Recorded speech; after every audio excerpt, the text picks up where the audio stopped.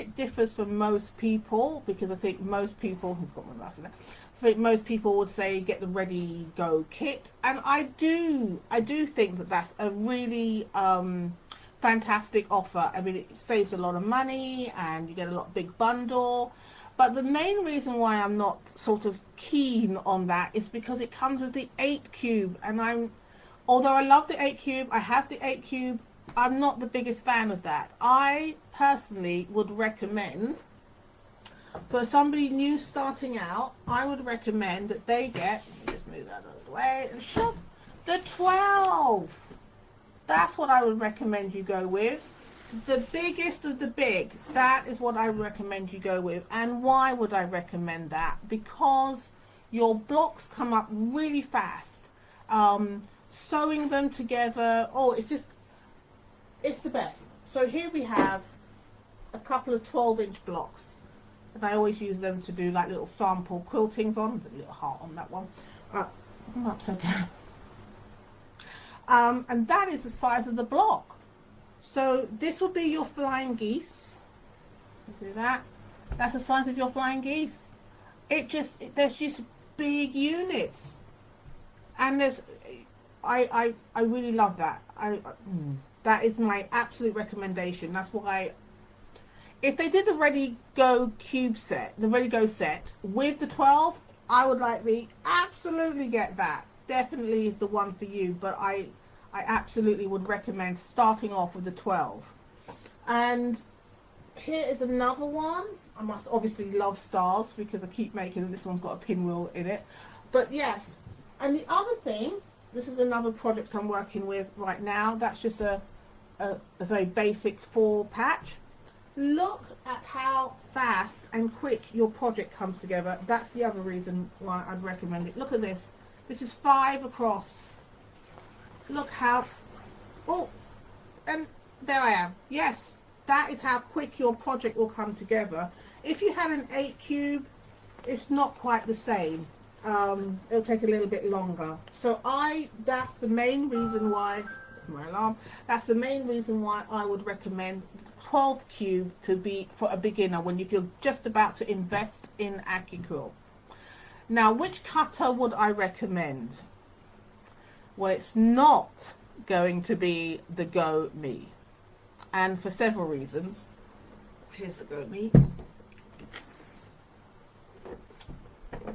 I would not recommend you purchase this for your first cutter. I know it's the cheapest. I know. The reason why I wouldn't recommend this one is because if you're brand new, it's really stiff.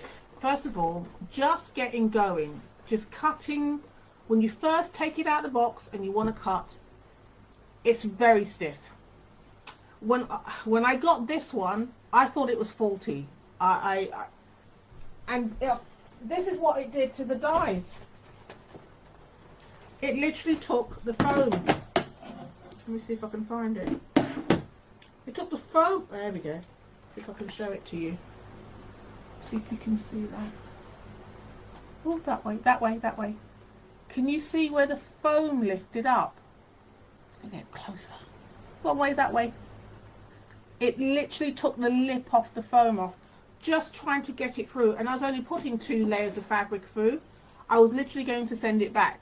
And then I heard someone say that just put some paper through and run it through, and then put more paper until it starts to give a bit. But if you're brand new and you've never used the system, that is definitely off-putting. You're going to feel like you're doing something wrong, and that's not a good way to start. So I absolutely positively would not recommend this unless it was a used one that you've got from, you know, your nan or your gran or something like that. Somebody else has used it before, because it's so tight. That's the number one reason I would not get a Go Me to get started. The second reason, I wonder if I've got any fabric. And no fabric. She has no fabric. Oh, yes, here we go. I'll just take a bit here of my design board. Right. The second reason I would not recommend the Go Me, to start with, not ever, but to start with, is because you have to cut all of your quilt pieces or your rough cuts to the size of the die. Let me show you.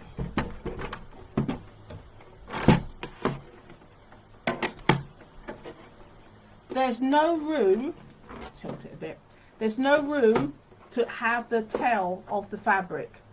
You have to cut it to the size of the die because it won't go through. You can't have a tail, so in other words, a strip of fabric and then you just cut, move it along, cut, move it along, cut. You can't do that with this. It's just too finicky. I think this is perfect for somebody who knows how to do it.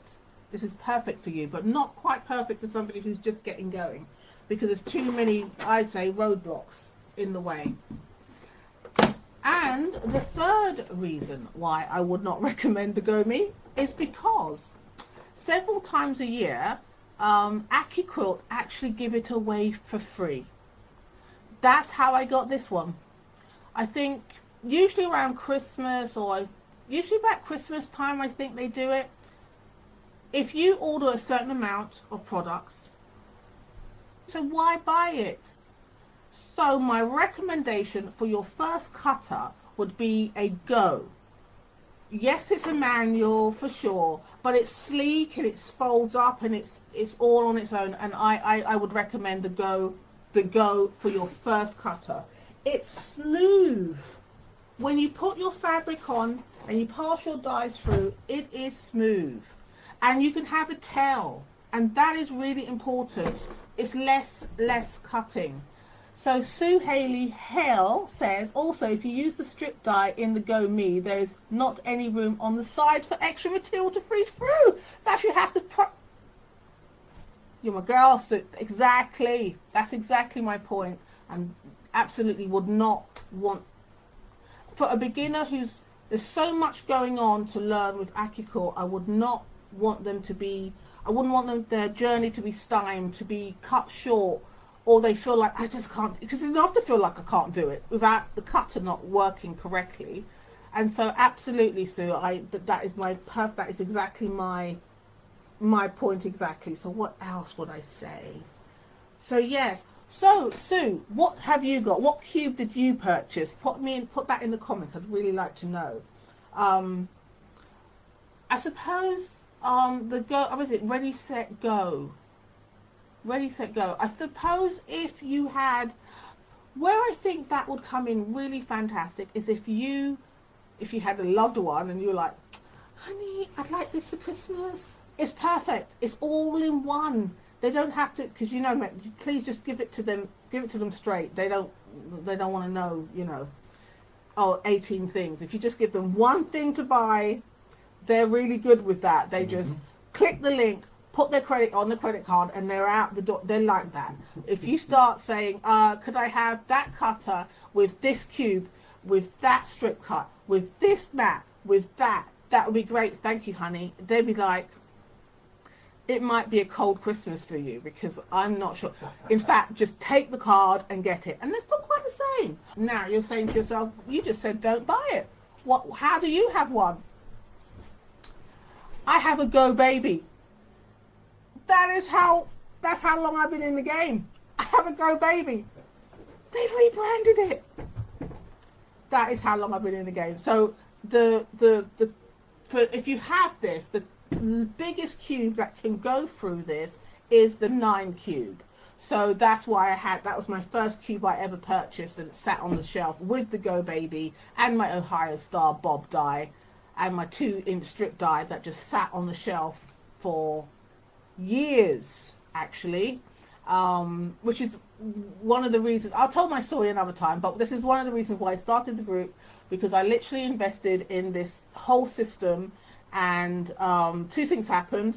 I couldn't work it out, and then AccuQuilt stopped selling to the particular shopping channel that I was addicted to. I would hold my hand up and admit that, and they stopped selling to that shopping channel, so there was no access to it, and no more training, and no more anything. So when it comes, so if you wanted to sort of like make your own bundle, so which strip cutter would you get then?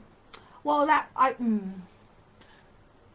If you're only going to use your strip cutter to make a binding, then I would say go with the whatever binding you use.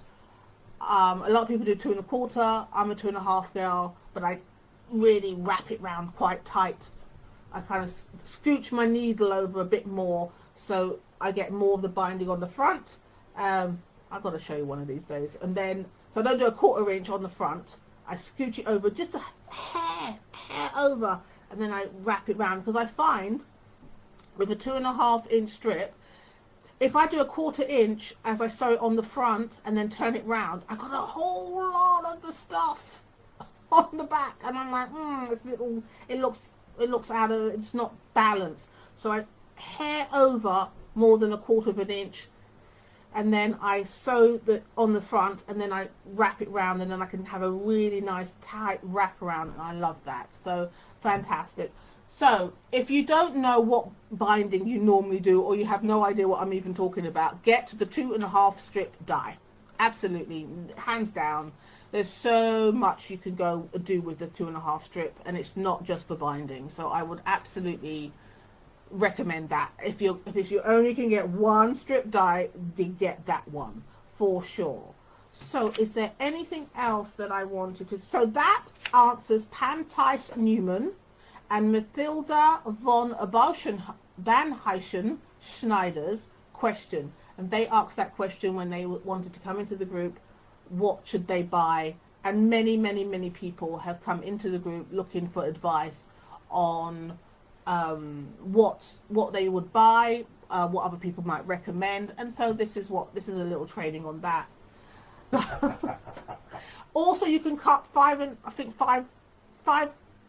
squares, something like 4 1/2 inch squares. I love the big strips. Sue also says, and then I can use the borders and also make lots of squares. We are on the same language and we speak the same language. So the 12 cube, the Go Cutter, the 2 1/2 inch strip, and then I'd get the biggest one, like a 6 1/2 or a 5 big strip. That's for the borders, and that would be my dream set. That would be my dream set. And so Sue has now come back and says, then I can use the borders, and I can use the 5 and the 6 1/2 inch for borders and also make squares. Oh, what's your next die to buy? The next die I went buy. What is your next die to buy? What did you say? She said she's going to buy something. I like anybody who's going to buy anything, because we can all shop vicariously through each other. And have a great evening, and may the Father be with you. So today we're going to be talking about 1/4 inch seams and the best tools that you should be using. I know that AccuQuilt provides an inbuilt, can I put that to look? An inbuilt 1/4 inch seam from here, from there all the way down. But even, the best of us, we definitely still need some help. So I just want to basically share with you a couple of tools that I'm using, or you could use, to give you the best start. So let's start with some of the tapes that you could use. Well, I guess the cheapest one that you could use is like painter's tape. Hold on, honey, can you put the screen bigger? Because I can't, it's tiny, I don't know what I'm looking. No, I can't. Yes, you can. Here. The arrows on the other side. It made it small. You did the opposite. It did the opposite. Anyway, here we are. This is the painter's tape, and you can literally put this alongside your sewing plate or your needle plate, and you just mark a 1/4 inch from your needle, and then you use this tape, and it gives you a nice guide. So that's the cheapest one you could use, and most people use that. The second thing you could use is washi tape, and this is like, where are we? Yeah, there we are. This is a Laurie Holt's washi tape, which is absolutely lovely. And it does exactly the same thing. The difference is that it's washi tape, it's pretty, and you can basically, it peels nice and easy. It's a nice, easy little thing, and you can do exactly the same thing on your needle plate. But you also have this tape. It's called seam. It's called seam tape. And this is quite special. If you can see here, the red line on this tape is where the needle is. So, and 1/4 of an inch from that needle is, there we are. You put your needle, you set your needle to where the red line is, and then right on the end there is 1/4 of an inch, and you just put that on your needle plate, and it does it all for you. And that's really fantastic. And it comes, you can get 2 rolls. There's a branded one that actually says the word 1/4 of an inch, but I don't suppose you need to have a branded one. I got this off of Amazon and it does the same job, and you get 2 rolls. So you have that. The second way that you can get a perfect 1/4 inch seam is by using a template, like what's the word I'm looking for? Yeah, a template. And the first one I got to show you, this is what I first started using. I think when I didn't realize it, but I think it's kind of like, what's her name? Eleanor Burns. I think she does something like this. And as you can see, you put this right on the bed of your sewing machine. You stick it down on your sewing machine, and as you can see, you've got 1/4 of an inch in that red, and then you've got right on the outside you've got a 5/8, which is perfect for people like me who make clothes. And that red center line coming down is where your needle will be, and that way you can just match up your seam. So it should go like this. So you just run it along. Oh, keep turning, don't turn it. There we are. You just run it along here, and that way you'll be able to get a perfect 1/4 inch seam as well. So that's one version of it. Then there's another Laurie Holt one. Oh, I love Laurie Holt. I really love this one because this actually, you actually have this in the center of the, so your needle will be, your needle plate will be in the center here, and it really does hold. You just hold it with some washi tape on your thing, and here is your center line again. This is where your needle will be, and it's got 1/4 of an inch seam on either side, and that's another way that you can get a perfect 1/4 inch seam. So those are the templates, and then of course you've got the good old sewing foot with a 1/4 of an inch foot.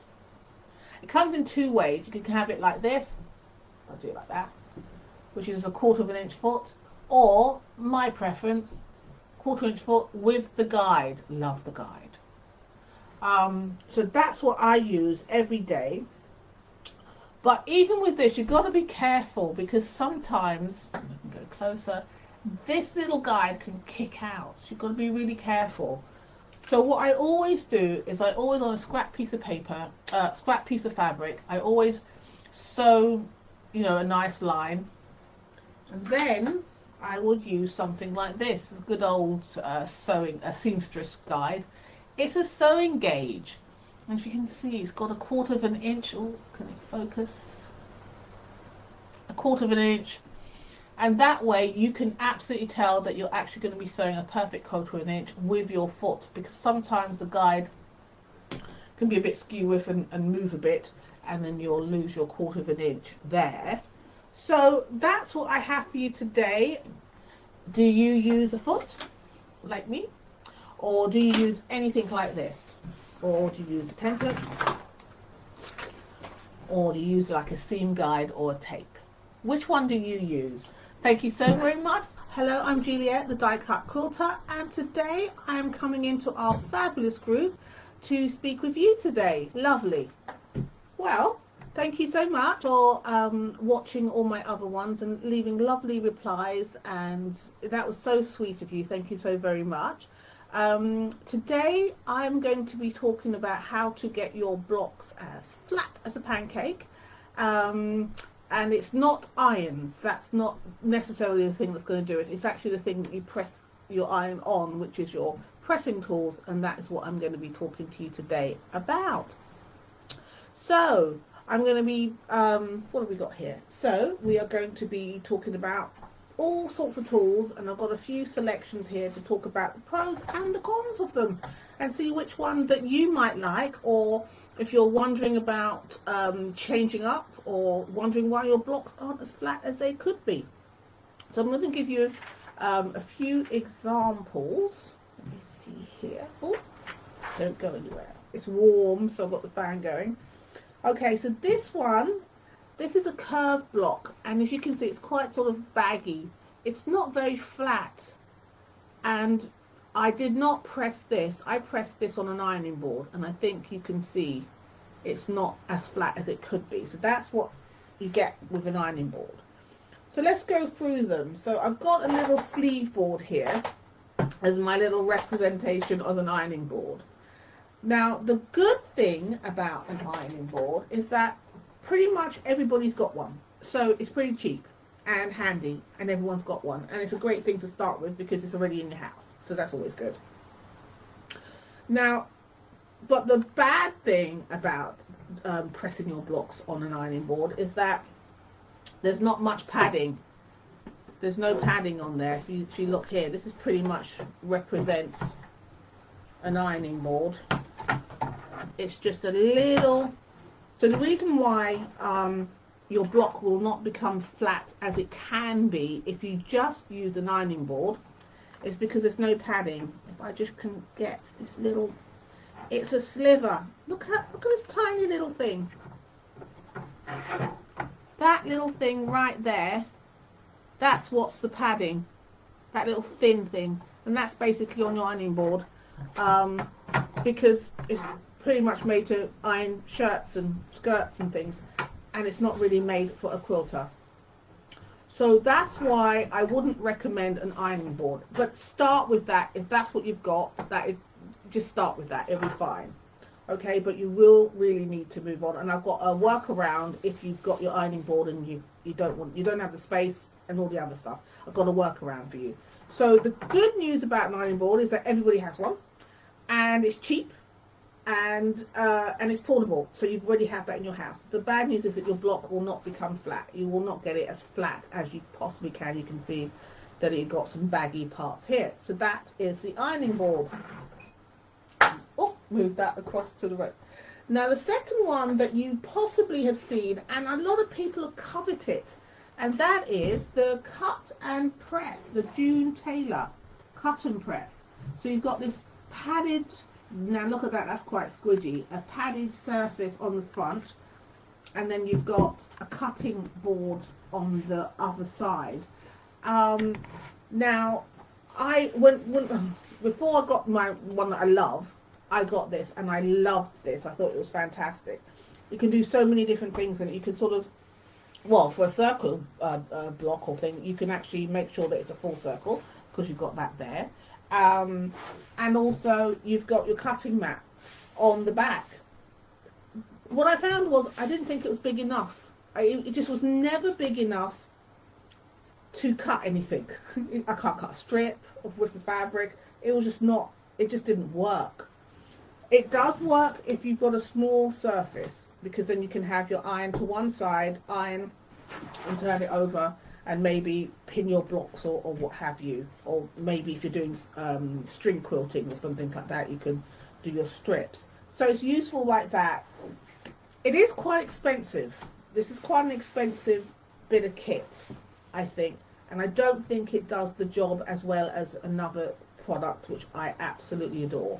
Let me just see. Sorry, I'm distracted because I can't understand why it's not coming through. Oh, and it's such a nice thing to see people there, and it's such a nice thing. Honestly, it's lovely. But where are we? So that is the Quilter's Cut and Press. I would recommend that if you've got a really small space and you need something to do double duty or lots of duties, because this will be it. This will absolutely do it. The other good news thing about this is you can actually pin you can pin your block, if I can find my pin. This is my AccuQuilt pin cushion, but I've got pins and everything else, so you can actually use it to pin your block to it, which is quite nice. I'm not quite sure why you pin your block to it. There's a reason for something, but I can't think of it right now. But you can pin your block to it. So that's another good news. And it has this nice carry case. So I guess if you're going on a retreat or some other place, you'd be able to carry it with you and have your own little station. Oh, that would be good. You'd have your own little station so you could do your little cutting and whatever you need to do. Anything? Okay, and you could have your ironing board so you didn't have to go and queue with everybody else, because you'd have your own little station. So that's a fantastic little thing. I guess you could have this with your little go me, and you have your own little station where everybody else is queuing up for their stuff. You've got your own stuff right here. So that's another good news, I think, for this. That's the cut and press. And then, let me see. And I don't use that anymore. I haven't used that in an age. I guess we buy lots of stuff, don't we? And we just find something better and it just sort of stays somewhere else. I don't even know what I use that for. I had to dig it out when I was doing this training. And then I found this. It was made by a couple of chaps who are tailors, and they're called the House of Alistair. And this was a pressing mat, and it's rather large. Look at the size of that. Fantastic. This is my number one for getting your blocks flat. So I just want to show you how flat it can get. So look at this. Look how flat those seams are. Look at that. And this is to one side, and I'm a press seam open girl, and this is to one side, and this is flat. Now have a look at this. This is how I do my seams. I always press my seams open. Can you see? Look how flat that is. It's like one piece of fabric. Now, are you steam or are you non-steam? I'm a non-steam quilter. This is a $24 million question. Who steams? Who uses steam to press their blocks? I don't. I think it distorts it. And I think you don't actually need it if you have a wall mat. So let me know what you guys do. I absolutely don't use steam. I do steam when I've got the flimsy done, the whole quilt done. Then I give it a good steam and a good press, because it's all done and there's nothing's going to wiggle and get out of proportion. Now, like I said before, and this is how I have my operation. I have this mat folded on my desk right here, and then I have this one on top, and I have my iron over there, so it's sort of like this. It's like this setup. And that is how and I think this is a 12, it is a 12 inch, must be, it looks 12, or is it 14? I think this is it's about 14 by 14. And this is what I have right by my sewing machine, on top of this sort of mat that protects my my table, because I do feel like even if it just how hot it gets, it will absolutely, I think it can distort the table, so I always have something underneath it. But my blocks are absolutely flat as a pancake, and I love it. Now, I did say that I was going to say, if you had a ironing board and you know that's what you had, look, this is what I use on my ironing board, the big daddy. Look at that. And you could, this is what I use to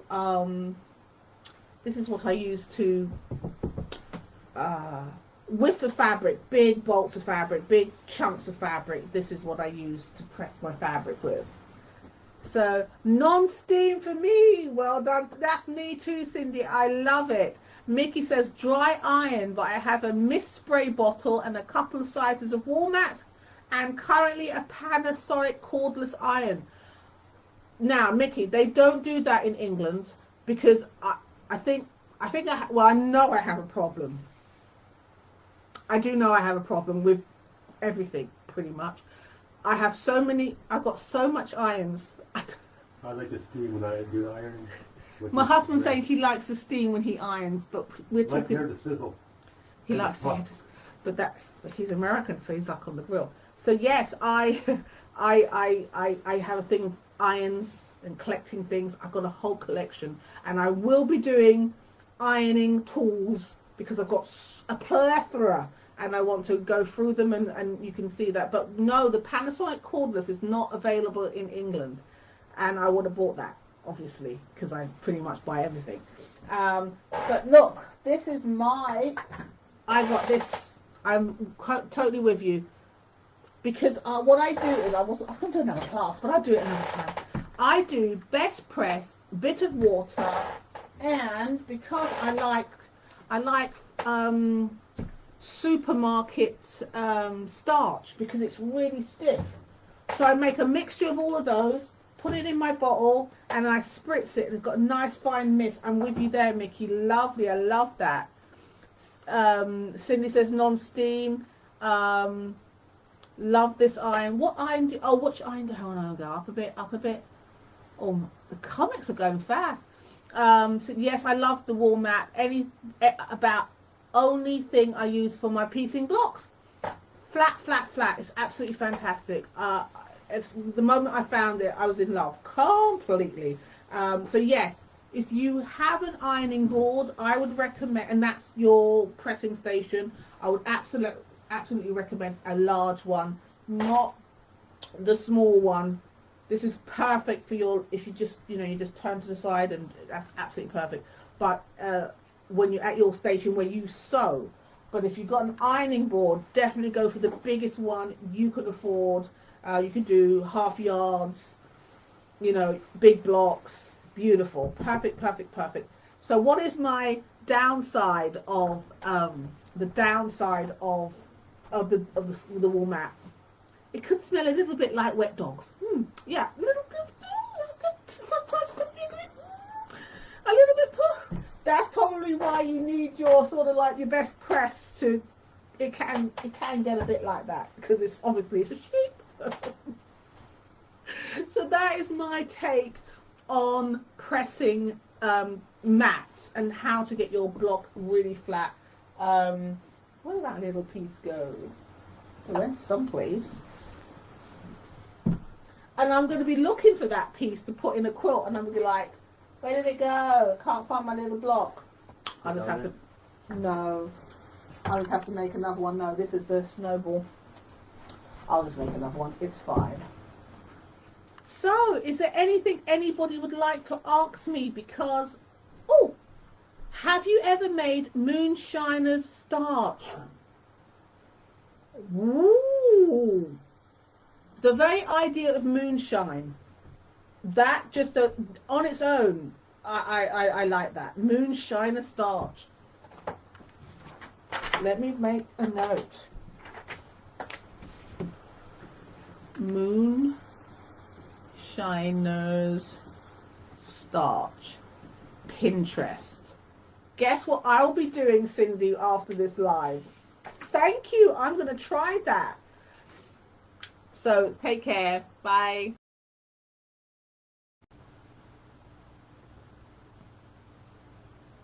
Well, I hope we're live because it says live. Oh, we're live. Oh, we are? Okay. Yeah. Hello everybody. Right. I hope. Well, now we've got.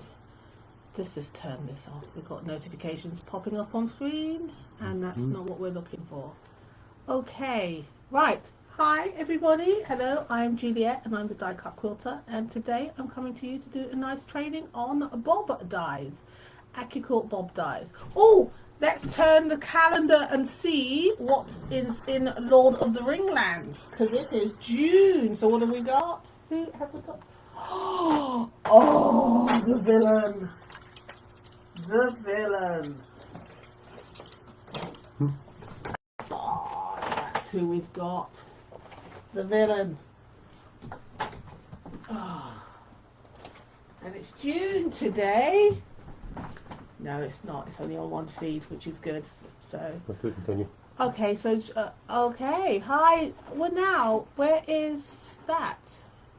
I'm seeing comments, but I'm not seeing where the comments are coming from. That's yesterday's. Ah. Hello, I've got a viewer. Hello, hello. Hi, Cindy. Can we put Yes, please. Okay, now I can't see. One moment. I can't see myself. Hi, Cindy. You love the calendar. Yeah, I'm definitely a Lauter girl. Tolkien forever. Okay, let's get back to the thing. But I did want to do that. When I was a child, there was a thing called Play School. And they'd be like, what's behind the round window or the square window? And we learned shapes and things like that. So it's a little bit like that. It's not on there, so we're just going to go into the group. Here. No. Ah, he's got it. Okay, so we're going to do bob dies today. So bob dies for beginners. My recommendations, look at that. It's like hand from the Addams Family, just the hand just creeping in from the side. That's me. That's my husband. Yes, so what is my recommendations? Because some people might actually not even know about a cube. I certainly didn't. That's my husband. Yes, so what is my recommendations? Because some people might actually not even know. Okay, we're figuring this one out. Right, so what we have now is, I'll tell you what's happening. We've got the comments on one screen. We have the a live stream that's going in a different direction, and we have you guys here. Hi, Sue, you made it! Yay! Cindy, we don't only just have the books, we've got all the extended and the extended versions. We've got everything. We are die-hard Lauter fans. Honest to goodness, it's bad. I gave the bug to my children, and they're all Lauter fans, and I'm quite proud of that, to be true. Okay, let's try to start this with a bit of hey yays, with some professionality. Okay, so I'm going to go and bring up my first die. I'm going to talk about 3 dies. One is for absolute beginners. You've never ever made a block before. The second one is for even if you were, as long as you've made something, it will be appropriate. And somebody who's got a little bit more, what's the word I'm looking for? A little bit more experience. Can you turn that back? Can you move the screen? Yeah, I need that. Thank you very much. Thank you very much. Okay. Yes, so my husband's fiddling with things and I'm trying to work it all out. So what is my recommendation for the absolute beginner? Somebody who's never, ever done a block before, but has got an AccuQuilt system and wants to do a block on board. Introducing the Churn Dash. I do believe it also comes in a 12-inch, but this one that I have is an 8. No, sorry, it's a 9 finish. It's 9.5. It comes up at 9.5. It's a 9 finish. This is my absolute recommendation for a beginner. Let's not get the glare on it. And I'll tell you why. It's made up of rectangles, half square triangles, and a square. So you really get in quite a lot of use. So let me bring my project over. I'm pretty much famous for cutting out lots and lots of quilts and starting them and not quite finishing them because I get bored and I'm like, oh, there's a new die and I've got the shiny syndrome. Okay, Sue says, okay, put your hubby's face on here. Well, I will, I promise, but he's gone downstairs to check feeds and things. So I promise you, Sue, he will not just be like the hand from the Addams Family. I'll get him all the way in here, even though he will protest. So we're going to go back to the, let's move that here. Oof, see if it doesn't drop on the floor. So here is the Churn Dash. Let me just move that out of the way. Thank you, Sue. Okay, so this is the block it makes. This is it finished here in one colorway and in another colorway. I couldn't work out which one I was going. I went with the blues. I'm obsessed with the blues. Okay, so if you buy this bob die, which I recommend for a beginner,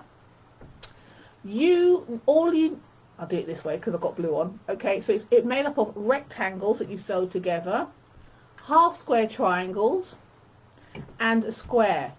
And it really is very, very simple. One moment, please. Sue is actually asking you to do a camera cameo. Would you come and do a camera cameo? He is the American side of the family. Come on in. He's my Midwestern. Here we go. Hello. Okay. This is my husband. This is Odell, my husband, and he also helps me here at the at the die cut quilter. So there you go, Sue. Wonderful. You're welcome. Hasty retreat. Hasty, he beats a hasty retreat. He's like, that's it. And she's like, hello. You're the one in the camera person. Okay. I just do the behind the scenes. You do the behind the scenes. Yeah. The churn dash block is one of my favourites, Sue says. I don't have the bob. Why not? And if you do, I'd recommend you get the 12 because I think this is too tiddly. I think this is too small. So, yes, that is why it is a really fantastic block for a beginner. So I think if I can see if I can get some more elements out. Let me see. As you can see, I've got the whole project here to cut out. I've started, and I think what it was is that I couldn't work out whether I not wanted to go with this colorway or this colorway. I think I've got most of the bits for this colorway, which I haven't quite sewn together. But yes, that I don't is the answer to that question. Have any more bits? I think I found all the bits I got. That's the churn dash, and it's a very traditional quilt pattern. Now it's a 9 finish. Oh gosh, I got things popping up here. What? Sorry, it's a 9-inch finish. No, 9 finish, and you can go. It goes with you if you have a 9-inch cube. You can purchase. You can go along with that. And what other things did I want to say about it? It also goes through, because it's quite a big die, a 10. It will not go through the Go Me. So it's only the Go Big, and maybe the Studio die if you have it. So that is my number one choice for a beginner who wants to get started with a bob die. I think okay, so it's you love that, but I'm not keen. I don't know why. I thought I didn't finish the quilt. Cindy, I don't have the churn dash bob die. I would recommend, if you do buy it, get the 12-inch, because I like the big blocks. I just do like big blocks. And thank you. You like the dark blue way. Yeah, I went with that. I didn't think that popped. I just thought that was a little bit meh. And I thought this one was really colourful. But I'm such a blue girl. I'm even wearing blue.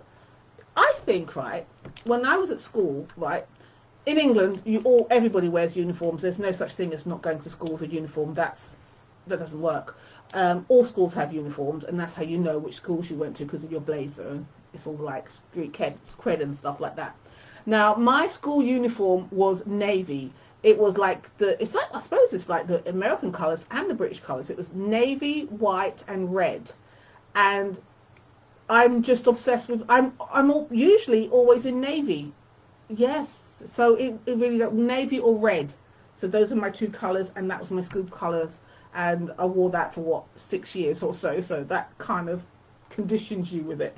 So sometimes I really try to get to a different colour, but I didn't succeed because I went with this one. So that is my first choice for a beginner. For the I used my 12 cube, and it makes, and yes, if you do a three cube, I can't think of the word. It's a 3 rows. It will be an 18-inch block. That is quite correct. Oh, there's a word for it. I can't think of the word. Block? No, it's gone out of my head. It will come back. It will come back. So that is the churn dash. So that is for your absolute, never made anything, want to get going with your first bob, and you're not got much experience. The churn dash is the one to go for. Now my second choice is Go Me friendly, so it goes through all the cutters. And what I love about this one, this is the Go Hattie die, is that it's only 3 shapes. And once you do, obviously do your little test block, but once you do 1 block, you'll be hooked. And then it makes the most spectacular. Oh my gosh, you're going to look like a movie star when you, well, your block's going to look like a movie star. So let me get this out. There we go. Whoop. Right. So I told you the blue, I'm trying, I do try, honestly. Look at how fabulous that block is. Doesn't that look amazing? And it's only 3 shapes. And look at that on point. It's like a Templar thing. See, my boys, I've got all boys, and they, you know, the computer games, it's like the Templar Knights. That's it, Templar Knights little thing. Yes. You gotta, it's children, isn't it? What can you do? They're not children anymore, they're grown men. Okay, so that's what the block is. Oh wow, I love it, isn't it? Oh, Hattie, have you made it? I own it and I haven't made it. Sue, what's going on? We're going to have coffee or wine. It doesn't matter. Either one, your choice. Me too. You own it and you haven't got it as well, Cindy. Oh, now, Cindy, please tell me you've made it. Look, let me tempt you. Let me tempt you. It is so beautiful. Oh my gosh. And okay, slow down. Let's do the presentation first.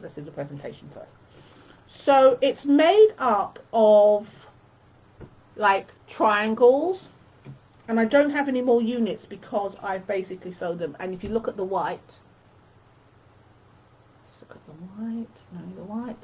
and diamonds. So triangles and diamonds, and then this got right on the end here. You have a kite. Got blue on. You have a kite.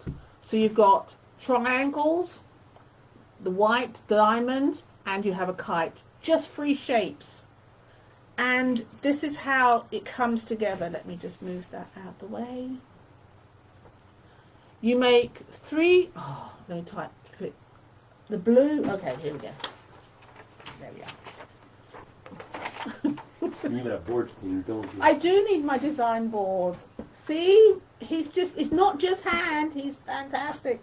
There we go. And you'll be able to see that. Beautiful. Thank you, honey. Okay. So you just make 4 of those. You sew 2 together, then put them together, so like that. And 1 like that. Oopsie. Let's see. You sew those 2 together. Let me see. Yeah, that's light. Now it looks odd, but once it's gone together, it's like a skew width square. Oh, it's gone dark in here all of a sudden. Why has it gone dark in here? That's probably better. Right. Why is it all dark in here now?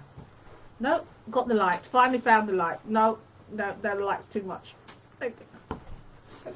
Let's get the top. Yeah, there we go. Okay, so it's almost like a skew width square. So then you sew these 2 together, and you have those 2 in pairs, and it will be like this, and this one will be like this,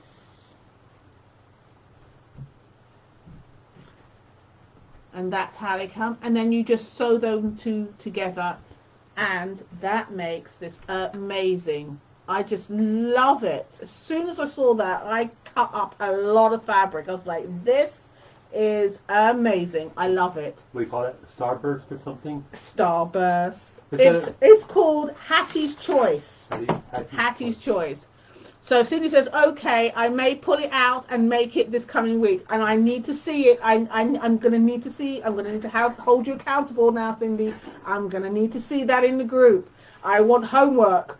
You want homework? I want homework posted in the group. You miss having the boys around when they're work, don't you? I do miss having the boys around, because I homeschooled, which was so much fun, and yes, so it was so much fun. And now when they meet kids that went to school, they're just like, oh gosh, did you? Oh no, we didn't have to. No, we had a lot of fun. And yeah, but I never taught them how to sew. They didn't, one of them did, and then he went off and done something else and done horse riding or something like that. He didn't want to do it in the end. But yes, this is Hattie's choice. Now, this block comes up. This is a smaller block. It comes up at 8, so you can use it with your 8 cube. But I wouldn't. Let me show you some more pieces. Look, you get that secondary pattern.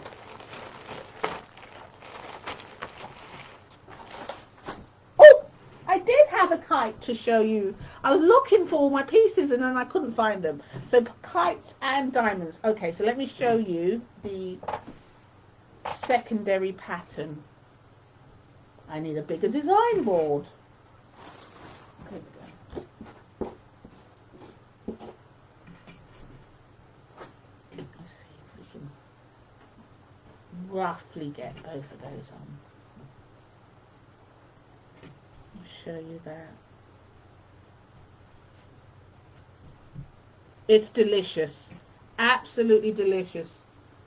Look at that. Isn't that spectacular? Oh my gosh. And if you did that in dual colors, astonishingly fabulous. Okay, she says, I will have to get it out. Are you making it into a quilt or table runner? I'm going for a full-on quilt with this. It is so fantastic. I need the whole experience. Sue says, I love the kite. I made a bunch of leaf pot holders for Christmas presents. I need to see those, Sue.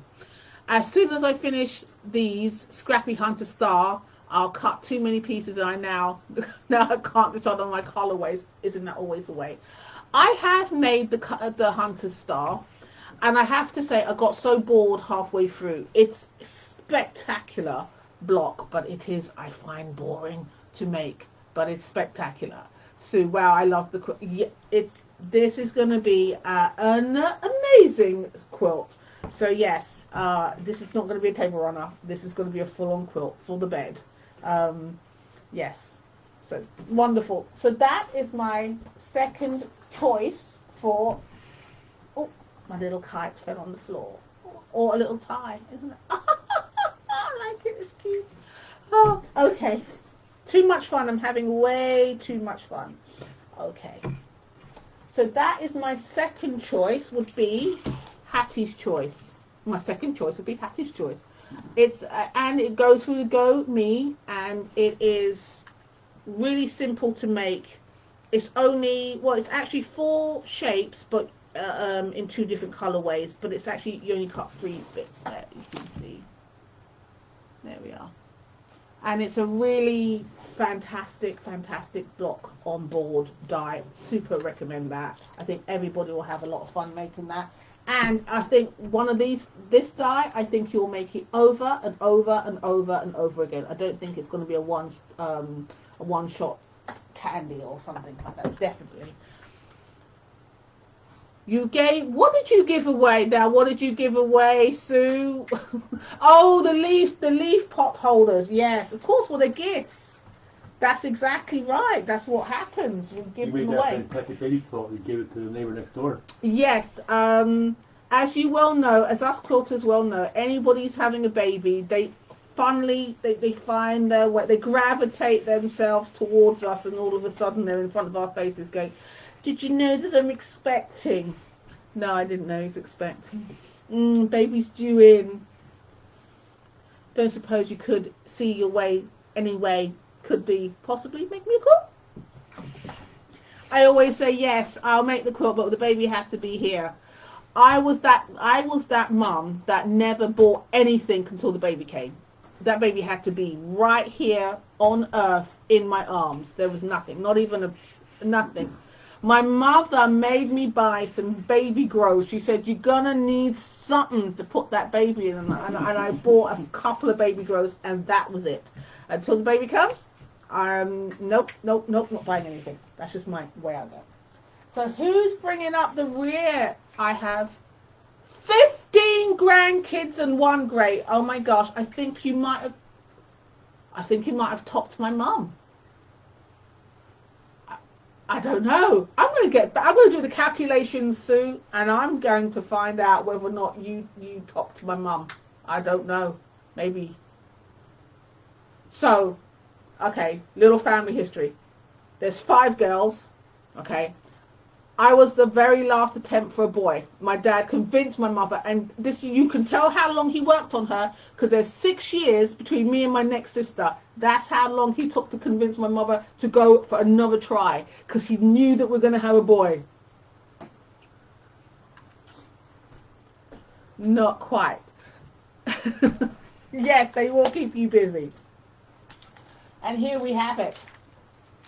This is, I'm not gonna lie, I love this die. This is the morning star. I love this die. I can't say enough praises about this die. Oh, it does look extremely complicated. I give you that. I will say that. But, and I will not say make this be your first block that you do if you've never made a quilt before. Please don't do this. If you've made a block, don't do that. Don't do it to yourself. If you've made a block before, if you've made a quilt before, then you most definitely will be able to handle this. I definitely still think, I heard the Morning Star was hard. No. You got to make sure you don't get yourself turned around. I think it's more tedious than hard. No, that's the hunter. How dare you talk about my Morning Star like that? That's the hunter's block. It looks like you got a curved side there. It does, but it's not as difficult. So this is, oh, it's a beauty. That's my block. It's a 12-inch block. And we've got people in the peanut gallery. I'm not a native quilter, sorry. Okay, so let me just explain to you what it's made up of. Let me get the units. The most important thing to remember is that you have to put the sides on, the corners on, before you put them together. So this is how, let me get my block again and let me lay it out for you. So it's really, really easy. And once you get going, you can actually, why is that there? Once you get going, you can actually start chain sewing. So let me set up a block for you, because I'm determined that you should do it. It is a beauty. Right, so like this, and one like this.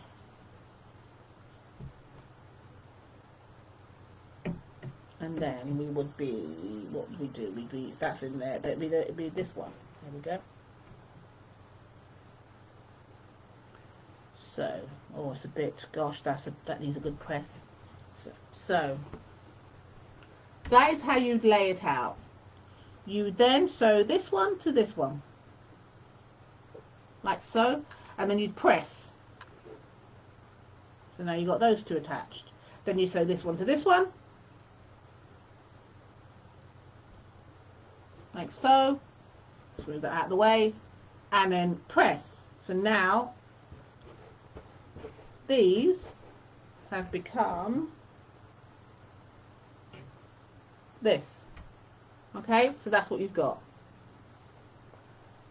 The current frame rate is too low. Please set the frame rate to 15. Oh my god, what now? Now is not the time for frame rates. Just close out of it. I do. Every time I close out of it, it keeps popping back up. Just keep going. Okay, so once you've done that, you have got this. So that's the most important thing. After you've done that, then you would sew. So once you've done these,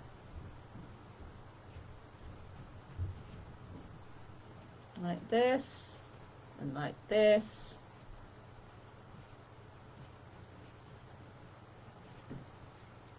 Ooh.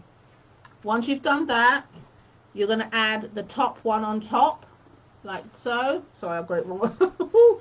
Like so. And then you'll end up with this. Ooh. That's what you'll end up with. You will do that 4 times, and then you'll do this colorway 4 times. Let's see. I'll do it on this side. So you'll have a set of 4 of these. Right, so once you've got it like that, you're going to have these little corner pieces. Sorry, my darling, no, Sue. It says like there's a notice that keeps coming up on the screen in Facebook, and it tells us about some low frame rate. Not to do with the frame. No. This is no Y seams, Cindy. No Y seams. I wouldn't have it. I would not have it if it had a Y seams. I'm not going to lie. I'm afraid of the Y seams. So once you're going to make 4 of these, 4 each of these. Okay. Then what you do then, if I can remember correctly, do you do that? Yes. It's been a while. Then you sew one corner on.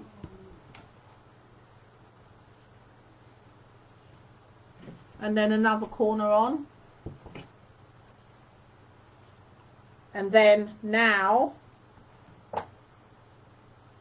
no, you don't. No, it's been a while. Yes. Then you sew them together. These 2 units. You sew these 2 units together, and then you get this. Okay. Once you've got that, then you will start putting. Here we go.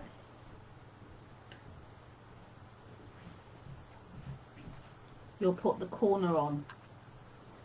And once you've got the corners on, then it comes together. Let me see. Look. Here it is. I'm trying to.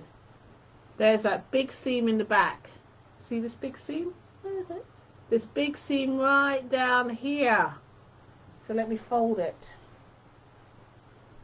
in the back. And then you attach them. If I can just get it halfway without you seeing the back part, because that's off-putting.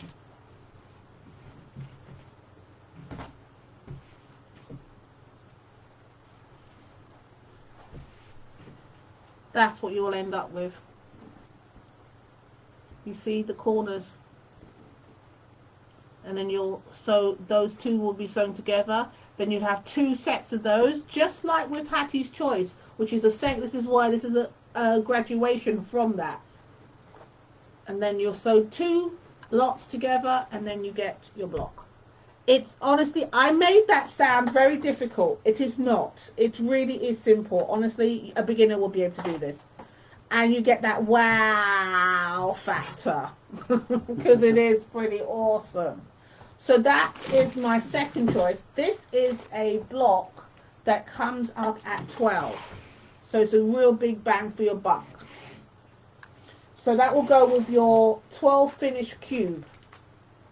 It also goes through the Go Me, which is fantastic. So it means everybody can have access to that. So those are my choices. If I pop them back on, let's just pop them all back on. For book guys. It is a wow. Absolutely. Okay. No, there's no Y seam, Cindy, in the Morning Star. It's all basically it's triangles with a almost like a, it's like a half square triangle. It is not a half square triangle, but it's like a half square triangle that hangs on at the end to square up the block. And as long as your 1/4 inch seams are on point, you will get it perfect every single time.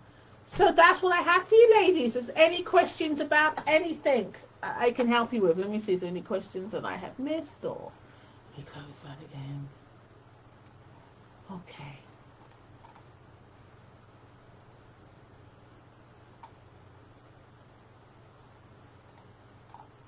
Okay, right. It's been amazing spending so much time with you, ladies. Thank you so very much for joining me today. I have had an absolute blast. Fantastic. So what will I do tomorrow? Let me think. I don't know. What to do tomorrow? When am I coming to visit? Where? Oh, now Dakota. Or are you in Arizona?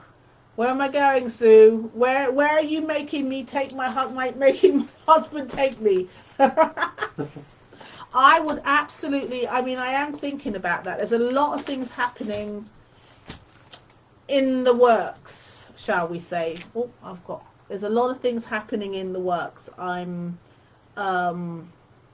I'm working on an amazing project that's going to really benefit our community, and I'm doing lives on the weekend. I do lives. I'm doing a 30 days, 30 lives in 30 days. Ooh, I got a thumb up. Ooh, ooh. So I'm going to be doing a live every single day for 30 days in the group. On topics of AccuQuilt and all quilting and things like that, because I can't do all. This is day number 4. And this is day number 4. So yes, and now apparently Facebook will only allow the lives to stay up for a limited amount of time. So go back and watch them, because I'm not sure how long they'll keep them up. Okay, my grandkids will be here over the weekend, lake time. I'm in South Dakota in the summers. Oh, that sounds absolutely amazing. I ride, so I ride horses. So if you've got horses, I'll be there yesterday. Yesterday I'll be there. But yeah, so I definitely want to do an event in America, and I'm thinking where I would like to go in America would be, I would like to go because I like the Santas, so I think he's amazing, and I'll probably go to Florida, or if not, Texas, because Texas is amazing. I don't know where in Texas, but I'd probably make it somewhere like that. I got married in the South. I got married in Hartsville, Tennessee. That's where we got married. So my heart's definitely in the South. No shade to anybody else, but so I'll probably, when we go and do something in America, it will probably be in the South. Probably Texas or something like that, because it's amazing and I love it. It was fun again. It sure was, Cindy. I had an amazing time. I may have to miss tomorrow, church and then lunch and a nap. I'm feeling you. I'm absolutely feeling you. Definitely. I was really tired because there's so much running around because it's the weekend. I was like, I don't think I like doing lives on the weekend. I like it in the week, but I don't think I like doing it in the weekend because there's so many other stuff you've got to do. But as soon as I got on, as soon as I started teaching, I have the most amount of energy and I'm all happy and it's all bubbly and I'm having a lot of fun. So yes, I do understand that about church, and oh gosh, will I be able to make it? Because we do church on a live stream, so I don't know. But I said 30 days 30, so I'm going to have to sort of like watch in the corner or something like that and make it quick. But I don't know what I'm going to do next week, tomorrow. I have no idea. I will think about that. I don't know. I'll think about what I'm going to do, and I'll be here again. Yes. Shall I do, because I don't like missing, because I'm a Greek Orthodox, I don't like missing service. I do not like missing service, so, but I committed to it, and I don't like not committed to it. I also do church on a live stream, right? It's so much, you know what I mean? You can get all your bits and stuff, and because my actual church is actually in London, and we don't live in London. We live in the countryside now, so that's where my parish is. So it's difficult for me to get there, obviously, because we're quite far away now. But yeah, so we do live stream, and it's wonderful because you can be part of the whole thing, and I love it. So yes, I have to think about tomorrow. There might be, sorry, gotta go to church, see you next tomorrow. Might be something like that, I don't know. But if not, I will be here tomorrow. And I also, come visit Louisiana. Come visit Northwest Louisiana. That's what Sir Cindy just said. Yeah, that's in the border of Texas. Oh, is it now? It is, far as, yeah, it is. Wow. Can you do a demo on a strict 6.5-inch strip die? Now, Sue, when you said that yesterday, and I was trying to post back a message to you, but it was on my husband's account, and it would look like he was saying that to you, so I left it. Anyway, now, what you're trying to do is, you're trying to twist my arm to buy another die. I don't know. Ow. Ow, Sue, what are you doing? I've got a 5.5. I've got a 5.5 strip die. I might do something on. Do you make 6.5? They do. She's good. Yeah, they do. But I've got a 5.5 here, so I might do something on a 5.5 maybe next weekend or something like that, because I feel like more people can probably attend during the weekends, and some more. Do you know what? I'm going to do it for you, so it doesn't matter. Yeah, you can demo a smaller strip die. Yeah, honey, I had to buy it. My arm, she just, I had to buy it. I had no choice. Yeah, I will do strip dies for sure. That is definitely coming up, Sue. And yeah, maybe on a bigger one, because mainly people do the small strip dies. So yeah, probably we'll do on one of the big ones and see what we can do with that, and do the squares and all that good fantastic stuff. But yes. I can't say much, but something really exciting is happening. I am building something for our community in the background, and as soon as it's becoming a little bit more, I've got more people on the team doing some work, I'm going to start talking about it and seeing who wants to come on in right at the beginning, and it's going to be super exciting. I'm very, very it's going to be great. It's exciting. Thank you so much for you guys, and thank you for being here, Cindy and Sue, and anybody else who's lurking. You lurking? Don't be shy. You can come on in. Don't be lurking. Come and say hi. But yes, Sue Haley Hale and Cindy T Vaughan. That was a guy who done Spectrum or cover.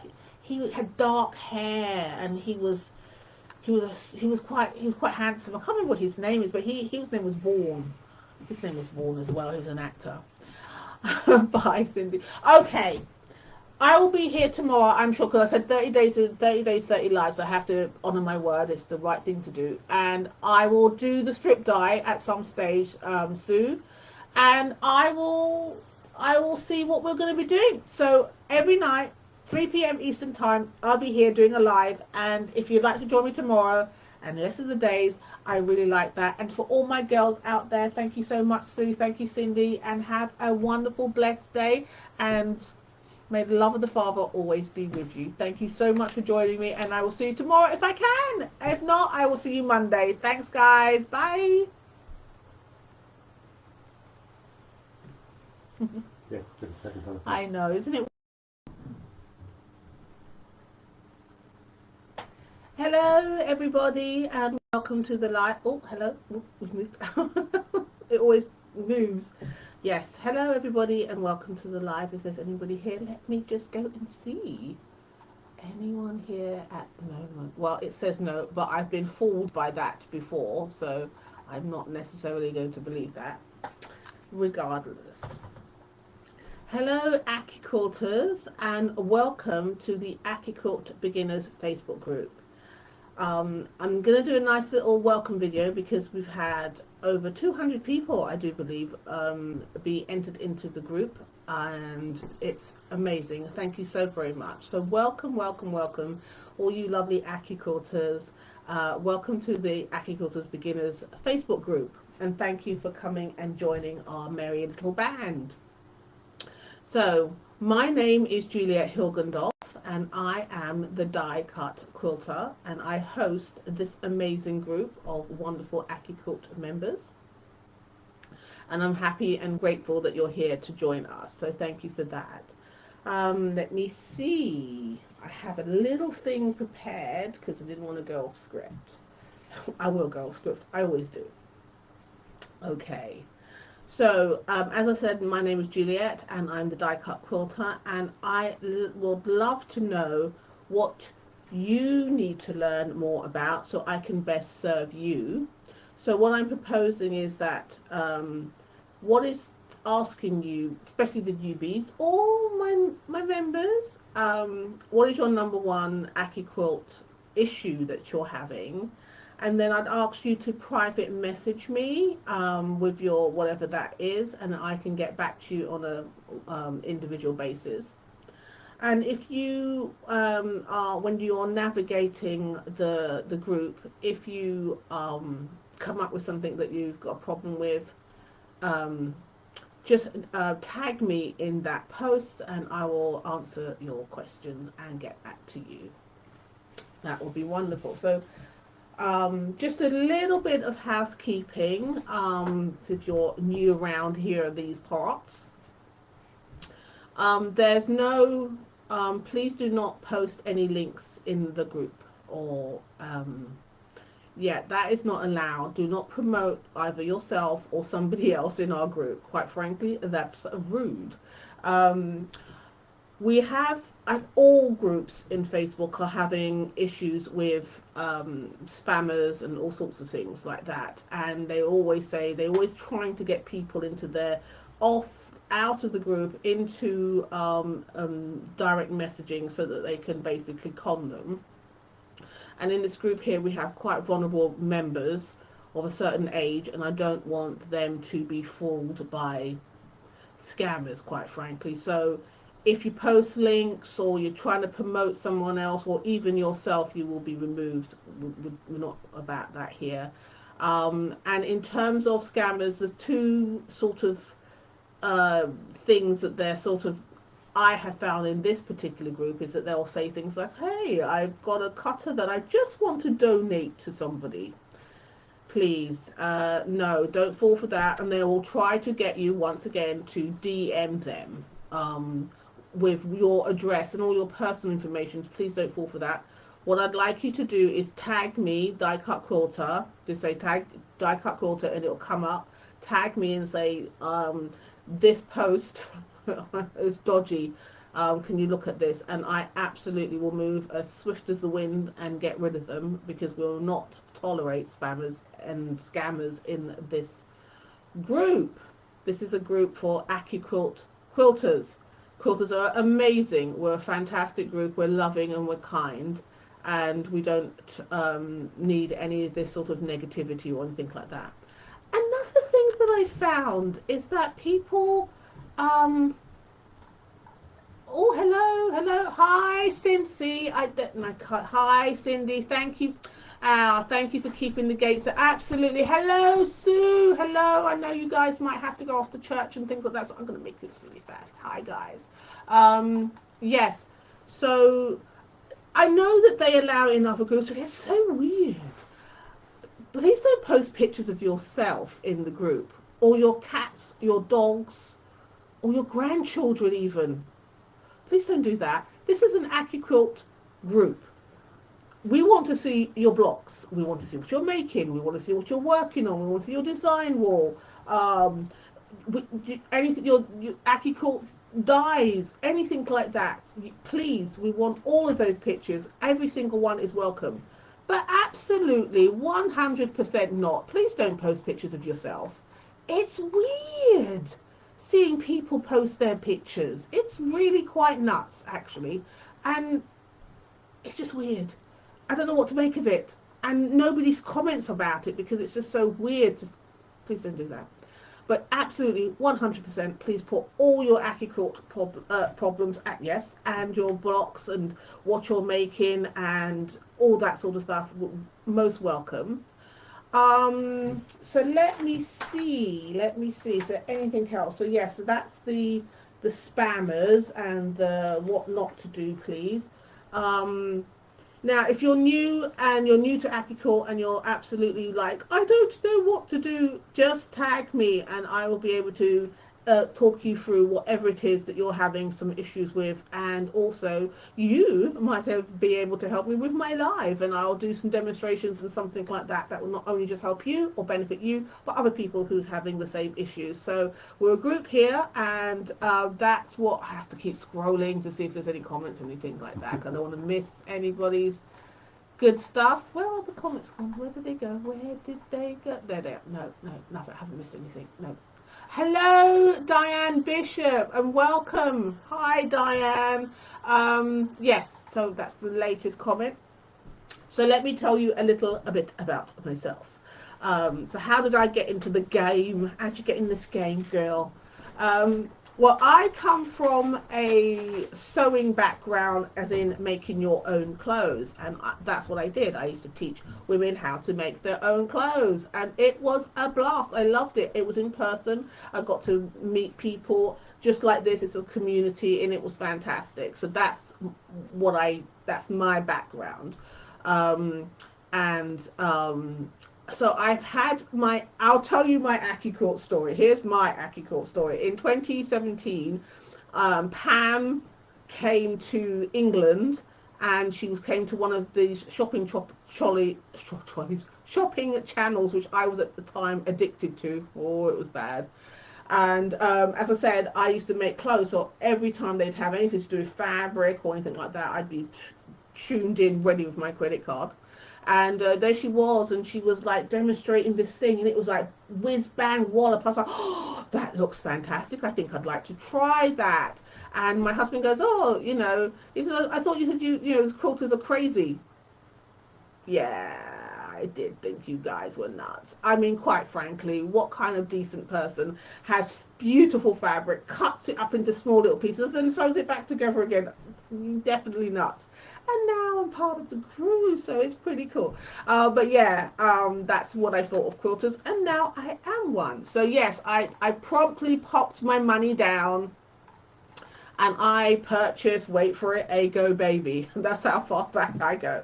So it came with a two little strip die thing, and 2.5 inch strip die, and I bought the Ohio Star, because way she did it, it looked so easy, and I was like, I'm going to look forward to it. That's how I'm going to be able to quilt. I'm going to ace that. And so the package arrived, and I opened it, and I put my fabric down, and I cut out stuff, but they were like baggy, and I was not even a quilter. I didn't even know anything about a 1/4 inch seam, so I was way off into the trees, that right there. And I realized that quilting is hard, and I don't think it's for people who are not quite as bright. I think quilters are smart, and I'm not as smart as quilters. So I put it back in its box, and it stood on the shelf for quite some time. And she'd come to England, and more stuff. So I literally would buy more and more stuff. Yeah, I couldn't make one block. Literally couldn't make one block. So I then said, well, you know what? That's rubbish. AccuQuilt is rubbish. All that cutting stuff is rubbish. You know what? I'm going to learn proper quilting. And so I went off, and I bought hundreds of pounds worth of rulers. I had things to cut. I don't even want to get into it. So I started to traditionally cut quilt, and I made quilts by traditionally cutting them. Then I had to, things like called square up the block and all this sort of stuff, and I was like, oh, this is a lot of work, but at least I'm actually doing stuff. At least I'm making things. Oh, Sue, I'm having issues. Is it live? Right? Yes, it. Oh, thank you. My husband's got it. Right. So yes, and so that was I then I went down the traditional route, and then I was sort of like, oh, those die cut nonsense is just rubbish. It's just absolutely rubbish. See, just go with the traditional stuff. And so I put it on the shelf for another year or two. And then I was like, you know what? I spent an awful lot of money on that. And I came up with the most amazing idea. I know exactly why I couldn't do it. I didn't have a cube. Because obviously, if you have a problem, keep throwing money at it, and that's going to solve it. It never does, obviously. So I got my cube. My first cube was a 9-inch cube, and I bought the cube. I opened the cube, and I was like, okay, this is going to, because it's got a half square triangle. These are traditional cuts for quilting. Of course, now I can do it. And no, I still couldn't do it. I was very defeated. I was like, I can't believe I got a very good degree from a very top university, and I can't master this cube. What is going on? And I put it again to the shelf, and I think I actually put it in a box in the airing cupboard. I actually put it outside. I didn't want to look at it anymore because it was just demoralizing. I'd been defeated by the cube, and I didn't want to do with that anymore. And then I think there was a lady who had an online class, and I was like, right, this is it. I'm going to have real live training. And I took the class. It was fabulous. And I remember I did one block. I was like, right, I got it. I know exactly what I'm doing now. But because obviously I'm a seamstress, I'm not going to be doing quilting all day, every day. So I got it. I don't need anything more. I got it. So I went back to my life, and I think a month or two later, I picked up my AccuQuilt. I was like, right, I'm going to do something now. And I looked at this pattern. I was like, what am I looking at here? But, no, you can do it. And I couldn't believe I'd forgotten everything she taught me. Now it was done live, so it's not like I could go back and go, hey, let me let me see what I can do here. It's live, and there's nothing you can do about that. If you don't remember the information, you don't know the information. It was over Zoom, and I didn't have any recordings of that.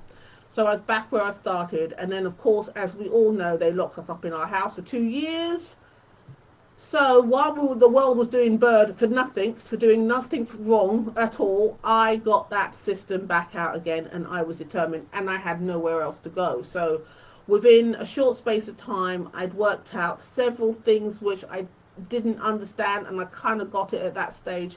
And I read a couple of Eleanor Burns books and things like that, and that's when I started to really take off. And I literally cut about 5 quilt tops. I just kept cutting and cutting and cutting, because I thought, if I don't keep this skill going, I'm going to forget like I did before. So that is my journey. I think it's something like over, what's 2017 to now? 7 years.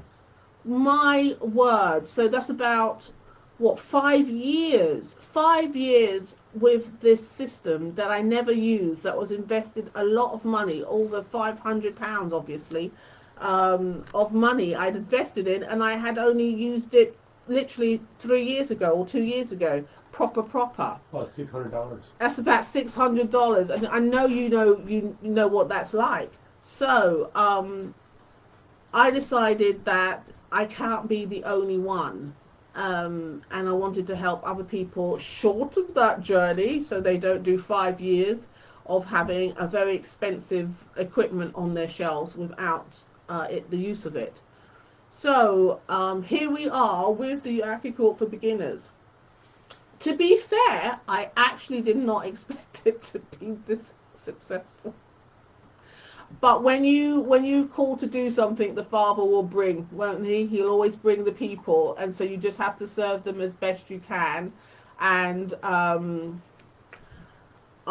yes, so by doing these lives, but I'm also in the background doing other things, and I'm having a whole team of people, because I am certainly not technical, help me to produce amazing content for my group members, so that they can move forward in their AccuQuilt journey a lot quicker, and things like that. So that's exciting, and I think that's coming up. What we're in June now, July, it should be ready, and I'll be able to present it to the world. So my lovely ladies, is there anything you guys would like to say? How was your journey with your AccuQuilt? Did you get on with it really fast, or was you sort of like, what in the world is all this all about?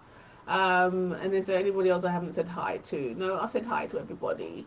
So what's your take on it? Did you know how to do it? Was you like, oh, I'm acing this? Was you the A student, or was you like me, the C plus student with heart? I've always been a C plus student and proud. I'm quite happy to be C plus, actually. Is there one of you guys? Is there anything? That's so lovely that you're saying hi to each other. How lovely. So Sue Haley Hale says, I was lucky that my friend had a go, and she bought it to me, and we cut out a bunch of things, and that's how and then you bought your Go Big, and a used one. I also, Sue, bought a used Go Big, And yes, that is really, really, really lucky to be able to have that. That company and somebody right there. You see, it's so important to have that demonstration, and because Facebook, that you can't do multi-cameras, which is the thing that I'm working on back in the scenes, behind the scenes. So I need overhead cameras. I need all cameras. You can't just do it like this because nobody will be able to see, because you'd have to tip it up, and then it's no, you need an overhead camera. All the work that we're doing in the moment to produce content and things for you, the filming of it, I can't do it live like this. I can only have one camera, so it's either the one camera overhead, but then if I need it to be a sewing machine, it's going to be a problem. I definitely need more than that. So what have we got? Anybody else saying anything else? What have we got? Okay, so we've got Cindy. Okay, first of all, who we got? Whoa, okay. Diane Bishop. Hi, Diane. Diane says, smooth. Diane says, AccuQuilt is the reason I came back to quilting. I had the guidance of my sister-in-law. She taught me, and off I went. Yes, because once you have that, once you've got that bug, it is impossible to be defeated, I tell you. Cindy T. Vaughan says, started in 2015. Got me beat by 2 years, girl. Being slow as I'm disabled. So some days are good, some days are bad for sewing. I've been able to sew more this year, praise the Lord. We thank the Father. And yes, Father, give Cindy much more strength in her limbs and her little fingers to keep going. Wonderful. I'm so glad, my love, that you've been able to keep going, because it's really important to do what we do. It's not just, when I made clothes, right, it's just quite a selfish thing, because you just make it for yourself. I did make lots of pajamas for my boys and things like that, but you kind of make it for yourself. But in quilting, it's such a community act. It's such a loving, more giving act. I absolutely adore it. And what else have we got here? So what have we got? Move that away. So then we got Diane Bishop says, I too started with the Go Baby. Oh my God, we got old school G's here. And I moved on to the larger Go, not the electric, when one became available in my guild. Oh, wonderful. Well, exactly. We've been rebranded out of the market. We no longer exist. The Go Baby is so funny when I tell people. They're like, what is that? Oh, it's before your time. Okay, where are we? And then we have Sue Haley Hale. I have tried the weight in a ruler and I still cut crooked. Now, Sue, I'm good here. I'm good. But by the time I get to that top, we are off.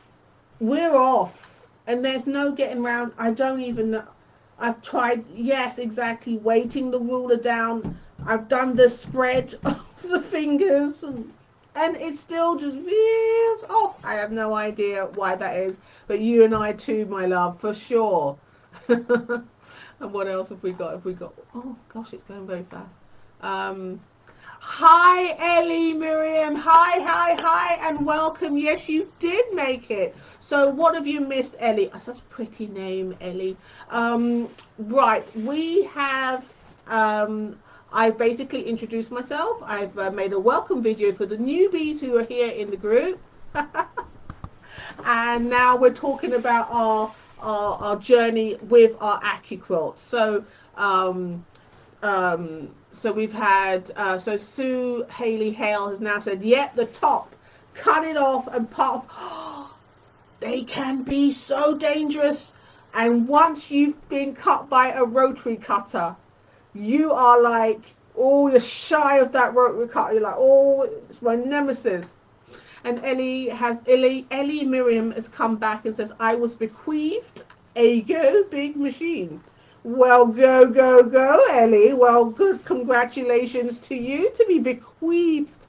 I love that word. What a great word. Bequeathed a Go Big. Wonderful. I can't remember, I think it was Cindy who said that I got my Go Big and I bought it second hand, and it has been amazing. Yeah, because in England, I think the Go Big is like nearly almost £800. I'm not gonna lie, my car is less money than the Go Big. I just couldn't. I was like, no, I'm gonna have to find one for a reasonable amount of money, and I found one for £500. I was like, be quiet and take my money, basically take my money. And I've had it ever since, and I've had no problems with it for sure. So yeah, I absolutely. Um, Ellie Miriam is laughing, and Sue Haley, as always, coming up with all the fantasticness. Welcome, Ellie. This is the kind of group. This is what I'm talking about. This is my group. These are my people. Wonderful. Thank you so very. I said to my husband, I've only got 3 things to say. I'll be in and out. I'll be in and out. I said. But you girls have kept me company, and you've been with me, and you have really made my lives so much more special. Before doing this, I was literally just sort of right, these are the training things. These are things I could do to camera that won't need an overhead. And I was working out all my little schedules, and it was all kind of, to be fair, sterile, but it was instructional. I'm a typical sort of like organized girl, and everything will be in its place and it will be ordered. And that was it. And then now it was my girl Sue. Yeah, Dakota Sue.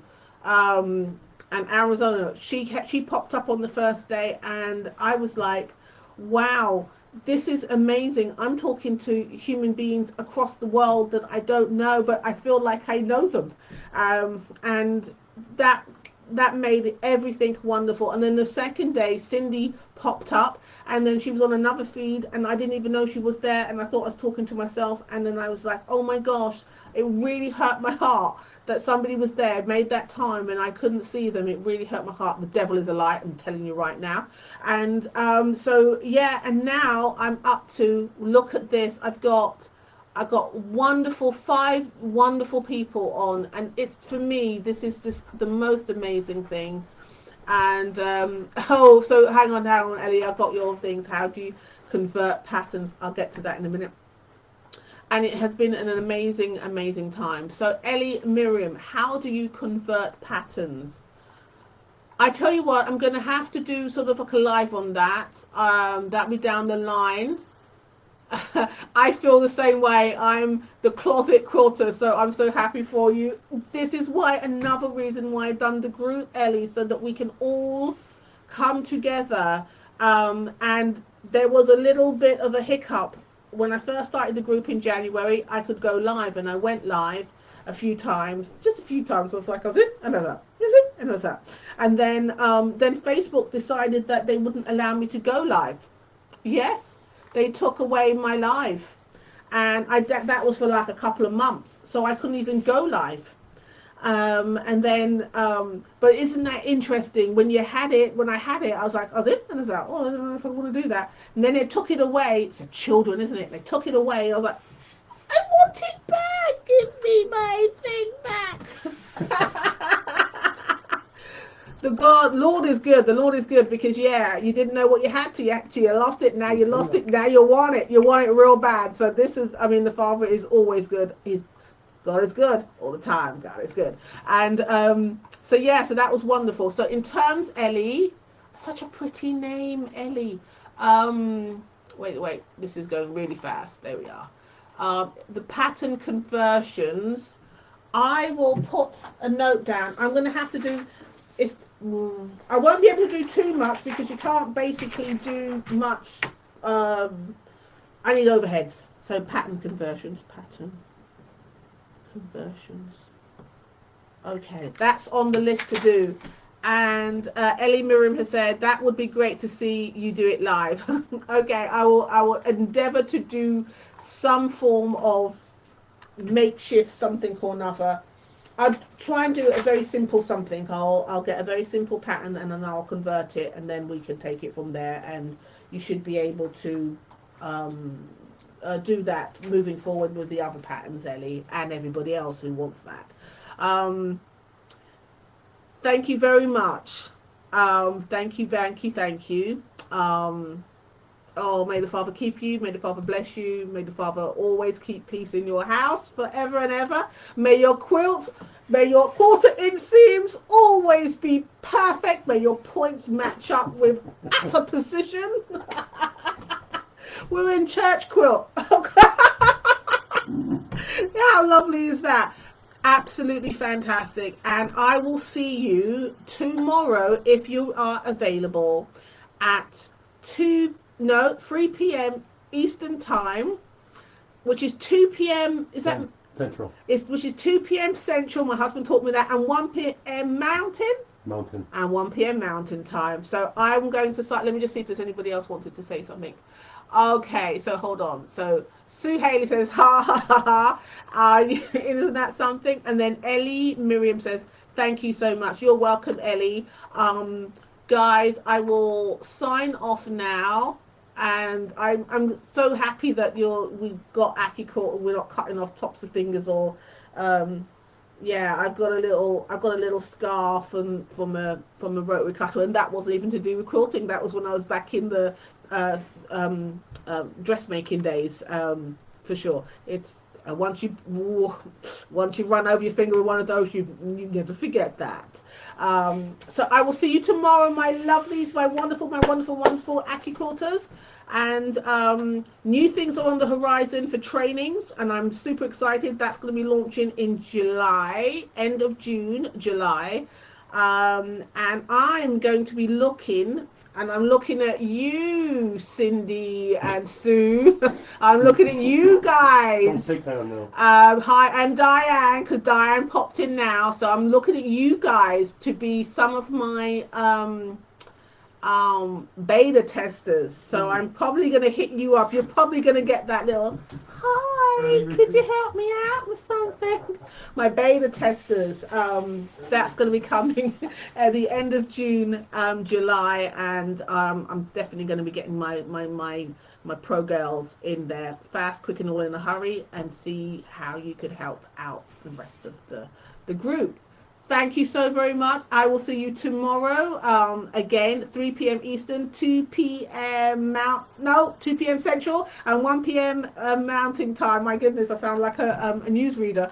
Thank you so much, and I will see you tomorrow. Take care, my lovelies. Bye.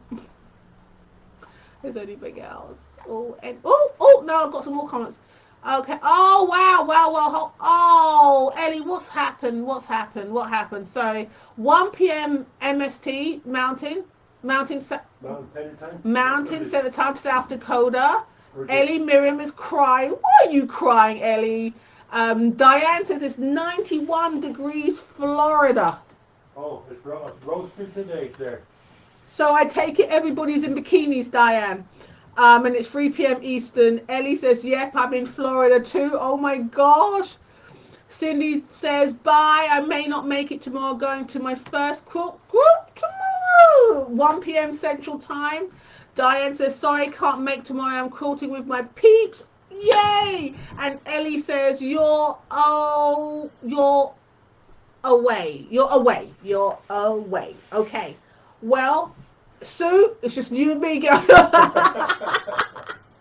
Whoever is available, it's all good. Have a wonderful, wonderful Sunday, and I will see you as soon as you can possibly make it back. And if you can't, just watch the replay. Okay, take care, and I'll see you soon. Bye.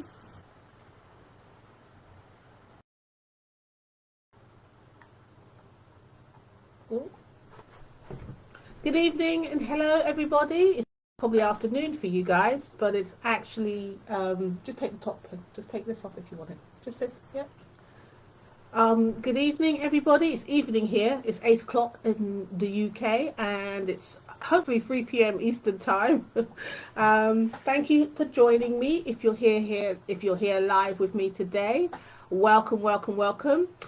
This is the AccuQuilt for Beginners group live training for today, and I am Juliet Hilgendorf, and I am the die cut quilter. Welcome everybody. Let's see if we have anybody on live today.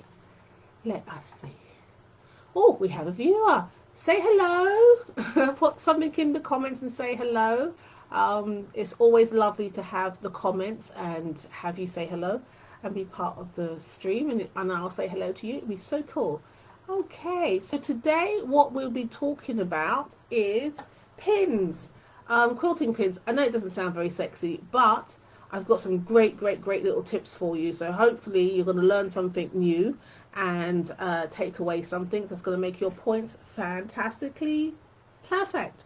Okay, so let's get started on the first topic. And the first one I'm going to talk about is their flower pins. Let me put it a little bit closer. A little bit closer. Yeah, flower head pins. Now, they come in loads of different companies do them. There's several great things about them, but I've got a great tip that I'm going to tell you about them. The great thing about them is that they're flat. They're absolutely flat. So when you're pinning, they lay flat on your project right onto your bed and not got a little sort of like head. So that's what they're famous for. But I have a different use for them and I can't wait to share it for you. So let me just set myself up, make sure that there's anybody else. Oh, I've got a comment.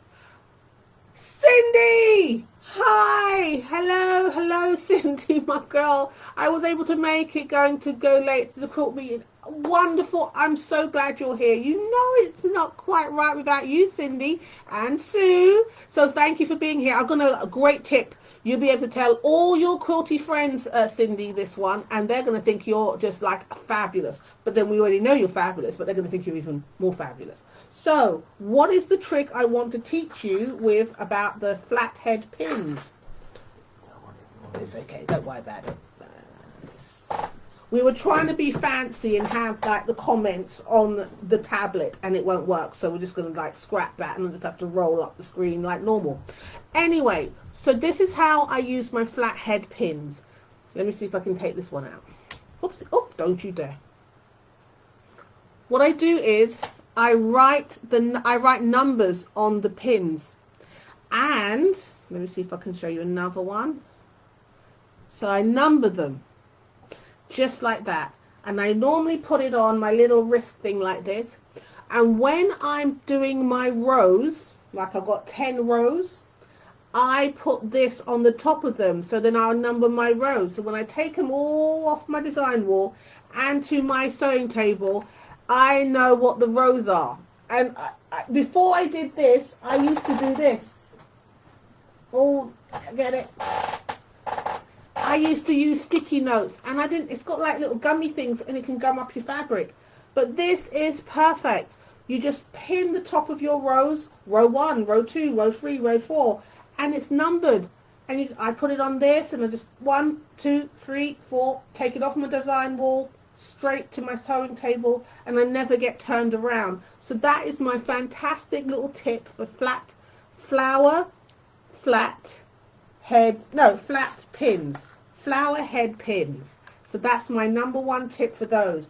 And all you need is a Sharpie, a permanent marker to mark your pin heads. That's all you need, and then you've got your ready-made markers. And I have seen them cost anywhere up to $16, $25. This cost me I think about just under £3. Under £3. And I got 75 pieces, under £3. And just to have the number printed on them, you can pay anything between £9 to £25. That, my quilting friends, is pretty much egregious. That's egregious. Oh, hello, Sue. Hi, welcome. Okay, so Cindy says, I have bought pins.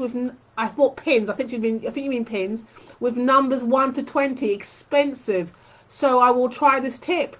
Bought them when I first started. So they always get you. Hi, my darling Sue. Hi. Yes, everybody gets the beginners. They get them and they rip them off because we buy everything. We feel like we need to have everything to do this, and we really don't. But we don't know that at the time. You know, sitting here with hindsight, we're like, you didn't know that. This is a game changer. Honestly, when I learned this one, and I just keep it on my little wrist cushion, and I just go down and I pin it, and it just, and you never get turned around. That is my honestly, I'm so glad that I'm going to help you out there, Cindy. Don't forget to tell all your friends at your quilting group that you learnt that today. That's my alarm. And they're going to think you're amazing, even more amazing than before. Oh, hello. Oh, you lot are lovely. I know it was a typo, Sue. I got that. And thank you so much for being so lovely to each other. That is fantastic. Okay, so that's number one. That's the flower pins, okay? You number them yourself with a permanent marker, a Sharpie, and you never have to buy 25 packs. And they only go 1 to 20. I could do 1 to 100, and it doesn't matter. It's just fantastic. Do that. That's a great tip. The second one I want to talk to you about is, now, they're called fork pins. How can I just, let me get that a little bit closer. Maybe like that. See? They're like 2 prongs. And they're slightly bent. If I hold it like this, you can see. There. They come up. These are absolutely perfect for getting your points bang on. Not kinda, but bang on. Let me show you. This is my quarter square triangles. Look at that. That is bang on. Where these come into, I'll show you how to use them in a minute. Where these come into their own is when you've got you're joining your rows. This is when I use them the most, is to join my rows to make sure that my points are absolutely precise. So how would that look? I don't have anything to give you an example of that, but let me explain it to you. So the first way to use these fork pins is when you're sewing your units together. So when you're sewing your units together, so like it would be like this, and then you sew them together. That's where you'd use it. Now, let me see if I can show it to you. Oh.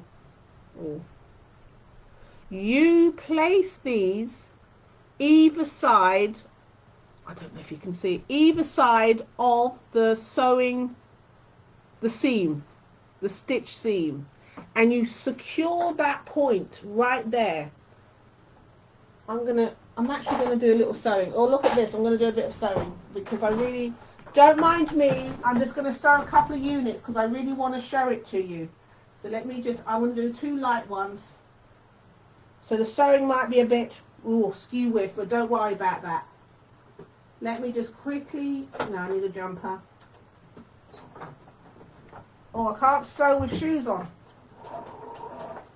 Okay, so let me just quickly run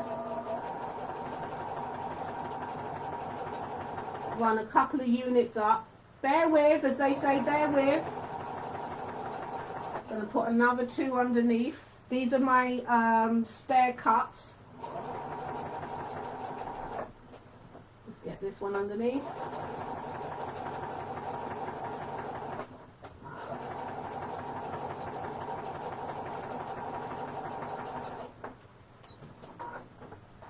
Oh, and I've lost my shoe. Right, here we go. So, and she's back again. Now, get my little snips. Snip these. So I can absolutely give a perfect direction. Let me see, have I got any new... Oh.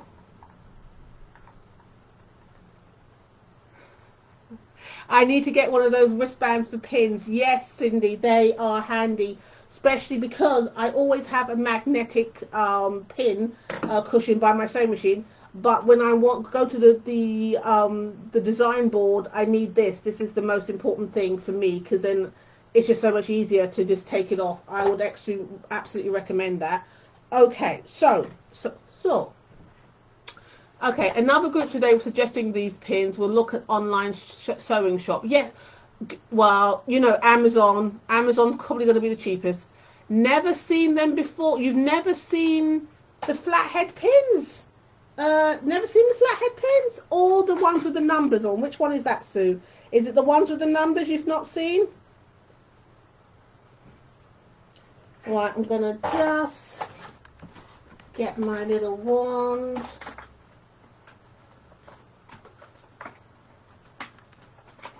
Okay, let's just go to the dark side. Look at this impromptu little sew. I really do want you to see that. Let's see if I got any comments while I'm faffing about with that. So, all the way to the bottom. My internet is acting up. I'm sorry to hit the bent ones. Oh, these are the fork, the double. They're called double pins. I call them fork pins, but they're called double pins. I'll get the absolute name of those for you, and so you can get that.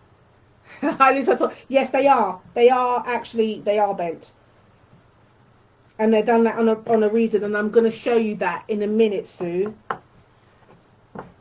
I love these lines because you never know what you're going to be doing, and it's so exciting. Right, so let me get my screen back. Where are we?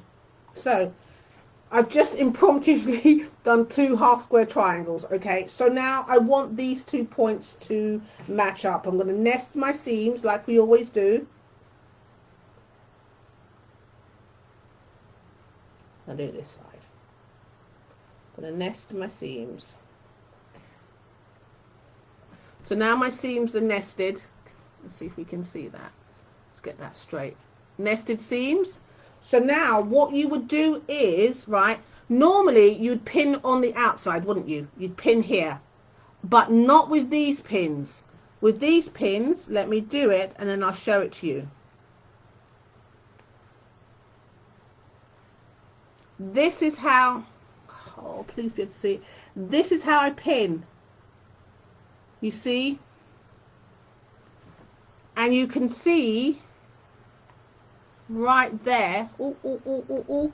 Look at that perfect point.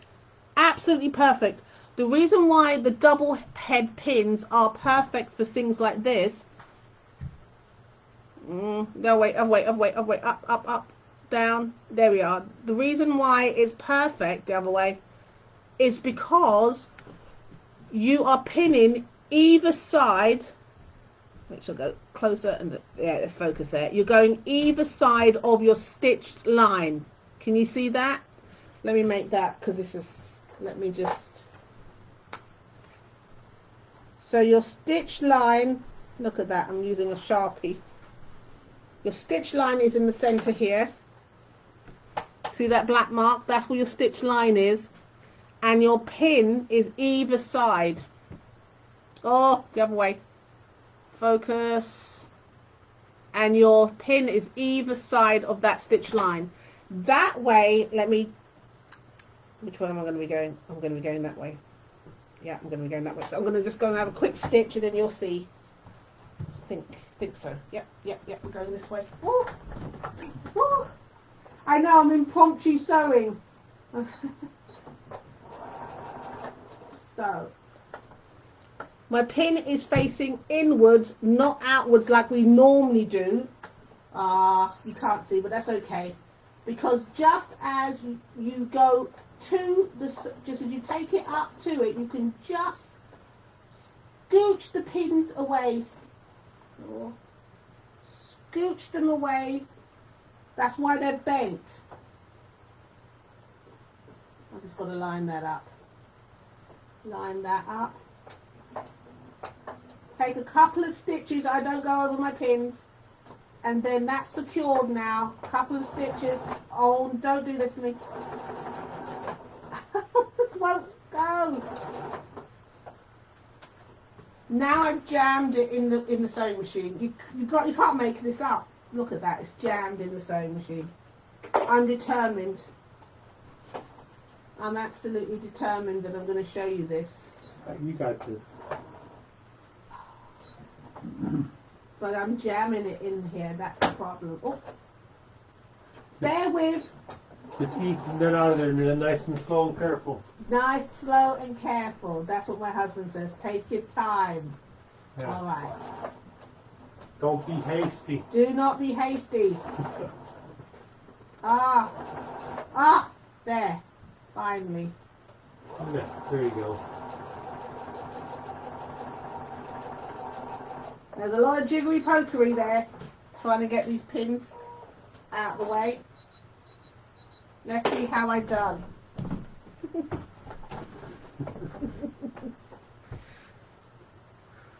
Perfect. Look at that. As you well know, that's a 1/4 inch seam. Even with it being chewed in the sewing machine, it's perfect. I feel like I could sing that Queen song, Under Pressure. Let's see if I've got any comments. Okay. I like the clapper you have. That's not a clapper. What is it? This is not a clapper. I'll tell you about this, and I'm going to be doing a training on these. Okay, thanks for... Here's what she calls it. No, it's not a clapper. Okay, so hang on. Wait a minute. So, right, Cindy, this is not a clapper. It's a steam press, and I will be doing some training on that. So don't you worry. That's coming up. And then Cindy says, thanks for showing how to use the pins. Going to order some before I sew more Hunter Star blocks. You definitely need it for that. Yes, it's perfect. It is perfect. And where I see that these pins come into their own, they are a little bit pricey. I'm not gonna lie, they're a little bit pricey, but I think they're worth it. Where they come into their own is when you're sewing a long row and you want all the junctions of your points to match up. These are invaluable then. Yes, for the units, but when you're doing the whole row, because you know when you look at the whole quilt, you can see that it's slightly off. No, that's not. I haven't done. He's trying to show you my. You got some rows right there. He's trying to show you my work. I've got these that I'm doing. This is my quilt that I'm working on at the moment, and he's trying to show you those. But they're not sewn up. They're in the rows. They're not sewn up yet. Oh gosh. He might be an assistant, but he's not glamorous. But he's great. So yes, these are where they come into their own. Is when you're sewing up rows, especially if you're doing 12-inch blocks. It's absolutely amazing. Okay, yes, it's a great job under pressure. Thank you, Cindy, because it was just chewing it, and that's the point where I really wanted it to see.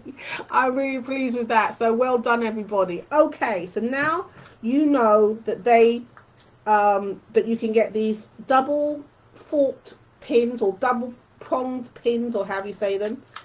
You get these from Amazon, and they're part of the magic. This is what the packet will look like, but it will be purple. So this is what they are, Sue. They're magic pins by this company called Taylor Saville.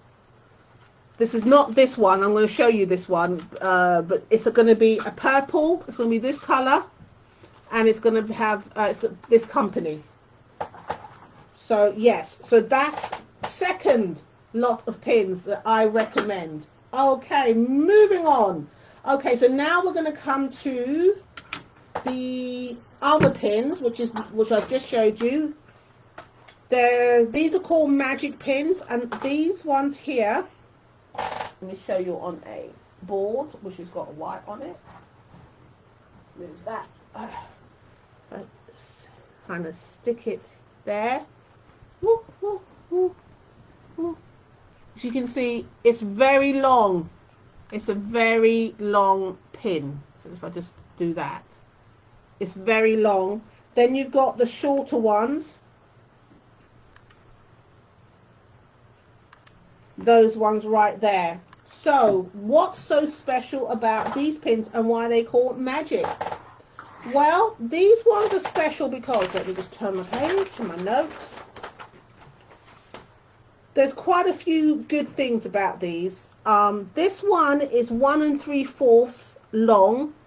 It's a really long pin, so you can get into thick layers, lots of layers, and it's actually flexible. They're flexible, but they're strong. That's what I absolutely love about those. And you also get it in a smaller size. I don't know what size this one is. It's a smaller size. They have now the shaft. You can get them in 6mm, which is for thick fabric, and 5mm, which is for finer fabrics. So you could get the length that you want. You can get the diameter that you want. Fine ones for really delicate work, and thick ones for going through batting and all kinds of stuff. So it's really good like that. They're easy to go through lots of layers of fabric, and the other thing that they're very very famous for is these grippy. Focus. There's ridges, and it's really comfortable, and you can pull them out. They are really grippy, and they're comfortable, and that's another thing that everybody loves them about. They're very comfortable. The grip is comfortable, and it's very flexible, and the ridges help you hold on to the pin instead of these sort of, like, as you can see, this glass head pin. I love them because these are, I use for my dressmaking because they're lovely and fine and they're fabulous, and you can put the heat over them. But these ones I feel are really fantastic for quilting. The other good thing is that you can pin things together and you can press right on top of it because it's heat resistant. You're not going to burn, you're not going to melt this. You can actually put your iron over here, so you can keep a pin in and iron on it without moving seams, without moving anything, and it will hold it in one place without burning. So you can iron over the pin. And they come in these storing cases, so you can just take a few out if you're using them for a project and pop them back in, so you're not got all your pins all together. So you can find your long ones when you want. You can find your double pronged, double forked ones when you want. I tend to keep these ones out. These tend to sort of like live on my pin cushion right here. These ones tend to live out. But these ones I keep in their case, as well as the pronged ones, for when I'm looking to find something, the job I need it to do. Got the words out in the end. Okay, so they come in batches of 50. This is 50 in this one, and I do believe there's 50 in this one, and I think I've got 100 of these ones. So these are the different, the blue ones. I've got 100 of those ones. So this is pins. So let me see if we got any comments that come in. I think, can you show us how to use them in the rows? How to use them in the rows? Okay, right. Well, let me see. Oh, let me go. Here. Oh, there we are. Get rid of this notification. Right. I've actually got a sticky note on this lot. Why? Because I'm making them in quadrants. So it's like the left 1 to 6 row, middle 1 to 6 row, right 1 to 6 row. So I've actually got them written here. But how you would use these pins, I don't want to mess up my stuff, but how would you use these pins? Let's do 2. Like this.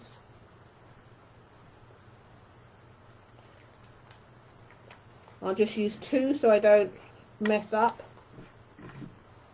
To one side. Right. So let's get pin number 1. So I do pin number 1 here. Then I'd find pin number 2, pin number 2, pin number 2.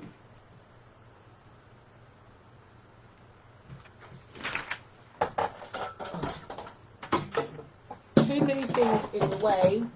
I need to get some of these through. Okay.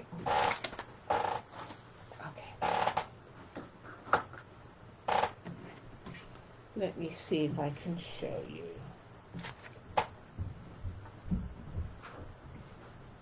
Okay, Cindy, let me see. This is row number 1. This is the top row. So where are we? There you go. That's number 1. So that's how I'd have that. That's row number 1. This is row number 2. So it would be like this. So when I went to my sewing room, so I'll take it off my board, off my design wall, and that's how it would come off. And then I'd look and I'd see, look, okay, this is the first one. So it'd be like this. 1. So row 1, with row 2. So that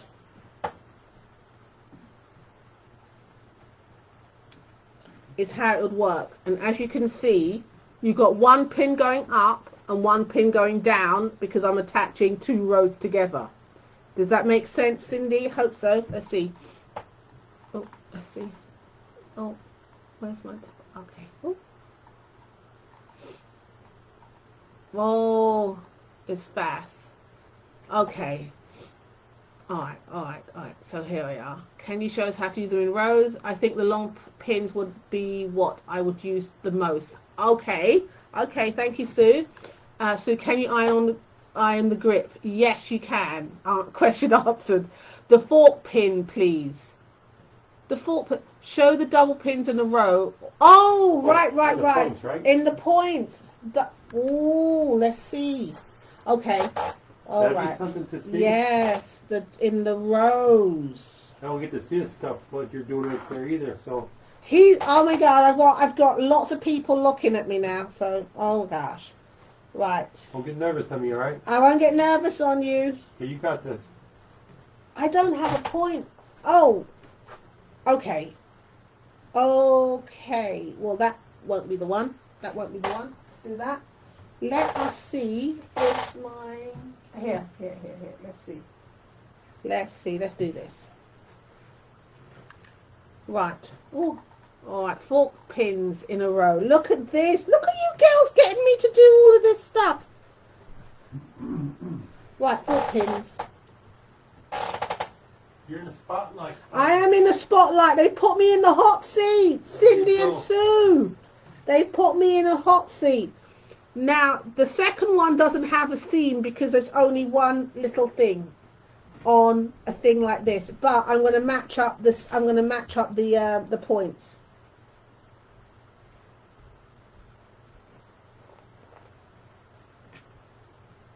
I guess it would be around here.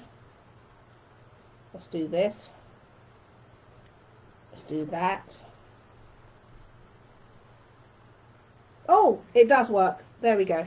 Now all I've got to do is see if I can get you to see that in the camera. Right, so there is, if you can imagine that this is a row. You see? And just imagine that this one went on all the way long. Here I've got it pinned to this one. I've got it pinned to this one. And I'm not going to sew it because I don't want to get the marks, but you can see perfect points. Ooh, the other way. Can you see? If I peel it back a bit, that's a perfect point. And I haven't even sewn it, and it's not even got a second seam. It's just one unit attached to a whole long. Isn't that wonderful? I hope that's... Okay, let's see what we got. Can you iron the grip? Show the double pins in a row. Do you get... Look, do you get the fork pins when you join the rows together? Do you use... Yes, I do use the fork pins when I join the rows together if they have a point. Absolutely. Thank you, great help. Thank you. You're welcome. So yes, there you go. Yes, if I have a long row, let me go back up. If I'm joining 2 rows and the points need to attach to the second row, absolutely. At those junctions, I use my double point pins along each intersection along the row. And I put the pins not on the outside. Let me put it here. I don't put it like this, how we normally put them. No, I put it like this.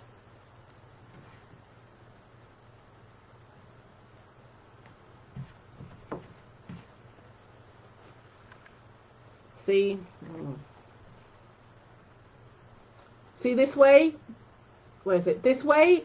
That's how we normally pin. We pin our rows, then we pull them out as we come to them. No, that's not how I do it.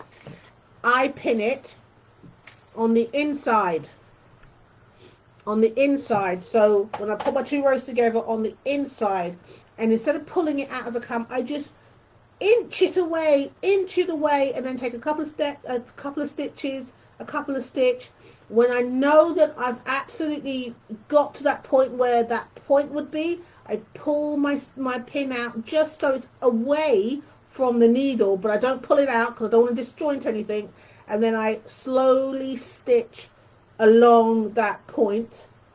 And then once I'm past that, speed on to the next one and do the same thing again. Just inch, pull it a little bit, one stitch, pull it a little bit, one stitch. I've cleared it, pull it out, whiz down the next one.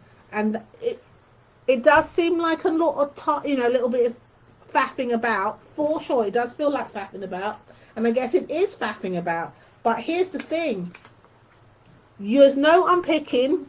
There's no, like really, you can really see the difference where it doesn't touch. There's none of that. I'd rather take the time. I'd rather take the time to do it than to I'd rather take the time to do that instead of sort of like hoping and praying. So that's how you would do it with the rows, my lovely ladies. Okay, what else have we got? I have issues just joining seams even without the join. Right, it does. It is a problem, Sue, honestly. Oh, thank you, Sue. Great explanation. Thank you very much. Now, the other thing I want to say is, when I was learning to quilt, what I did was, oh, there we are. What I did was, I would line, let's see, I'd like this. Say this is a whole row. These are 2 rows. This is 2 rows going here. I would line it up here. I'd make sure that this side, the edge was perfect. And by doing it being perfect here, these could be well off. The bits that is really important. So the thing that I have learned through experience, never mind the edge. You can always trim that if you need to, or it'll go into a seam allowance within the binding or the border. This is what we're interested in. You see, look, let me show you. If I line this up perfectly, so this here is lined up perfectly. Let's look at my points here. It's off by a hair, but it's off. So we always 100% join our points. This is all that matters. That is all that matters, is our points to be absolutely matched perfectly. And yes, if we use our double pins either side, this way,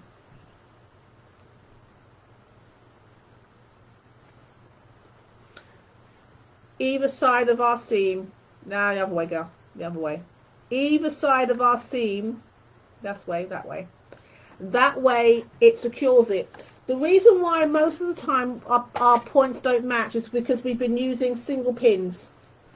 So even if we put a single pin on one side and a single pin on the other side, we're still going to it's disjointed. It's already disjointed. That's a lot more work than just using a double pronged pin. So that is my recommendation. So those are my 2 tips. I hope I've covered everything. Any questions from my lovely ladies? Right, let me see. That would have helped when I did that fractured tumble dye. Wow. Long may she wave flag quilt. It didn't have points, just lining up the squares. every single time, Cindy. It works every single time.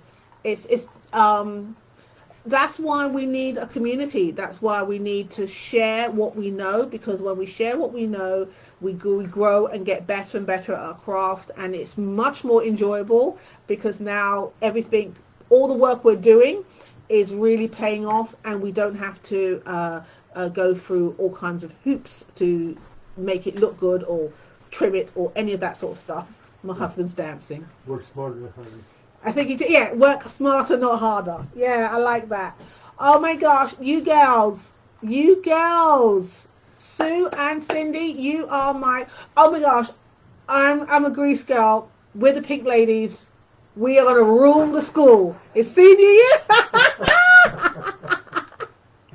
Thank you so very much for joining me. I've had an absolute ball, fantastic time. Thank you so much. Tomorrow I'm going to, I don't know what I'm going to be doing. Ellie asked me for what did she ask me for? She asked me for pattern conversions. I think I'll do that at the weekend because I might have more people, but it doesn't matter because as long as I got my girls, it's the most important thing. Okay, I'm definitely calling us the Pink Ladies. We're definitely the Pink Ladies. I am showing my age. Oh my gosh, and it is glorious. Okay, let me see. What have we got? Have we got anything else before we go? Yeah, rule the school! Oh my gosh! Another order for you to make. I'm sorry, Sue, but you know, it is what it is. Me too. Do you have Joanne Sue? Joanne Sue? No, honey, I don't. Thank you for another great video and fun time this afternoon. Well, thank you for joining me. It's always amazing. I tell you a little something. I do have Jones. I do have Jones. Me too. Me too, Sue. Me too, Sue. Okay. I tell you a little story about Greece, because I think when I was a little girl, we went to the cinema every single Saturday and watched it, and I think it was like something like 50p or something like that, or 20 pence for the cinema. Can you imagine? And we went every single weekend. Me and my best friend Sue. Sue's an Irish girl, beautiful blonde hair. We were inseparable. If you saw one of us, you'd say, "Where's Juliet?" If you saw Sue, they'd say, "Where's Juliet? Where's Sue?" We were inseparable. And I remember we had our little hacking jackets and we put our names on the back. I was JJ and she was Sue, and she was SJ, I was JJ, okay? And then when we really wanted to be the Pink Ladies, and I always wanted to be Rizzo because I thought Rizzo is the most coolest girl ever. And everybody said to me, no, you're Sandy. I was crushed.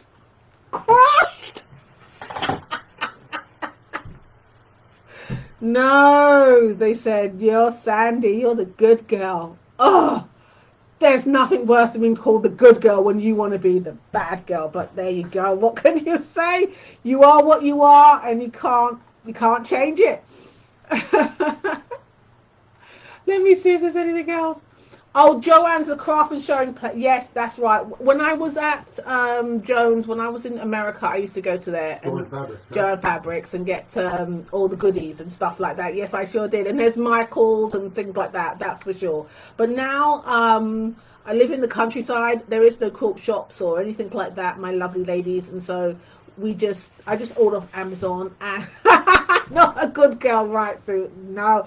But unfortunately, fortunately, I am a good girl, and I could never shake the good girl persona. No matter what I did, people would just look at me and go, no, you're still Sandy.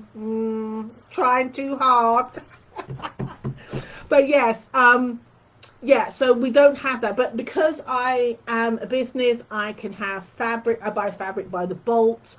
And I must find a way, because I know fabric is really expensive in America, and I get it at a really good price. So I must find a way to probably share my great deals with my girls, my Pink Ladies. I must find a way to ship it out to you guys at a really, really reasonable price, because I do know I've heard some crazy prices that fabric is so expensive in America, and I've got to hook up my girls with some great stuff. My gosh, it's been get out 40 minutes together. It's flown by. every single day I say the same thing. I'm like, I've got about 2 minutes worth of content, honey. I don't think we're going to have any time to do anything. And every day it's amazing, and I have such a fun with you guys. You have fun there, I do. I hope Father keeps peace in your house for every moment that you're alive and every moment that you're here. Always have peace in your house and peace within yourself. And also, may your points always be touching. Okay, sweetheart. I'll see you tomorrow, 3 p.m. East time. You have a wonderful, blessed day. Take care, my loves. Bye.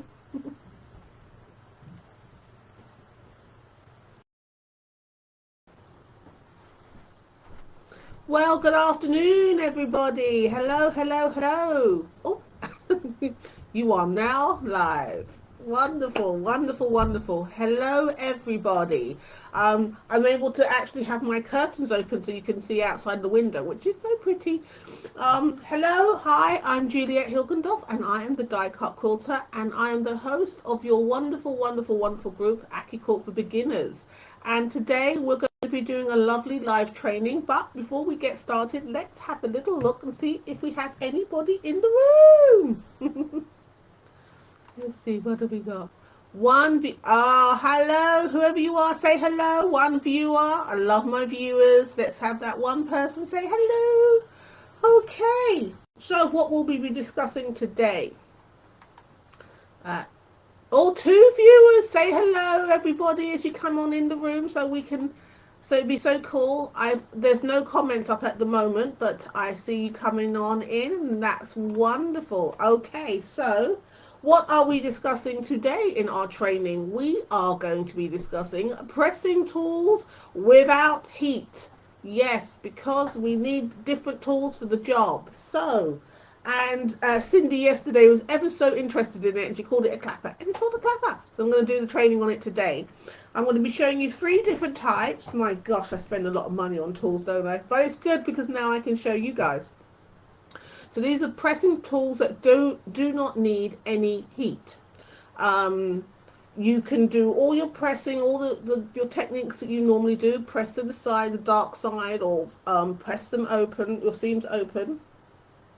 And they all need to have the same thing. You need to have a hard surface. So let's move my tools to one side and all my things. So you'll need a hard surface. You can't be doing this on like an ironing board or a springy surface. It must be a hard surface, or your table. Okay, and the first one, I had them all in a nice little row. Okay. The first one we're going to be looking at, let me see if there's anybody saying hi. Hey, hello, hi. Hi, Cindy.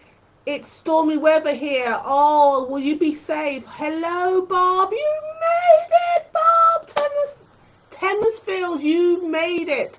Hello from Centralville, Ohio. You finally made it. Well done. And I see you in the comments. Right, today we're going to be looking at, the first one I'm going to be looking at, and it's called, this one, it's called the Clover Seam Roller. Got to get my teeth in. The Clover Seam Roller. And I've got a few little props here. Hopefully you can see.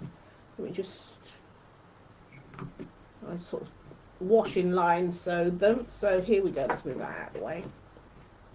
So yes, you can see on the, yeah, there you are. They pretty much all work the same way. You can't set the seam with them, but what you can do is you can either to the dark side or however you press, and I'll show you like this. So you'll just open up your seam just like that. Sorry, it's the wrong way. Just like that. I tend to start in the middle, and then you just go, I go from the middle outwards. Just make sure you open that seam out really well. Now, the Clover one has got a little divot for your finger, so it's quite handy.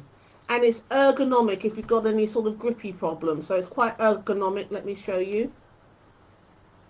Like that. So you can, your finger fits really nice in that little divot here.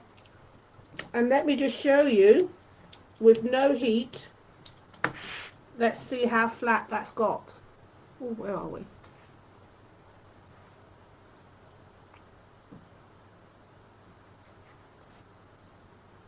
Pretty flat, huh? Without an iron. It also means they all pretty much do the same thing. I just wanted to show you the different types that you can purchase, and you can make your decision on which one you want. And then if let's see this the clover one. Let's see it open out a seam. So I'm going to use exactly the same thing, and I'm going to just open the seam with my finger like you normally would. Really need an overhead, but we'll get there. Oh, let's see if I can just tilt it just a little bit. Oh, it's there. I think we have it. A little bit more. Oh, there he goes. You see? Oh, right. So I've just opened the seam slightly. It's the same thing that we used. I've just opened it slightly, and now I'm just going to run the seam along. You do have to put a little bit of pressure, but nothing terrible. And so the same seam that I just pressed to one side, can you see? It is now pressed open, and that is the front. So yeah, so you don't. Now what? Joanne from Joanne Fabrics. She's on YouTube. Fantastic woman, does a quilt in like a couple of days or so. Let me just tilt that back up a bit. And she's fantastic. But when she drags her finger down that seam, I'm like, oh, that's gotta hurt. She must have a callus there. She must. So look, isn't that quite fabulous? That's the clover one. Let's see if we've got any. Cindy, you just want me to order more. Got the fork pings in my basket from yesterday. I tell you, I think we aid and abet. We do, Cindy. We aid and abet each other, and we really don't need too much convincing at all about anything. But no, just wait before you start putting things in baskets, Cindy. Hold your horses. Okay, so that is your clover seam roller. So there you go, and it's ergonomical for your hands. With your finger can go in that divot, which the only one that does it has that. So that is your clover. So with that little specimen. So now the second one that I want to talk about is called a wooden seam roller.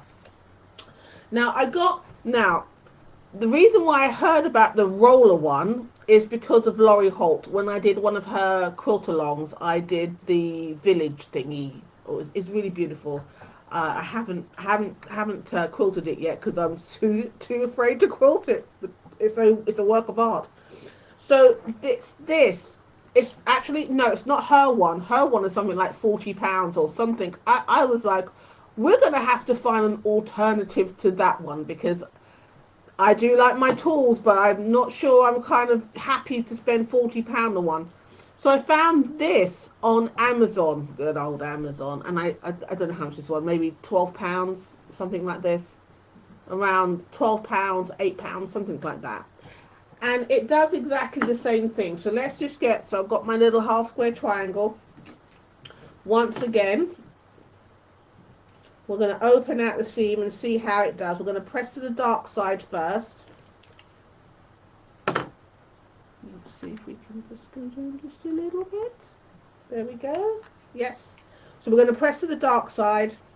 You just open it. Make sure you open it out with your fingers like you would normally do anyway if you was going to press.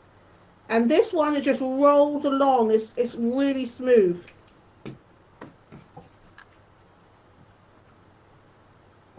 And I'll show you what that looks like. So that is to one side. You see? And that's quite flat. If I put it on the table, that's quite flat.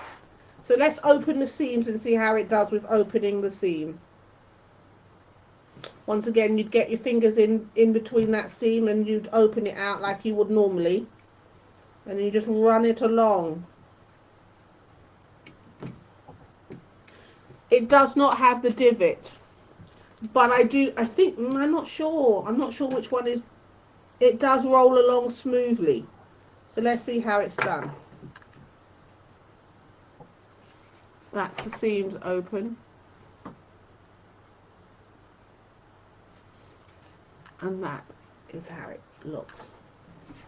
And this is the knockoff Laurie Holt steamroller, because I didn't think I wanted to spend £40 on a little gadget like this. So that's how this one works.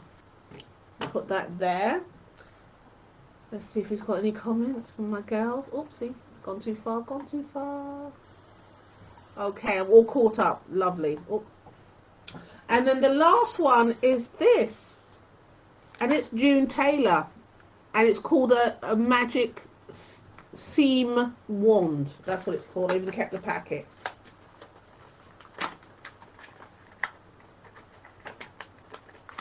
If we could even get it out the packet. Here we go. And it looks like this.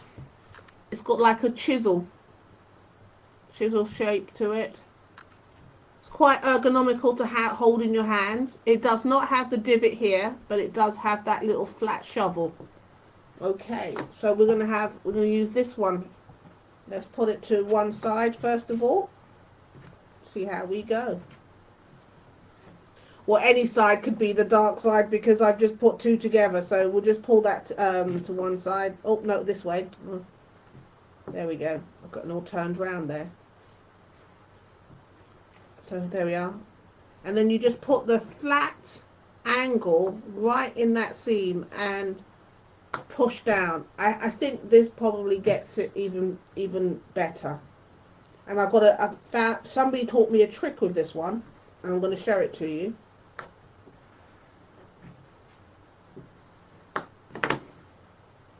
And there we have it to one side. Let's see how flat. Oh, it's not going to stay on there. Let's see if we can just get that on there for a second. Ha! It just slides off. And now let's try it opening out the seams.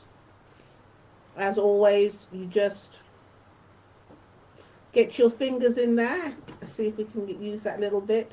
Actually use that little bit of that point to get in that seam. That's really handy. Open up that seam. I hope you can see this. Open up the seam, which I've just pushed to one side, and then we can just use the flat side just to open out your seam. I tend to turn it.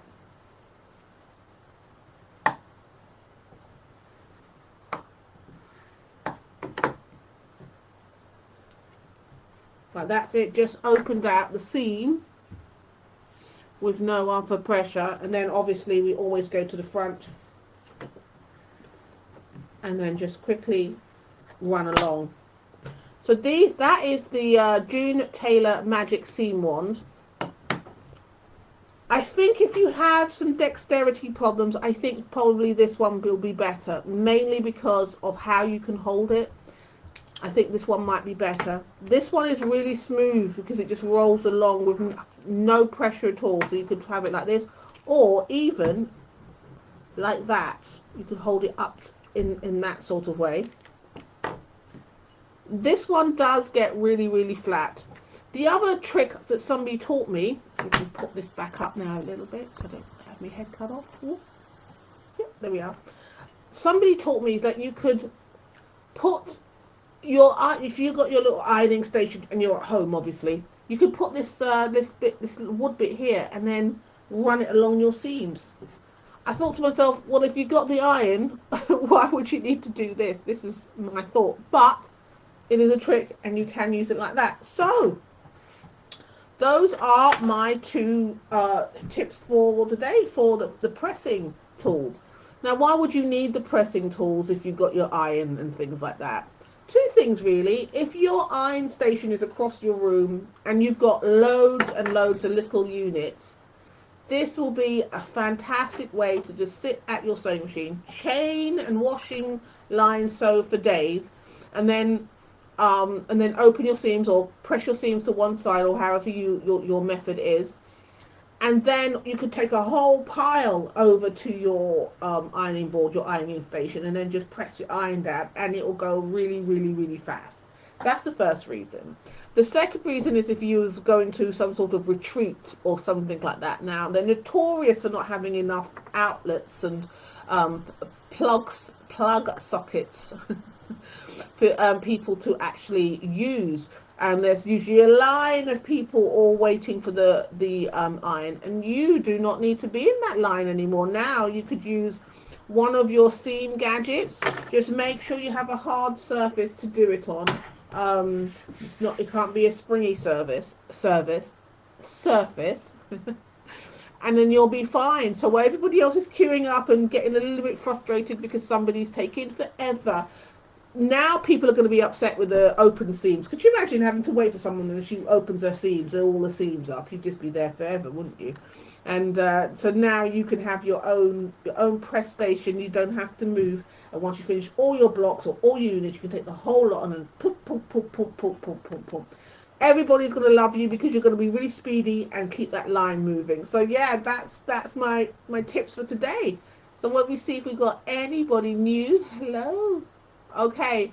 Would these be better than the little shovel iron? Yes. Yes, I'm gonna do. Don't forget anything yet. I'm going to do I'll do it tomorrow. I'll do the various tools for pressing, and I have the shovel iron. I don't like it, to be honest with you. I don't like it. I'm glad I bought it, but I don't like it. I feel like you'll burn yourself more than you'll do the job. That's number one. Number two, even though it's got this little thing that it can stand on, the cord makes it turn, so it will never stand on your work surface. It always wants to tilt over. Yeah, they say put it in a jar, but you don't want a big old jar hanging up there. You just want to pop it down the way it's supposed to. Let me just make a note of that, Cindy. I'll do that tomorrow. Where's my notes? Pressing tools. And I'll do the shovel iron. So don't buy anything till the end of the week, and then you can tot up what you think you should get and what is worth it and stuff like that. I don't want you spending your pennies if you don't have to. I put mine in a glass jar. Yes. How did you get on with that, Cindy? Can't stand it. I didn't like it. I bought it. I'm not keen. But I will do the test and let everybody know, have their own little opinions on that. I didn't get on well with it. And I think that these are so much better, especially, yeah, I think these are so much better for your opening out your seams. I always use this one, to be honest with you. This is my latest one, and this is the one I use. But I do feel like it's not very ergonomical if you have problems with your hands. But I really quite like this seam one, I have to say. My choice will be either one of these. Any one of these ones, you'll be just fine.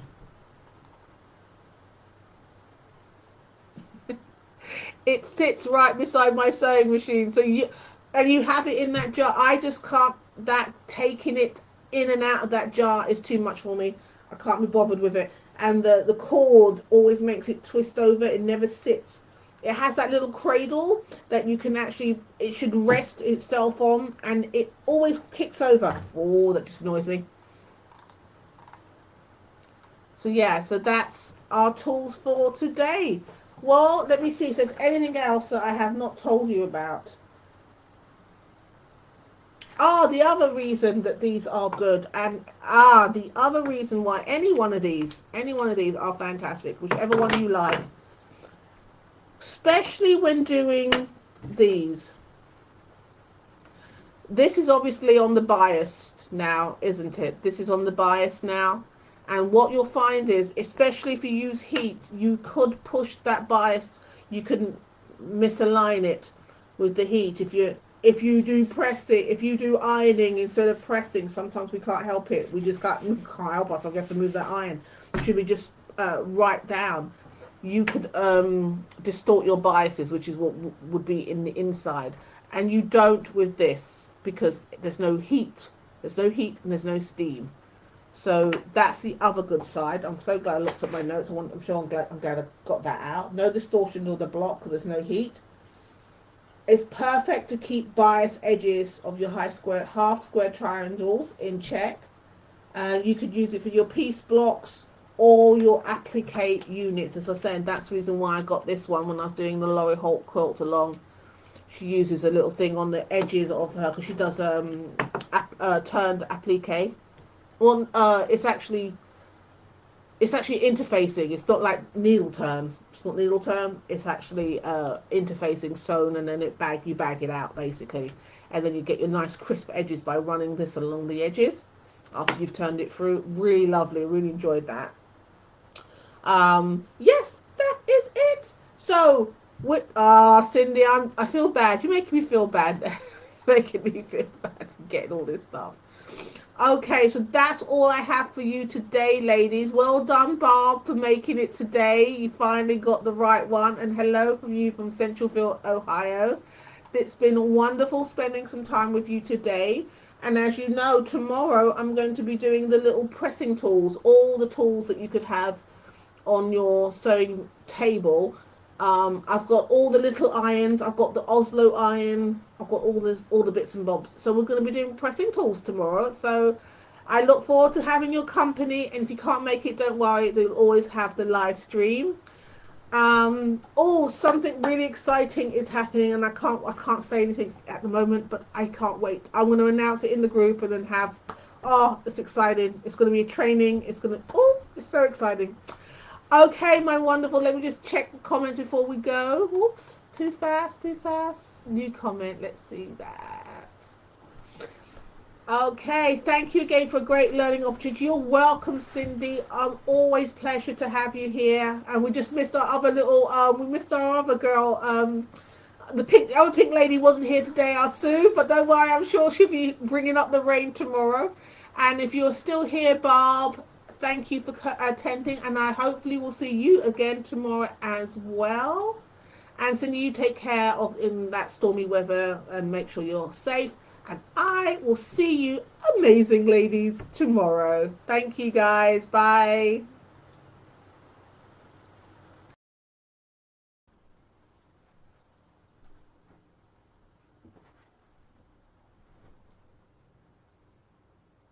It's turning. Hello, everybody, and welcome to the live stream. I'm so glad you can have you with me today. Oh, that's wonderful. Let us see if we have anybody straight in the door. Let's see. Oh, not right now, but nearly soon. Oops, too close. Here we go.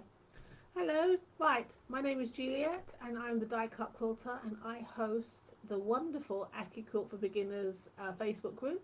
And this is a lovely little live training that I'm going to organise for us today. And let me see if there's anybody in. Nope, not yet.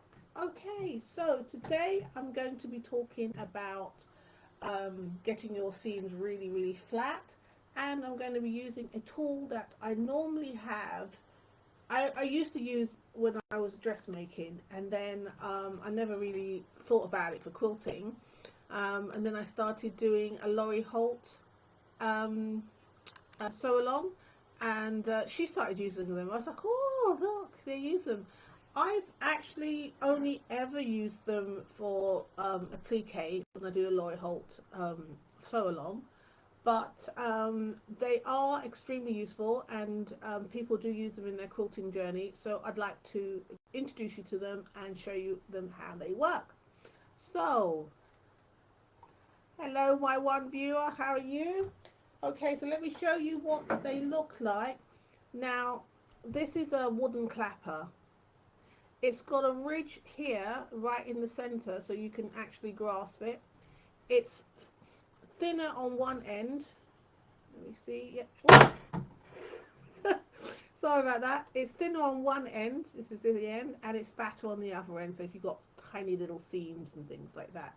So that's what it looks like. They are quite pricey, I have to say. Especially if you get the Riley Blake ones. My goodness, they're quite a pretty penny. So shop around. I got these on the good old River Amazon, and I got them in a pack of 2. I actually can't remember how much they were, but I feel to say that they were the same price of one Riley Blake one, and quite expensive. And they're sort of made of birch wood, I do believe. They're really lovely, lovely and smooth. So they're to actually get your seams nice and flat. Oh, I've got something. Let's get that out of the way. There we are. Hello, Cindy. Hi, Cindy. Welcome. Hello, hello. And if there's anybody else, say hello in the chat. It would be great. Okay, so let me show you how they work. So you would iron your seam either to one side or open, depending on how you like to sew your seams. Ooh. See if you can go that way. Just a little bit. And then once you've got it in the way you like, I don't use steam, but in this way, if you did use steam, you'd steam your seam down, and then you'd pull it straight down on top. Some people actually apply pressure, but I don't think you need to. I've never needed to. It seems to the weight of the actual wood seems to do the job quite nicely. And if you do use steam, the wood will absorb the steam, and then whip away the moisture, and it just leaves it flat as a pancake. It's quite something. You think it's flat, and then when you put a clapper on, it's really flat. So that's one way of using it. The other way of using it is if obviously you wanted to open out your seams. So you'd open out your seams like you normally would. And it's especially really important when you've got lots of seams coming into a junction. Your Hunter Star would be well used of this, because there's a lot of bulk. There's a lot of bulk in this corner where everything is coming. And I don't have an iron set up, so I'm going to use one of my little tools that I used yesterday. My little roller ones, just to get it flat. So you open it out, especially if you use the steam, and depending on how big your seam is, you'd have your heat down straight on top, and it would absorb all the heat, and it would absorb all the heat, and it would lay it flat. Now, why do you want your seams flat, especially if you're to the dark side girl? Because it's all about quilting. The end result of quilting, that is as flat as can be, and that isn't even got heat on it. The pressure of this is incredible, and it really will flat as a pancake your seams. It's really wonderful for that. The whole point of getting your seams extremely flat is because, especially if you're not like me and you have a long arm, if you have to quilt your quilt under your domestic sewing machine, that's quite a job. And the flatter your seams are, the easier it is going to be to maneuver this huge quilt under your domestic sewing machine. So that's the main reason you want it flat, so it lies nice and beautifully flat, and the seams just melt into the batting, or you call it wadding, and then you can quilt along, and you're not going over a lip, things like that. So let's see if there's any comments. Cool. Okay, so how do I use it? This is how I use it with a wool mat. This is the absolute queen of all flat seams.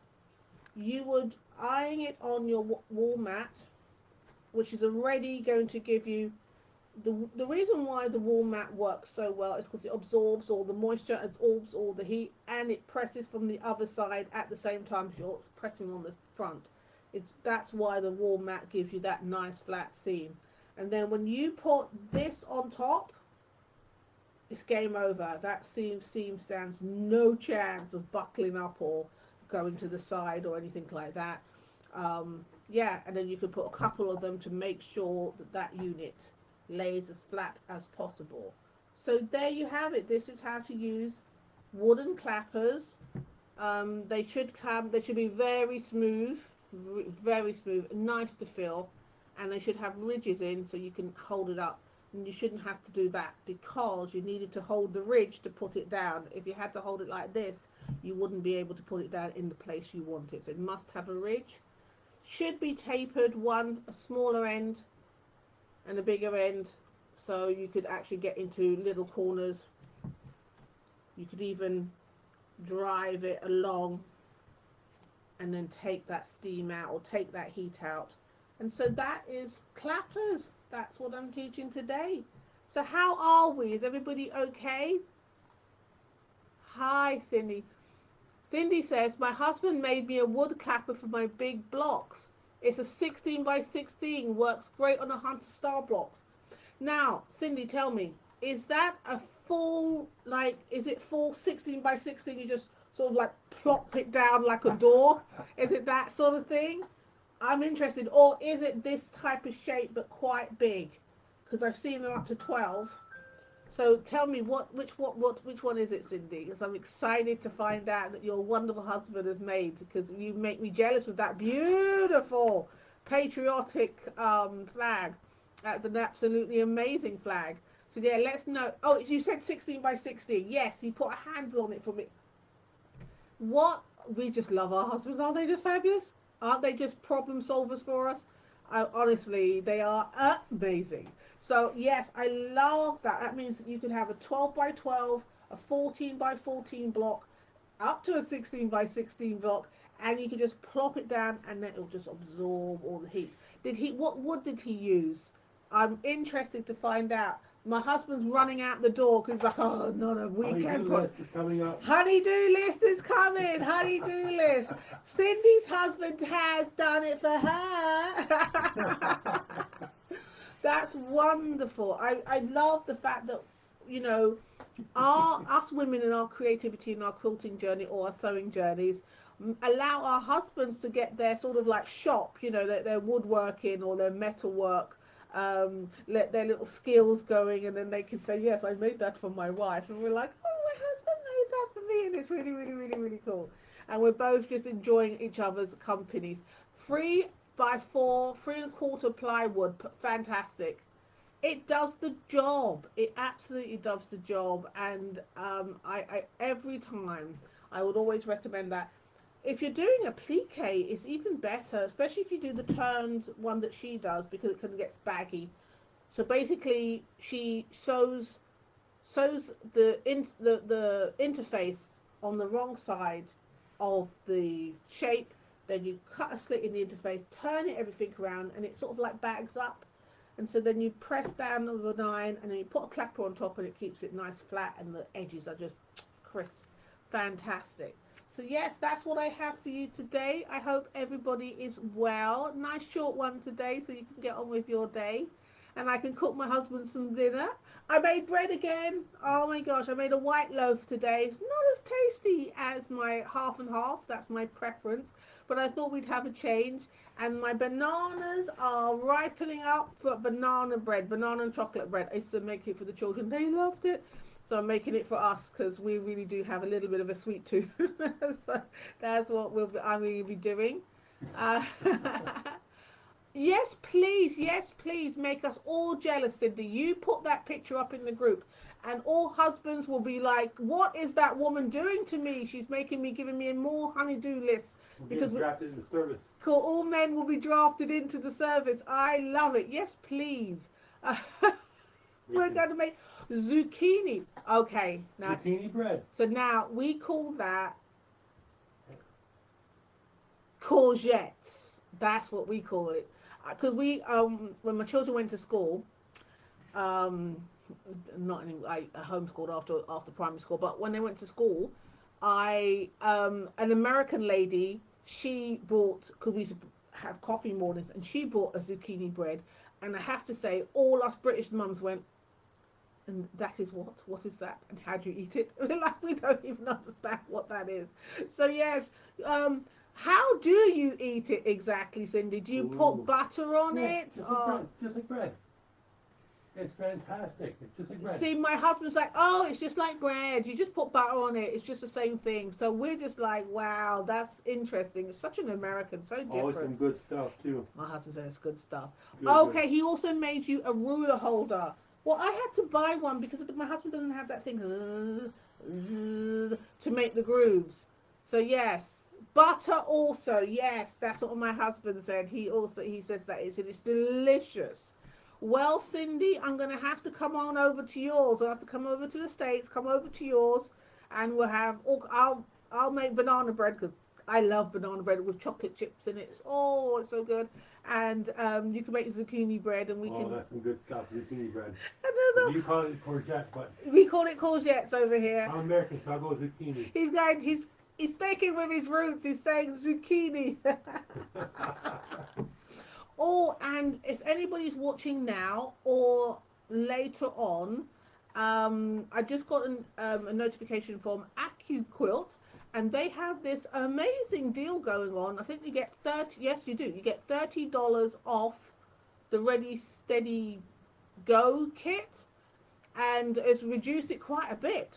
And I put a link in the group, and I'll put it again after the end of this live. So if you want to check that out, use that link, check it out, and see if that's something you want to do or what other offers they have, because I think they've got some quite good offers. That's a good deal. I think that's a really good deal. Uh-huh. Oh, your internet went down, but you're back. No one can keep us apart. We're the pink ladies. Nobody can pick us apart. I understood it was Dan. I understand. Yeah, I know the frustration. You're typing away and you misspell something, but I got it. I got the gist of it. So that is amazing. So absolutely, put that picture in the group, please, Cindy, and make all our husbands have something to do at the weekend, and they'll be going down to Lowe's if they're in America, or they'll be going to B&Q if they're in England to go and get plywood and all the bits and pieces. And yeah, that's what they'll be doing. It'll be so cool. Thank you so much once again for joining us today. Really enjoyed your company. See if there's anything else before I go. I don't want to miss anything. Yeah, that's it. And I will see you again tomorrow. I do want to do an AccuQuilt thing, but I think I'm going to try to do those on the weekend because I think most people are around on the weekend and I don't really want them to miss the training. And I can't think of something to do with AccuQuilt. I think probably some cutting or something like that. We'll see how we go. Oh, I know what. I'll probably start a block or something fantastic like that. Let's do that for one of the lives. And I will see you tomorrow, 3 p.m. Eastern, 2 p.m. Central, and 1 p.m. Mountain Time. Okay, take care, and I will see you tomorrow. Bye, Cindy, and I'll see you tomorrow, sweetheart. Great video. Thank you, my love. Have a great day, and I will see you tomorrow. Bye.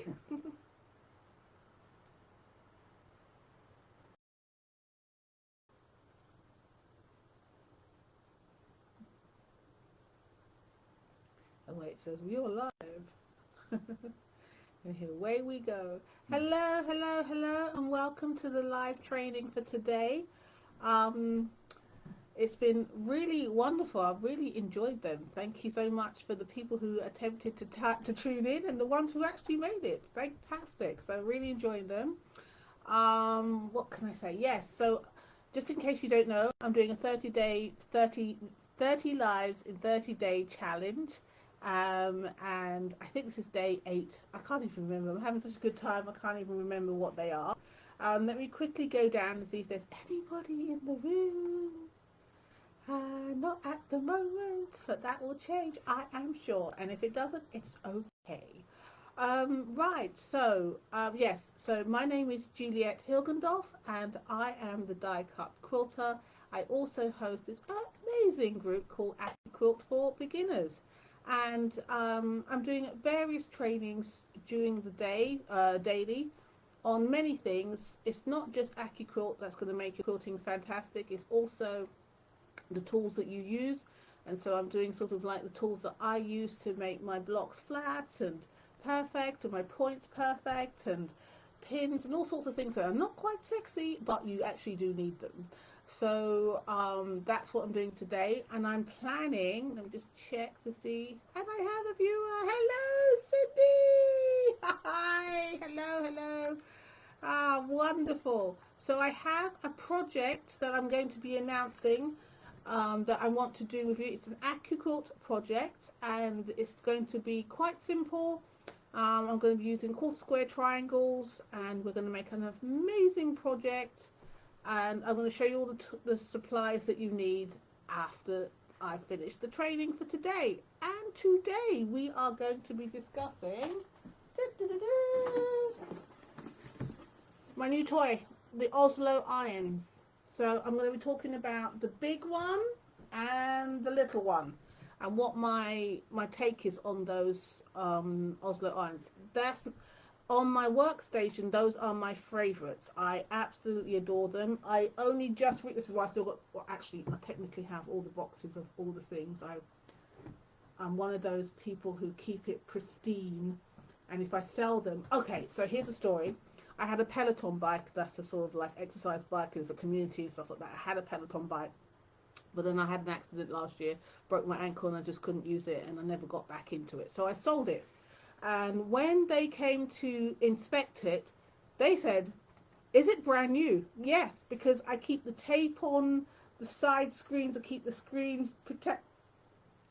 And that girl, yes, I am that girl. No, there's no plastic on my couches. No, there's none of that. But it is covered in quilts, so which get periodically washed, obviously. So yeah, I'm that girl. So yeah, I do tend to keep the boxes. I've even got the big ones box still. So that's just me. Okay, so here we go. So let me talk about my new one first, the mini. So I've got it all plugged in. Move that to one side. Put the mat here. So I'll just show you. This is the new one. Yes, I put it towards me. Okay, so this is how it comes. It's got this little protective thing that when you're not using it, you'll put it, and then you put it like that, and then you peel it on. Just like that.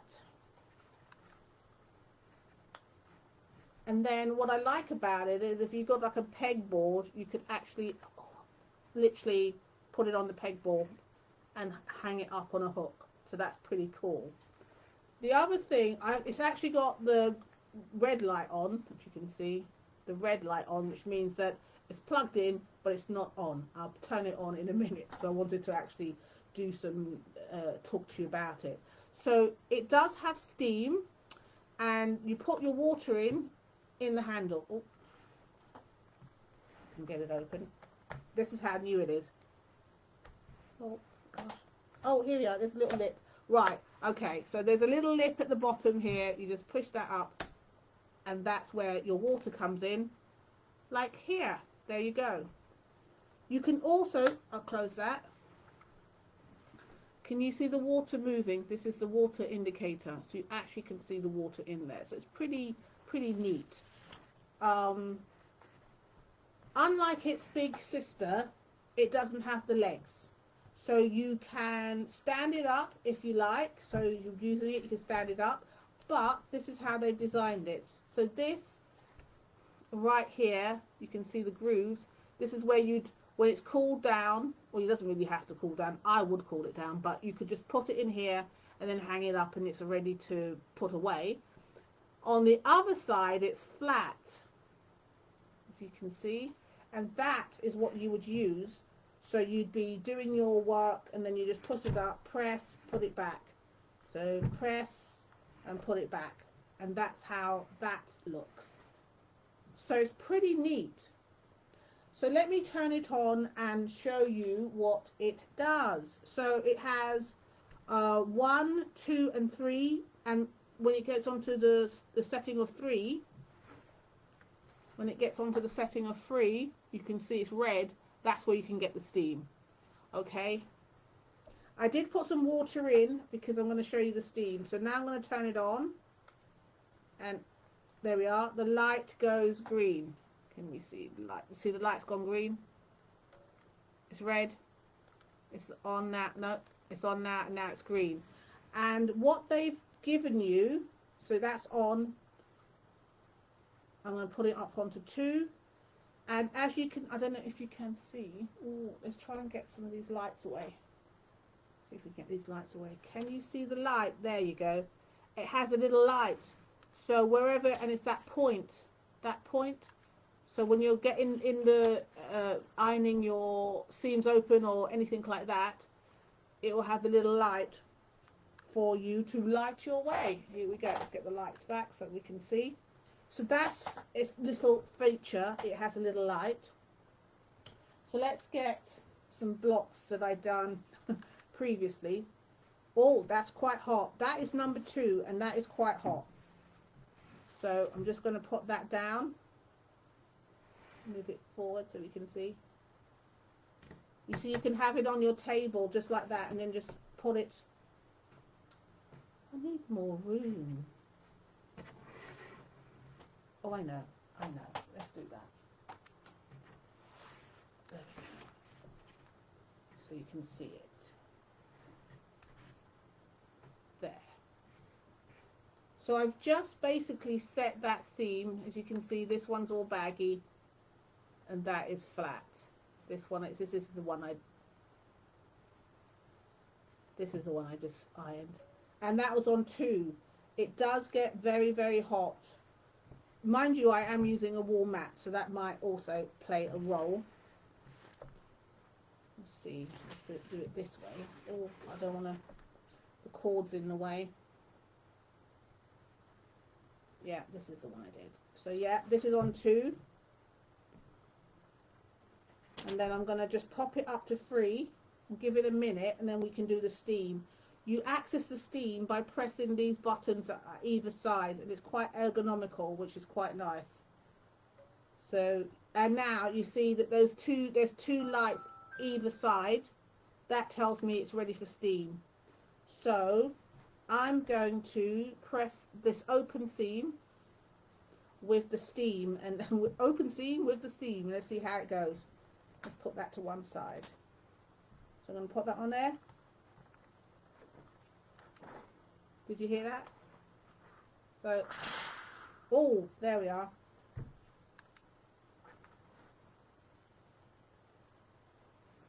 Oh, that is incredibly good.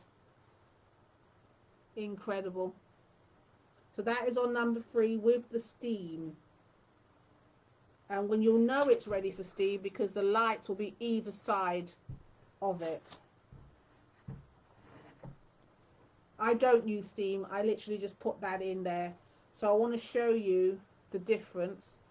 We've worked on this side. As you can see, it's flat. And this side, you can see it's still baggy. And that's the difference. So that one hasn't had anything done to it. So I'm now going to go and press that. I wish we could have an overhead. You'd be able to see. Let's put that down. You can see one where it's actually flat. Ding ding. This is where we've pressed it with the seam, and this one hasn't been pressed, and you can see the difference. This is absolutely flat, and this one I've actually used the little wand, the little seam wand, to straighten the seam. But now we're going to do some pressing. Okay, I'm going to leave this last one for the big girl. So we're going to. What else does it have? Let's just read what it has. It's got a pro on off, which is what we just used right here. Standby safety off. It has your fabric selector. So I would imagine the red is for the cotton, and that's where you get your steam. It says it's called a pro light, which is that little light that, see, that's the difference, where easier for when you're pressing, and you can open your seams with that, and you can see where you're going. And then of course we've got the easy fill, and then you just pop the water in here, clip that down, and that's where you put your water. And it has a power burst of steam, dual steam, so you can sort of like freshen. Oh, look at that. That's quite neat, isn't it? So that's, and then also you can just pop it down. You don't have to be doing this. Okay, so that's the pluses. Let's move that, get that a bit more. There we go. That's the pluses of this little toy. this little thing. I want to show you what the difference is. Let me show you what the difference is between this one and what we're normally used to seeing. Look at the difference.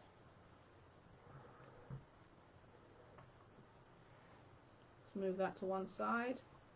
You see the difference? Let's move it forward. You see the difference in the size? This tiddler, look at this one. It's pretty much a full iron. Now what is the difference? Obviously this has got more tools and more bits. This one has steam and all the rest of it. This is really light, very, very light. So that's one thing it has. This is quite heavy. If you have problems sort of with heavy things, this might not be, it is really heavy. And because you have to keep moving it, well, I guess you only have to move it over to it and press. I guess you just have to do that and then move it back. But if you were one of those, I tilt it up. This is quite a heavy iron to do that sort of thing. Let me see if we've got any questions about that. Oh, gone too far. No, we're all good. Lovely jubbly. Okay, so that is the Oslo. It's called the M3 Pro Project Iron. So that's their latest little toy. Could you unplug that for me, please, honey? Because it's going to get hot. Thank you. So that is the latest thing that I purchased. And I'm going to pop it right on over here. Oh, it gets very hot. Yeah, thank you. So now let's go and look at the original. This is the one I use all the time. Let me move so I can get that. So I use this one all the time. This is on my desk. I absolutely, when I first bought it, I couldn't get on with it. I thought, oh gosh, I didn't like it, but I love it, absolutely love it now. So if you touch it, it goes down, and when you let go of the handle, it comes back up. The good thing about this is that you can literally use it, you can literally put it on your hard table and it won't damage it because it's on legs. So it's fantastic for small tiny spaces. You don't need to have it on a hot mat because it has its legs. Well, let me go through it. It has exceptionally long cords, so you literally, if you have an outlet across the room, the cord is ginormous. Honestly, if you've only got it in a small space, that cord will just go on for miles. So that could be a problem, but if you've got an outlet over the other side of the room, this is your girl. So that's this one. It has a very long cord. It gets very, very hot when it's standing idle. That's one thing about it I'm not keen on. It has got, you can have steam, no steam, a little bit of steam, or a lot of steam. It also has a jet where you can spray water. I don't have any water in here because I don't use water in my iron, so I can't really show you that. Very powerful, big steam. And it does get really hot even when you're just keeping it to one side. I always turn it, if I'm just doing chain sewing, I will turn the actual iron off because it gets really, really, really hot. Even though it will shut off after a while. It won't stay on, but it seems to be a very hot iron, which I'm a bit concerned about. So yes, you've got a gauge for synthetics. You've got wool and silk, which is number 2, and then you've got linen and cotton, which is number 3, and then this little light will stop blinking when it's ready. So it's blinking right now. I'll let you know when it finishes blinking, and it will tell you that it is ready to go. Whilst that is going, I'll show you how, if you do use water, this is how you pop the water in, just like this. So that's how you pop the water in right here. Unlike its small, the small one, the new one that's come out, this does come with a little water jug. The small one does not come with a water jug. I was looking for it. I was like, where's the little water jug? And it does not come with one, which I think for the money that they're charging, I think it's a little bit egregious I think I should put a little. This tiny little thing comes with a water jug, so this is just egregious to not put one in. That's my gripe about that. So now it's stopped blinking and it's ready to go, and I'll be pressing the other side. I'll be pressing the other side with this one, and you'll see. Now, if you didn't want the legs to be going up and down, if you didn't want that, there is an on and off button. Or if you were storing it, so if you, and then I would, where am I? You see now it's all the way down and it doesn't come up because I've turned it off and it's on now. So if you were going to store it or you were traveling with it, then you'd touch the handle and then turn it off and then it stays down. But I've got it on. Here we go. So let us use it now. It's now come up to temperature. Let me just move my notes. Okay. I just want to show you again. So this is the one that we ironed with the little one, and this is the baggy one. So there we are. If we see, as you show it from the side, you can see one is really flat and the other one's not. So let us look at laying those seams. Oh, let's do it this way. As long as your hand is on the handle, it will stay down. I take my hand off, it will come back up. It's really neat like that. And so you can literally just, you can have such a small space. You really can. So now, this is the one that we did. Let me see how flat that is. That was the behind. So now let me do the front.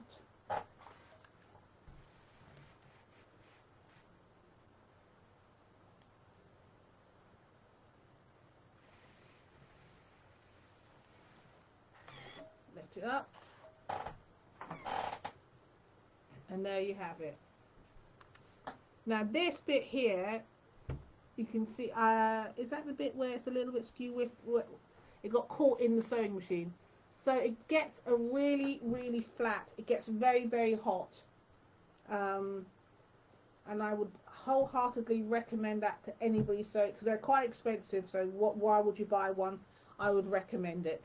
So that is the Oslo iron sort of demonstration. I hope that serves. Now let me tell you about, could you unplug this one as well, please? Just turn that down. Thank you. Right. Fantastic.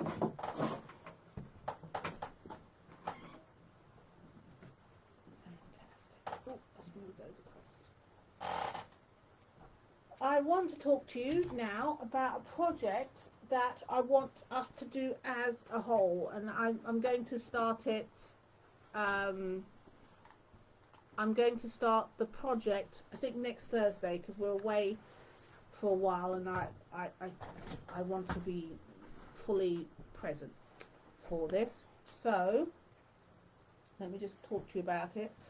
I'm going to be using this die because I'm going to be cutting out live, so I want to do it as quickly as possible. But this is your die number 4 in your cube. So whatever cube you have, you're going to have a quarter square die. Get your quarter square triangle die out, because we're going to be making a project. I'm going to be using charm squares because it's already pre-cut. I have some of these, and I can basically, it's already pre-cut. And I think I'm gonna use the Go Me, so people can see that you don't have to have a big machine, or I might even use the Go if I can have 2 going, because I'm going to be doing quite a bit of cutting. I'm going to write the pattern, and I'm going to pop that up so you'll be able to have the pattern and craft along or cut along with me, and we're going to make what essentially is a table topper. So that's what we're going to be making. I do believe I'm going to start that. I'm going to put it up as an event, so it's going to be there as an event, and I think it's going to be the 13th of June, I think. It's Thursday the 13th of June, I think it is. but it's gonna be a little way away because I want people to have some time to get their supplies together. All you need is fabric. You could either have fat quarters, charm squares, yardage, it doesn't matter. I'm going to write the pattern. Whatever cube you have, your quarter-inch square, your quarter square triangle, sorry, whatever cube you have, just get your quarter square triangle. That's die number 4. You just need some fabric, and we're going to do a nice small project. I'm super excited to teach it. Yeah, I'm going to be doing it over several days. So one day I'll cut out all the stuff, the next day we'll do sewing up, the next day we'll do the pressing, and I'm also going to bring it all together with all the tools that I've shown you. So if it's all like the double prong pins, the clappers, for the wall mat, all the things that I've been talking about, I'm going to be using all of those tools, so you'll see it in operation, and we're going to make a project. So I am pumped about that. So, oh, is there anything else? Okay, just checking. Yes, so hopefully you can join me with that. I'm not sure how long Facebook keeps these lives up. I think they discontinue them after 30 days. I think they take them down. So it's only going to be up for a small amount of time until they take them down, because it's Facebook and it's their playground and they do what they want to do. So yes, so that's, I do believe it's going to be next Thursday. We're going to be starting off, and we're going to be using our quarter square triangle die. I'm going to use this one. You don't have to buy this one. You don't need this one. You already have one in your cube. You just need die number 4. Some fabric. You're going to need wadding and backing. I'm just using some calico here. I'm not sure of my choices. I don't know if I want to go cool or jewel. I think I'll probably go jewel. I'm not sure. And yeah, it's going to be a fun little project. And every day we're going to do one little part. I'm getting a round of applause for my husband. And one day, each day, we're going to do one section of it. So one day, I'll probably talk to you about the fabric to need, and then the next day, that gives you some chance to get your stuff together and all your supplies. The next day, we're going to be doing cutting. The following day we're going to be doing sewing, doing up our units. The next day we're going to be doing pressing, and then the next day we're going to do layout. Then we're going to start sewing up our rows and getting it all together. So I think it's an 8-day project. It's going to be taken step at a time, and at the end of it you're going to have a project, and I'm super excited to teach that. So I hope you can join me. I'm going to put it in the future so people know about it. They won't be like, you didn't even tell me, I didn't even know. Okay, you're going to know. It's going to be the 13th, Thursday the 13th of June. And yes, I think for about a week or 8 days, I think it is, to the next Thursday. However long the project takes, because I'm doing a 30-day live for 30 days, so it doesn't really matter. If we need to carry on for another couple of days, that's what we'll do. But we're going to take it bit by bit so everybody can follow along, and if you'd missed one, you could catch up. So that's what the plan is, and I am hoping that you guys will be able to join me. Is it? Oh, they've got 4 viewers. Apparently I've got 5 comments, but I don't see. I've only got hi from Cindy. Can you see where the comments are, honey? Because I don't have any other comments. It says 5 comments, and there's only 1 comment here. So I'm sorry if I haven't said anything to you guys, mainly because I've got 1 comment on my live that says hi, and that's my girl Cindy. And other than that, I don't. And I can see that apparently there's 5 comments, so my husband's just going to go and get the other. I don't know where they're coming from, but we're going to find out, because I want to make sure that everybody's on board with the project. Yes, I will be writing a very basic pattern for you, which you'll be able to download. I only just thought about it. In fact, I thought about it yesterday, and last night I was like, "Whoa, what should we do? What should we do?" And I thought I really want to use the quarter square triangle, because mainly everybody uses the half square triangle.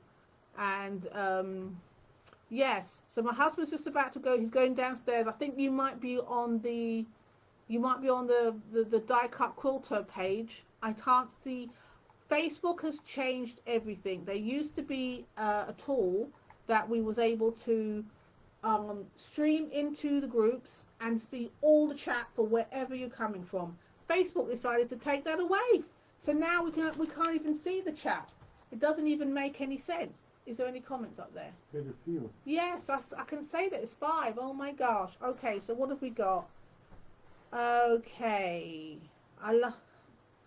okay, so did you not bring your computer up? No, I didn't. Well, that's what I'm really going to need, because there's going to be more comments. Let me bring it up then. Yeah, I think you might need to do that. So now I've got 6 comments. Can you bring the computer up? So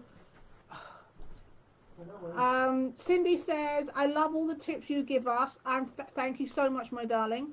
And Cindy also says, I have the Oslo iron and I love it. I have had it since, I don't know, because he's given me a picture of the, not the, we'll not go there.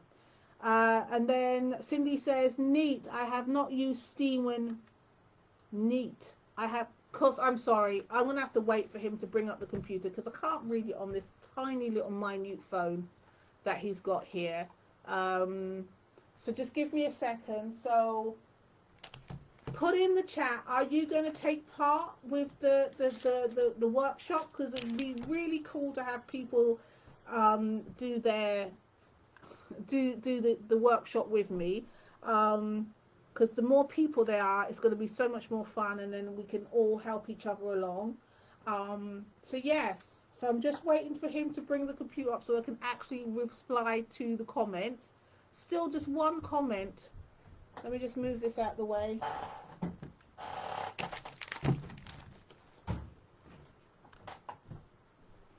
That's what I was looking for. Okay, let's see, what have we got? Oh my gosh. So, right. Where are we? Where's the comments? Okay, so let me just close that. So, yes, now I can see it. Okay. I've made 5 comments. Don't know why they're not showing. Yes. Oh my gosh. So, there we go. So, I'm sorry about that, Cindy. I don't even know why. It's Facebook. I'm constantly being sabotaged by it. Let me just go down here. Where am I? Wrong mouse. Yeah, no, I've got it because I'm putting this here. So yes, Cindy says the older 9 cubes only have one. Yes. If you have a 9 cube, if you have a 9 cube, you're going to be doing a lot of cutting, because on the 9 cube they only have 1/4 square triangle. It's really annoying. But every other cube, I do believe, looks like this. Well, you got one of them. You got one. Oh, down. There. You got that one. Okay? So if you got a 9 cube, you're going to be doing 1 pass of 4 is you're going to, it's not going to be the same for you guys. You're going to be doing a lot more cutting. Yes, Cindy, I now realise you've made 5 comments, but I don't know why they're not showing. I'm going to say the devil's a lie. That's what I'm going to say, and then leave it at that.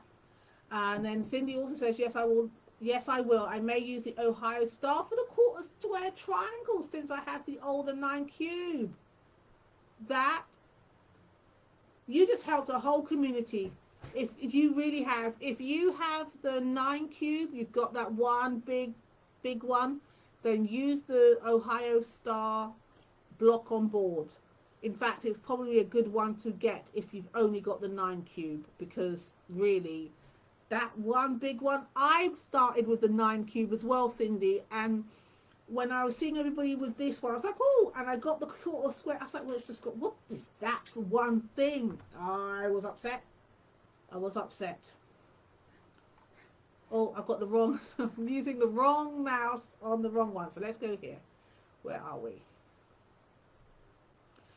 I have not used steam when ironing blocks. I need to try this technique. If you use steam, make sure you plonk it on the block and leave it there. There's no wiggle, not wiggle. You'll just distort the heck out of your block. And there's no going back once you've splayed the fibers. There's no going back. You can't shrink it back.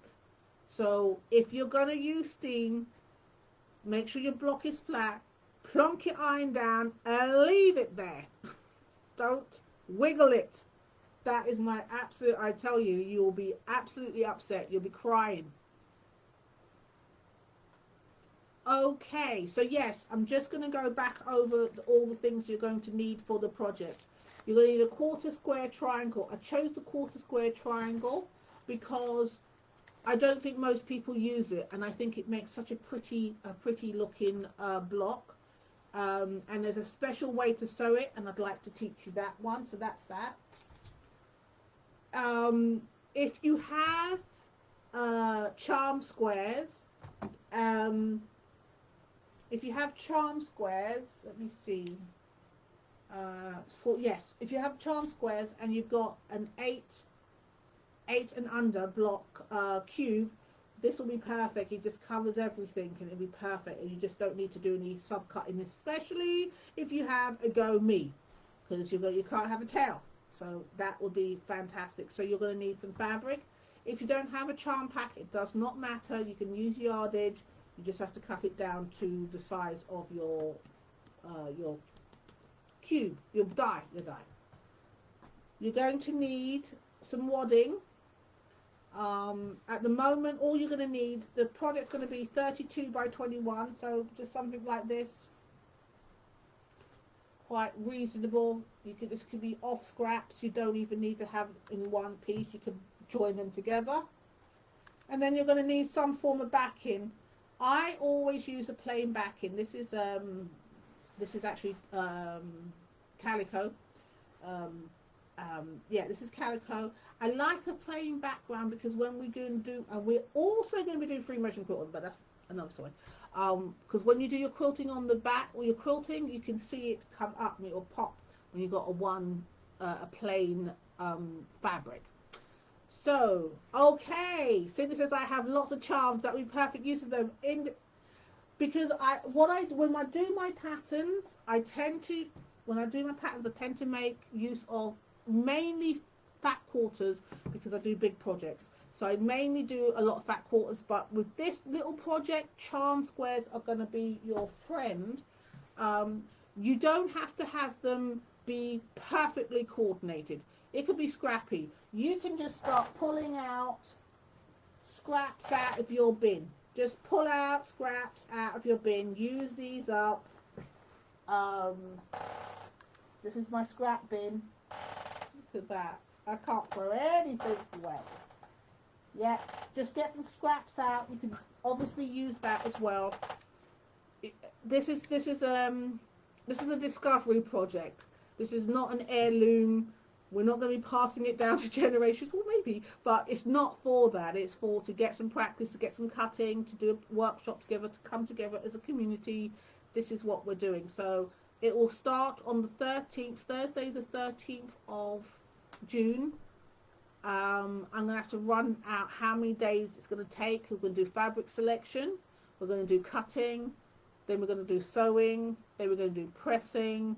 It's going to be one step at a time. We're not doing a whole project in one. It's going to be 45 minutes of training to an hour maybe, and it's just going to be one step at a time, and I'm going to put it as an event.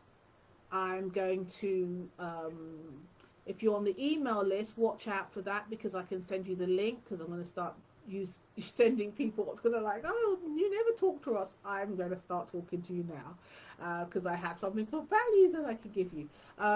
So yeah, so I'm going to send it to the email list. It's going to be an event on the top of the group, and yes, I think that's it. And then I'm going to have a little pattern or download. I don't even know what I'm going to do. It's off the cuff, and I love working like that. I'm not like, oh, plan it into existence.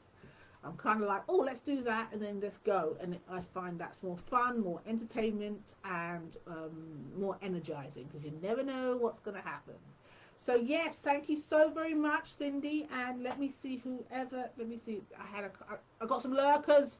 I got 2 viewers, and only one person said hi. You should say hi. Don't be shy. We don't fight.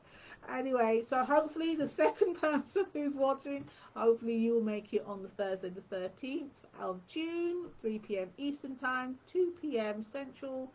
and 1 p.m. Mountain Time. So hopefully I will see you then. I believe I will absolutely see Cindy. Thank you, thank you. You're my number one fan, and I'm your number one fan of you. And we'll take it from there. And I will see you tomorrow.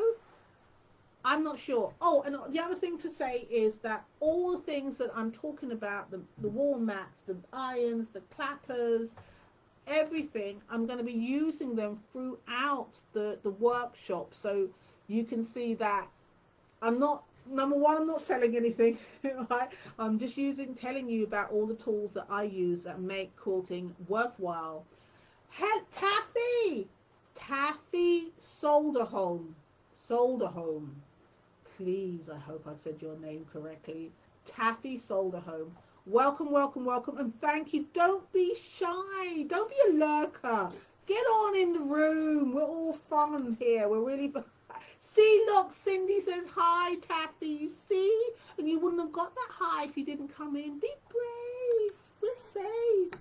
I hope to see you also here, Taffy, on the 13th. And all you need is your quarter square triangle die number 4 from your cube, whatever size cube you have, and some fabric and some wadding, and we're going to do a whole thing. It's going to be like, I don't know, even 10 days worth of training, a whole workshop, 10 days long, fabric choices.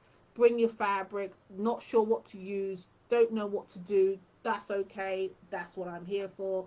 Let's have some fun and make a project. So I'm really excited to see you guys here, especially you, Taffy. Well done for saying hi. Nice and brave of you. And I will see you tomorrow, 3 p.m. Eastern Time, 2 p.m. Central, 1 p.m. Mountain Time, and 8 p.m. in the UK, British Standard Time. It's late here. I think that's it. I'm not sure what I'll be teaching on tomorrow. It'll be another tool that's going to be useful in your room. I might even look at I might actually look at the big go, because if you're in the market, AccuQuilt have got a really good deal on, and I've put a link in the group. I'll get my husband to put it in again. And if you go through that link, then I get a little bit of money from AccuQuilt, but it doesn't cost you anything, but it gives me a little bit of finances to keep these wonderful things going and buy more stuff and not tax my husband with more fabric. More fabric. It's always a must. Okay, thank you so much. Facebook is playing a fool, so I'm going to make sure tomorrow I have all the computers, so I get all the comments. And we won't miss anybody. Okay, have a wonderful evening, and thank you so very much for joining me, Cindy and Taffy. Have a wonderful evening, and I'll see you tomorrow. Take care, girls. Bye.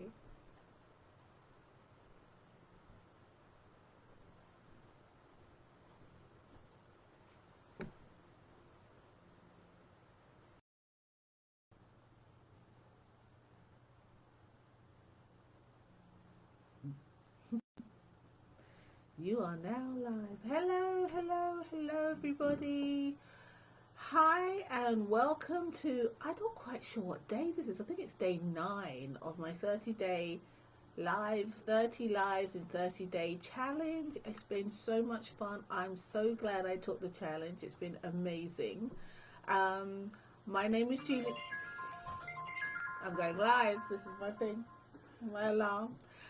My name is Juliet Hilgendorf, and I am the Die Cut Quilter. I'm also the host. I am also the host. I've got comments, I think. I better refresh this page. Let's refresh. That what the ding was? There's a ding, yeah.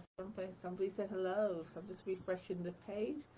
Yes, so, and I'm the host of the AccuQuilt for Beginners Facebook group, and it is an amazing group. So if you're not part of it, do click to join. Just trying to get my nice little feed come up now. Here we go. It says I'm live, but I can't see my live broadcast. Okay, it says I'm live, can't see my live broadcast, but let's see if we have any. Good afternoon, good evening, Cindy. Hello, hello. hopefully you stay on this page where I can see you, because I can't find my little live setting here. Where's the oh, here we go. Let's see. Let us make sure that we can't hear this one. Let's turn that off, because that's going to be really annoying. Now, hello Cindy. I went on AccuQuilt for Beginners and saw something posted. But couldn't see anything. I went on AccuQuilt for Beginners and saw something posted, but couldn't see anything. Right. Are you saying you went into the group, my love, and then you couldn't see anything? Well, we're going to have to... I just don't know what's happening with Facebook. Honestly, my love, it's crazy. You're not actually... Let me see. Oh, you are actually coming up on this one. You see, now that I'm prepared and I've got all kinds of screens going to make sure I collect all the chat, now I can see you. But yesterday I couldn't. It's crazy. Anyway, what will I be talking about today? What is my training on today? Well, I'm doing training on what's always on my sewing machine bed, what's right by my sewing machine. So it's just 3 things really, or nearly 4, and I'm going to talk to you about each of them today. The first thing every seamstress and quilter knows all about, it is a seam ripper. Oh my gosh, this is your number 1 thing. Now, this was, I don't know, I think I've got this free or something. I don't think it's as good as the ones that come with your sewing machine, and they always look as standard like this. These are absolutely lifesavers. Yes, so this is always on my sewing machine bed. And let me see if I have, here we go. Now, I was taught a trick on how to get a seam undone quickly. So she told me to do the first one, do the first stitch, just like that, and every 5, I think it was, every 5. Oh, I'm having a date with Jack. What? Don't you go near that Jack the Ripper today. I got you. Slow on the uptake today, Cindy. Yes, we all have a date with Jack the Ripper. So yeah, she taught me how to unpick, and she said to do every 5 stitches or so. You don't have to count every 5. I wish you could see it overhead.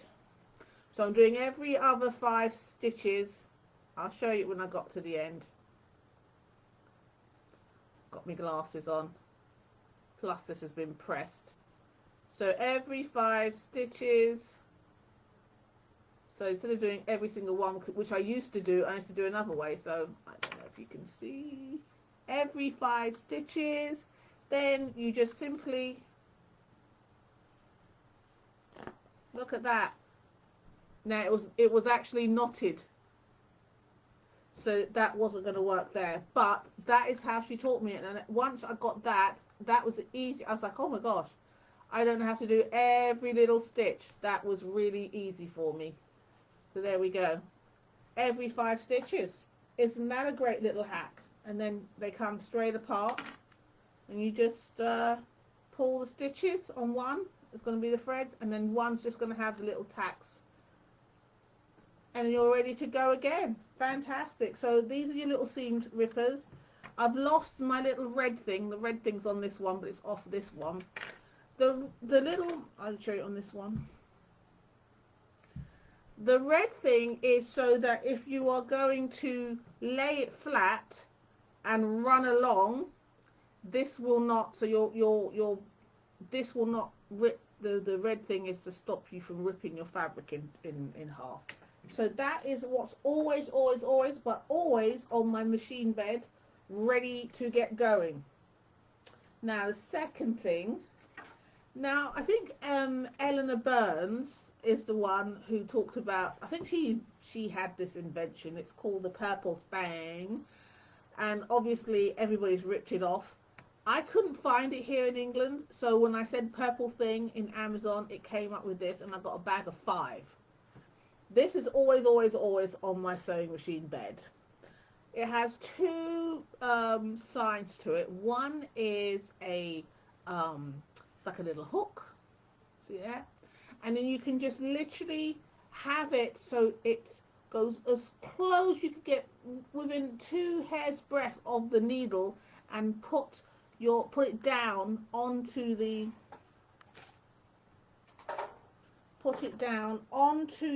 your piece, and literally you can hold down, especially if it's this right here. You don't want that to be turned up. You could just hold it all the way to the end, and there's a sewing machine, the needle comes to it, you just lift it away and you've got it all the way to the end. It's also flexible, so it's not rigid, so you could really get in there, and it's there you are. It's really flexible. The other side is, it's got a little flat thing, so you can actually hold it down, so you can actually hold down your seam. The hold, and it's 1/4 of an inch. It's also 1/4 of an inch. Oh, can you see? There. It's also an exact 1/4 of an inch. This is also very useful when you're turning for a binding. So as you come to the end of that long line, and you need to, I sew off, come to the end, I sew off the last 1/4 of the inch. This is an exact 1/4 of an inch. So I just put that right at the end. As soon as the needle comes to here, I take it, and then I turn the binding of the quilt and sew off the end, and that's a perfect 1/4 inch marker. So that's the other thing. I don't know what that is now. Okay, that's going to disturb me all the time, so I don't want that. So yes, the purple thing, or you can get, this is what came up when I put it in Amazon, and I couldn't actually get her purple thing. It wasn't available in this country. So yes, this is my favorite little thing. There was 5 in a pack. I love it. So I would highly recommend it. Before I had the purple thing, I was using this, which is like a really sharp, very dangerous pointer. Alright, I'm going to have to put it on. Because, you see, that's the reason why let's put that on. There we are. The reason why I didn't like it is number one, it's steel, so it's not flexible. Number two, when I put it on my sewing machine, it would roll, literally roll. Oh, can you see? Let's see if you can find that one bit. When I put it down on my sewing machine, it would roll, and I'd forever be trying to grab it. And this is very, very sharp. It's so sharp, it comes with a protector. That's how sharp it is. It comes with a protector. So I no longer use this. This is a Clover one.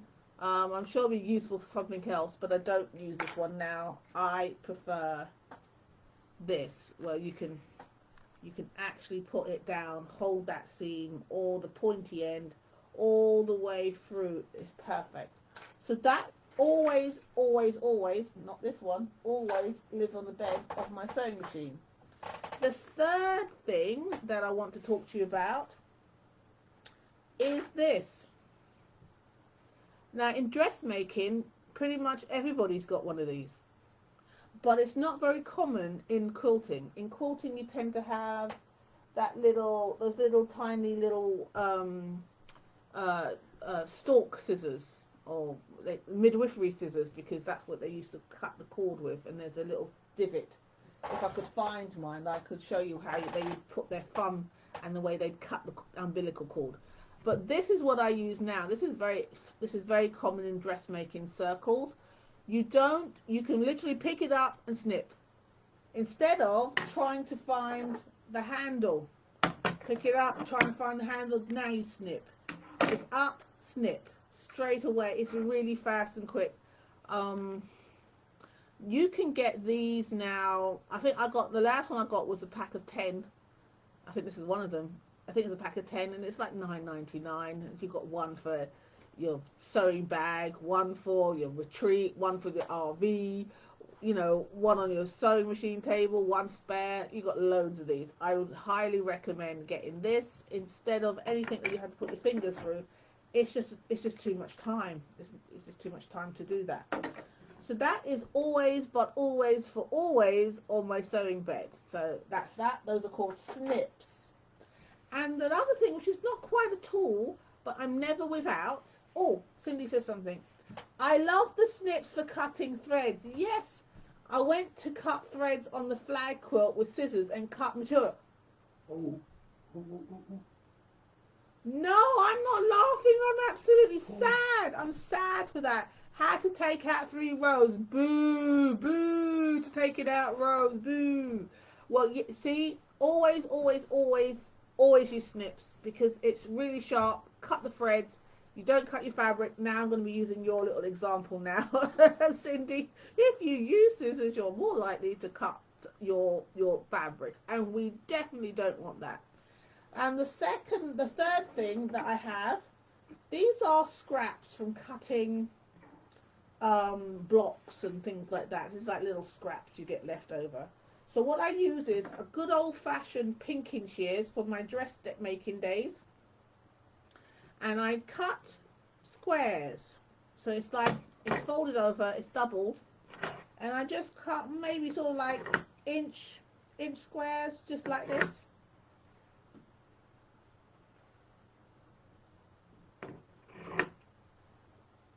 And if I've got those little bits, I just cut those off. Don't want those. You just want them straight like that. So I have a couple like this. Oh yeah, I can just use it like this. More. And then just, yeah, just like little postage stamps. Just cut a few. Just like that. Cut that off. Oh. And I'll show you what I use them for. I think you can guess. So these are your scraps. Those go back in the scrap bin. Oopsie daisy. Oh, can't find a place to put that. So now what I use these for are little jumpers. And so I'll use this like that and put my sewing machine on.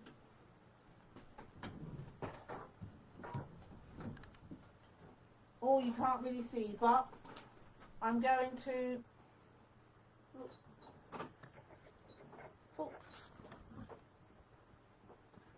And I just close the edge. Oh, I've got to take my shoes off. I can't sew in shoes.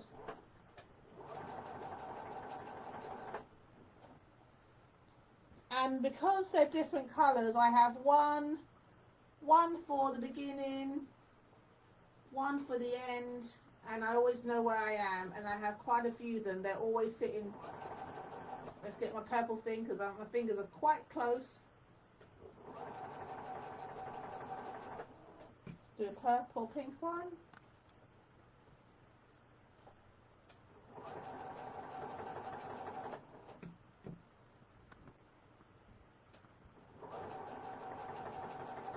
Now see, I use my purple thing just to feed it all through.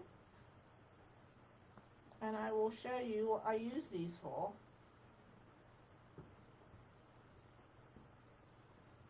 Put another one through. This is so valuable. You can literally have your stuff put in nice and close and your fingers are well out the way. Use my snips to cut. Here we go.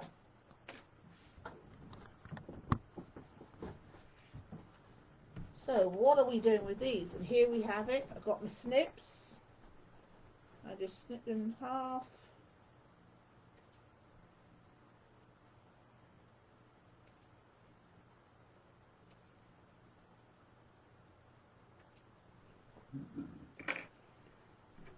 And when I use these for little jumpers. So instead of having this saves me so much thread, especially if you're using something expensive like Aurifil. I tend to have 2 different colours. One is the beginning, one's the end, so I always know where I am in my washing lines. Oh yes, so this is my number. I love, this is one of my #1 little hacks, is to have these little jumper squares. You got a used one over there? I have, and they are so well used. I think I've thrown most of them away. Okay, we can.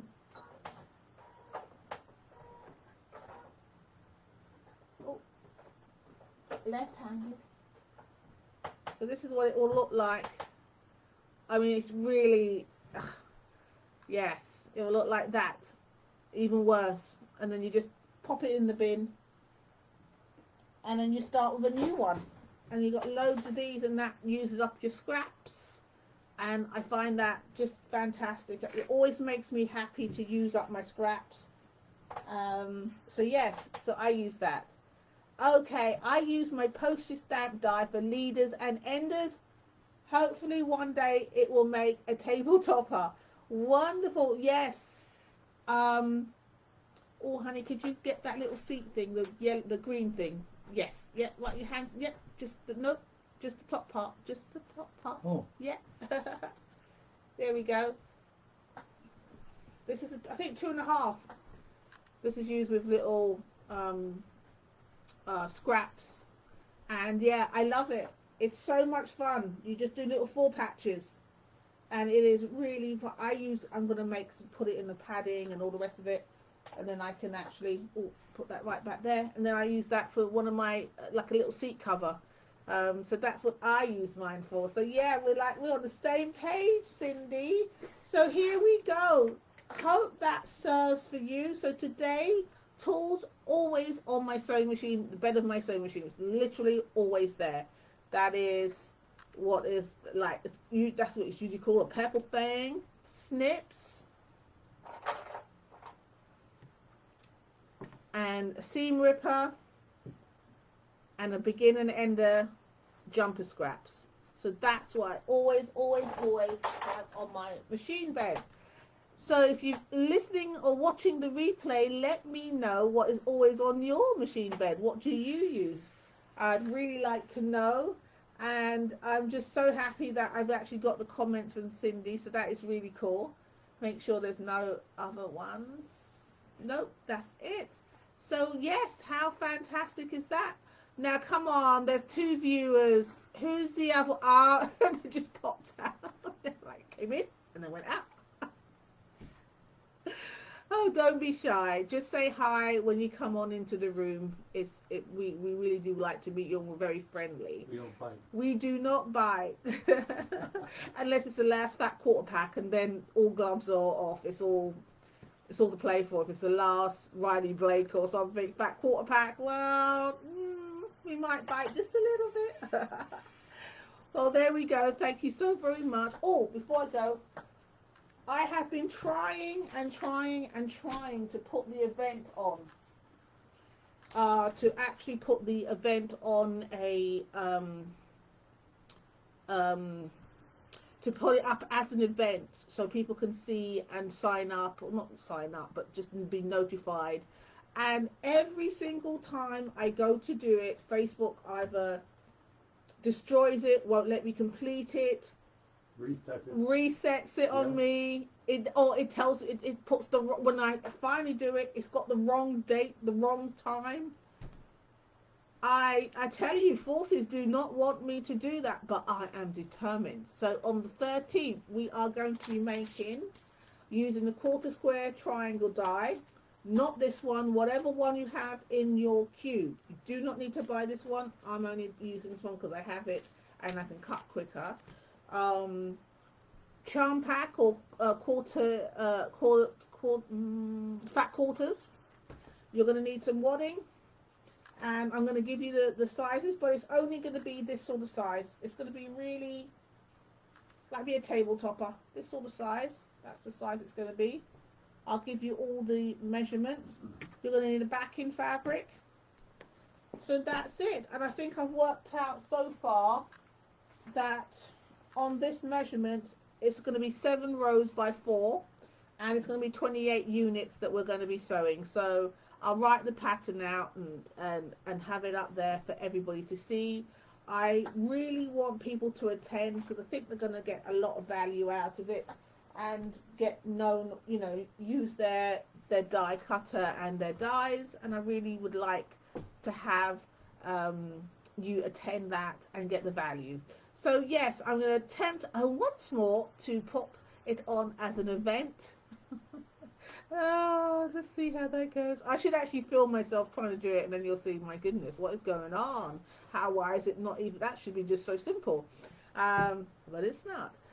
Yes, so that is going to be next week. I'm super excited. Can't wait to teach that. I've got so many ideas, and we're going to take it from the beginning all the way to a complete project where you'll have a table topper or I'm putting it on my dressing table because that's what I'm making mine for. And you can have yours as a square, put your flower vase on it, whatever you like. You make it up your own. I'm just going to give you some guidelines. You don't have to follow mine. That's to fit my dressing table. You could have it to fit your side table, your, you know, when you come in and you've got your flower vases and your little dish for your keys. You can have it for wherever you need it to be. So I'm really excited to teach that, and I will see you tomorrow. If you're watching the replay, try to make it. It's live because we really would like to meet you. It's 3 p.m. Eastern Time, 2 p.m. Central Time, 1 p.m. Mountain Time, and 8 p.m. in the evening in good old England. So hopefully I'll see you live tomorrow, and Cindy and I can say hi, hello, and it'll be really nice to meet some new people. Okay, Cindy, thank you so much for joining in, and I will see you tomorrow. And anybody else who'd like to join us, we would love to have you. So now we have that second viewer. Are you going to say hi before we go? Say hello. Come, don't be shy. And they went out again. Oh, Cindy, what are we doing to them? We notice that they're there, and then they pop out again. It's just okay, I will see you tomorrow. Thank you, and everybody, and take care, and have a wonderful evening. Take care, guys. Bye.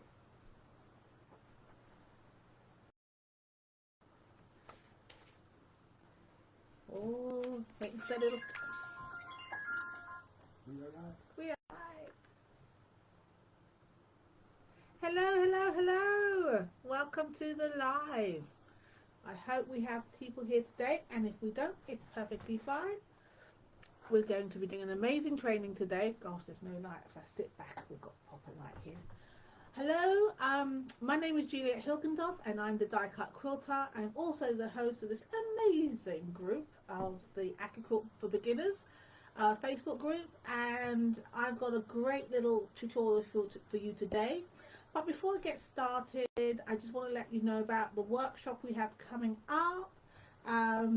But before we do that, let's see if we got anybody here. Nobody at the moment. Okay, no problem. Okay, oh, let's get that back.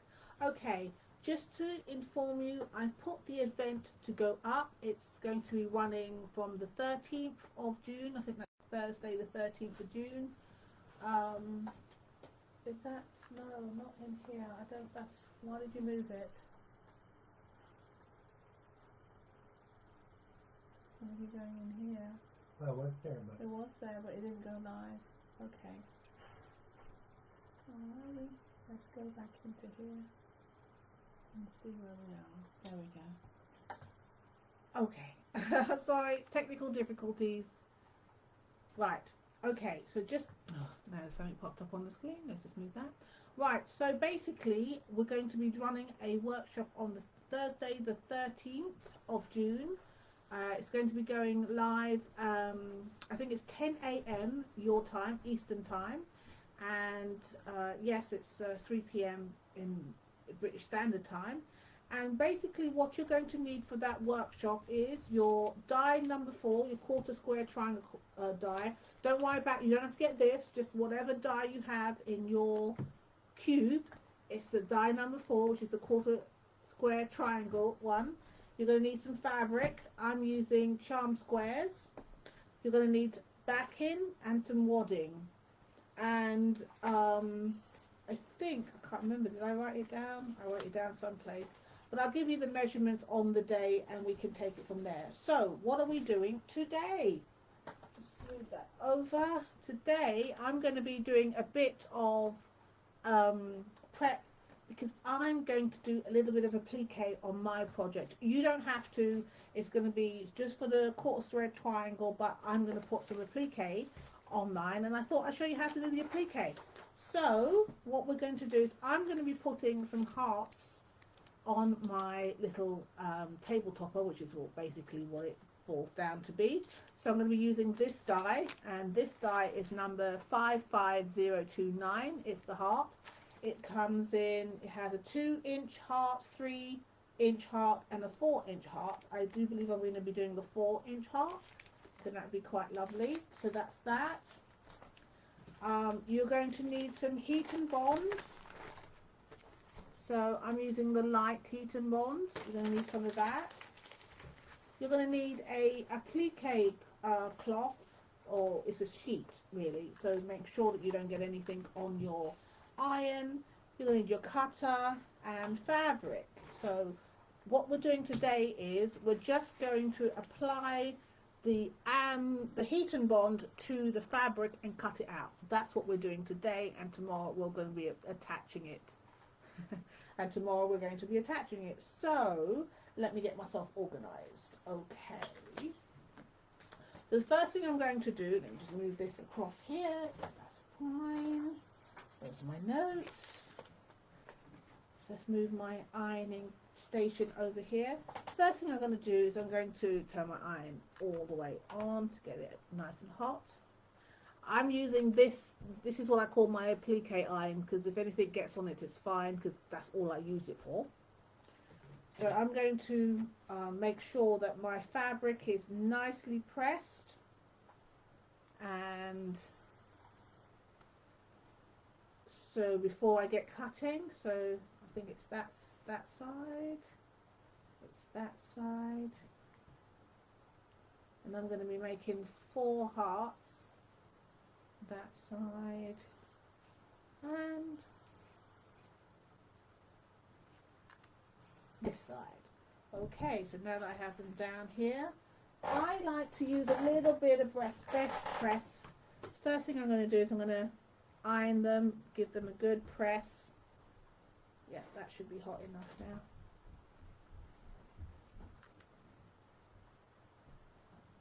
Yes. Give them a good press. I'm using my wall mat. I want them nice and flat, and then once I give them a good press, I'm going to give them a good starch, so give some great crisp cuts. Just give it.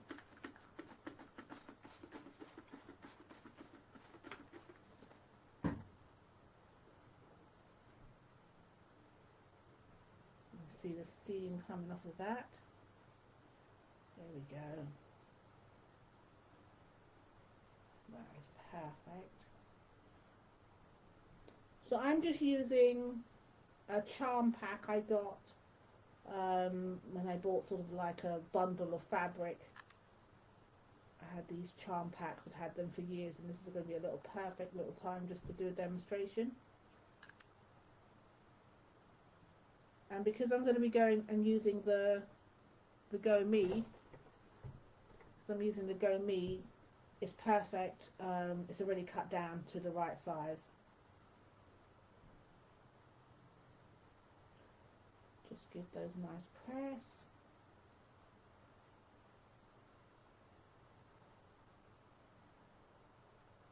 Just like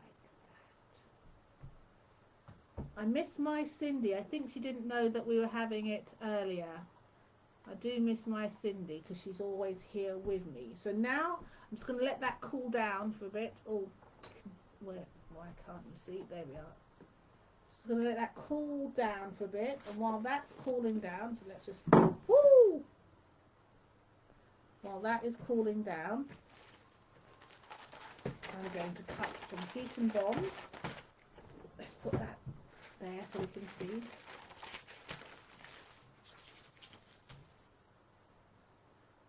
Look at that, it's firm. Look at this, perfect. That's what I love about it. So how many could we get? Okay, so we got 1 strip.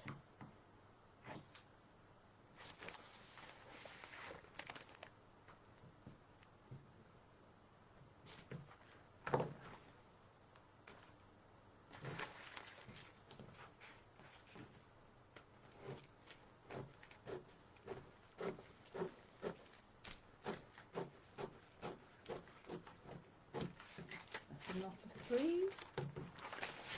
just one more.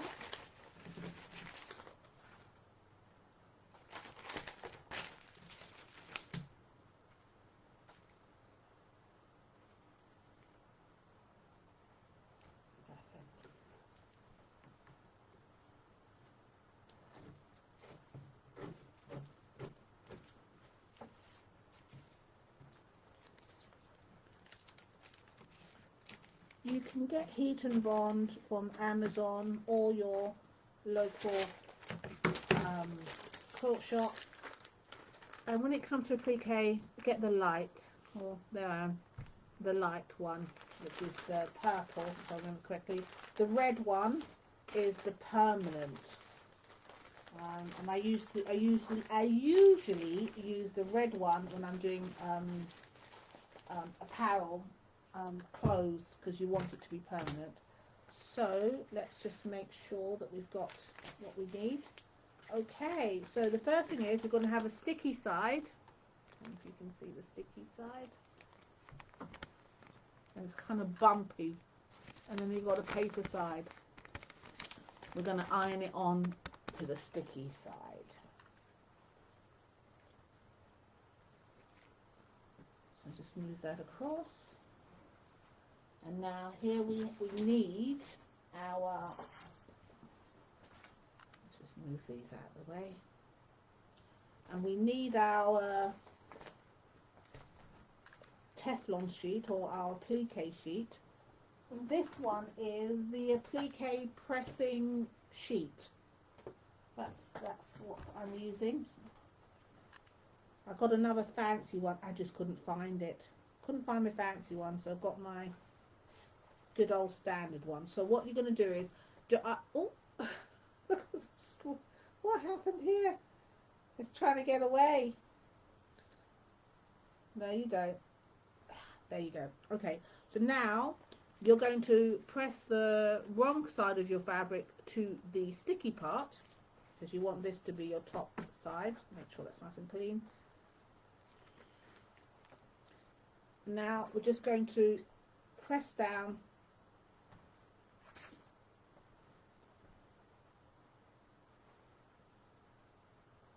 and hold it down. It's about 30 seconds. Because I've got glue on the other side, what I'm going to do is I'm going to fold my sheet in half, and then I can press from this side. That way the glue goes onto the sheet hot and not onto my iron.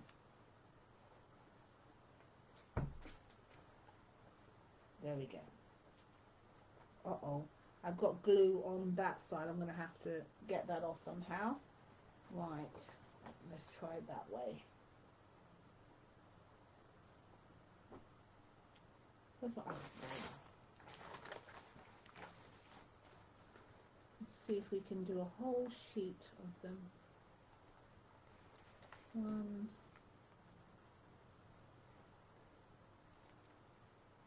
Which is the right side? That's the right side. 2.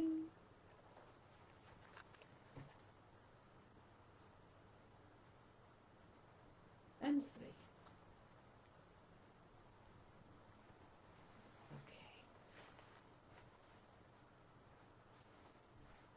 Okay.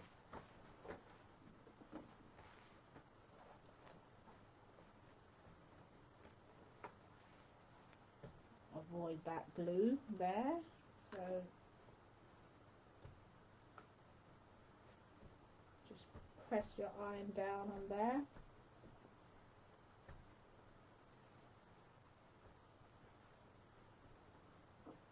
That should have stuck. Is that stuck? Yes, that has stuck down. I'm going to make sure that to the ends, because we don't want it peeling up on us. So that's one. Let's get them. It is really hot. Crikey.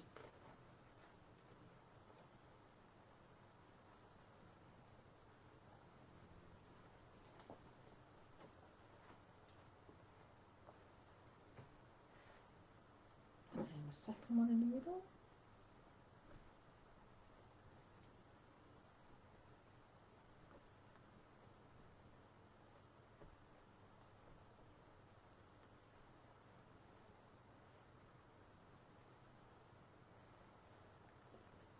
Okay, hopefully that's stuck down. Yes, it has. Perfect. And now the last one, let's make sure that it's covered all on that sticky bit.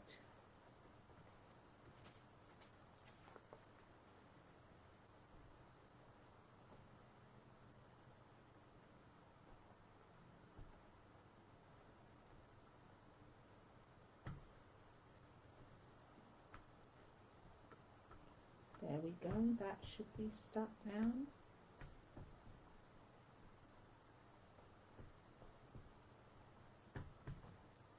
Check, yeah. Oh, make sure, because yeah, the sticky from that has gone. So we're going to let that cool down. You can turn this off now. Ooh, that was a hot iron. Okay, so we've got rid of that. That's perfect. Let's put that on the sheet. So that's perfect. Right, so we're going to let that cool down. This one should have cooled down. Okay, let's get our die out and do our applique cut.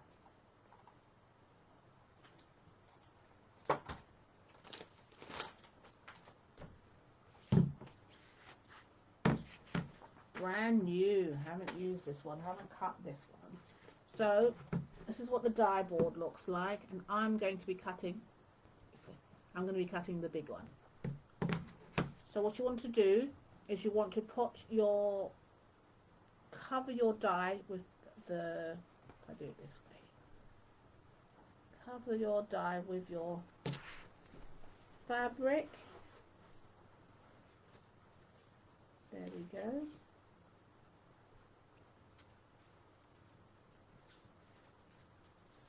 Lovely. Now I'm only going to be cutting one shape, so I don't need to cover the whole thing. I'm just going to get a small 6x6 mat, cover that over. Let's move that out of the way. Let's open this out. Let's make sure nothing has shifted, so let's do that again. There we go.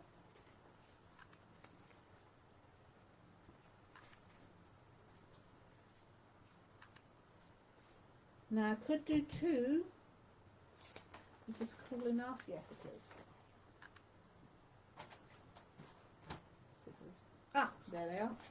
So you can do two at the same time because your heat and bond actually is classed as half.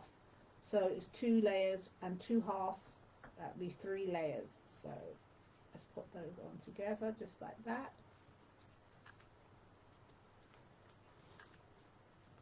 Okay, that's going through. Yes, the mat on,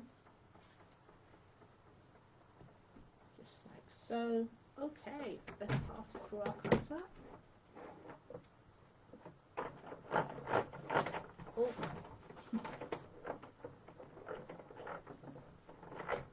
Gosh. Okay. I think because, there we are. Let's make sure it's actually on the die. Right, let's see. There we go. Give it a bit of a push just to get it going. Just lift that up. There we go. Give that a bit of a rub. Pull. Ooh. It never gets old. This is my favourite. Oh, one was stuck. This is my, oh, look how beautiful that is. And then you'll have the paper part still attached. And it cut through both of them perfectly. 2 hearts. 2 hearts. Sorry, that's Phil Collins, I think. I'm showing my age. Now, interestingly, you could actually use this. Let me turn it the other way around. This is like the negative. And I guess you could put that on a quilt with a different colour. So that would be quite interesting. So let's do the second one now. Cut it close. Cut that bit off.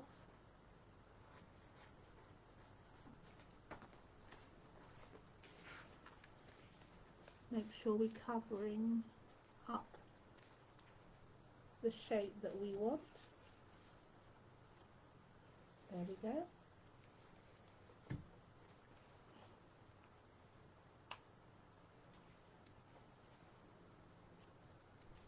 Move that over a bit. Yes and yes. Okay, so rotate our mat. It's that way before. Make sure it's on the end.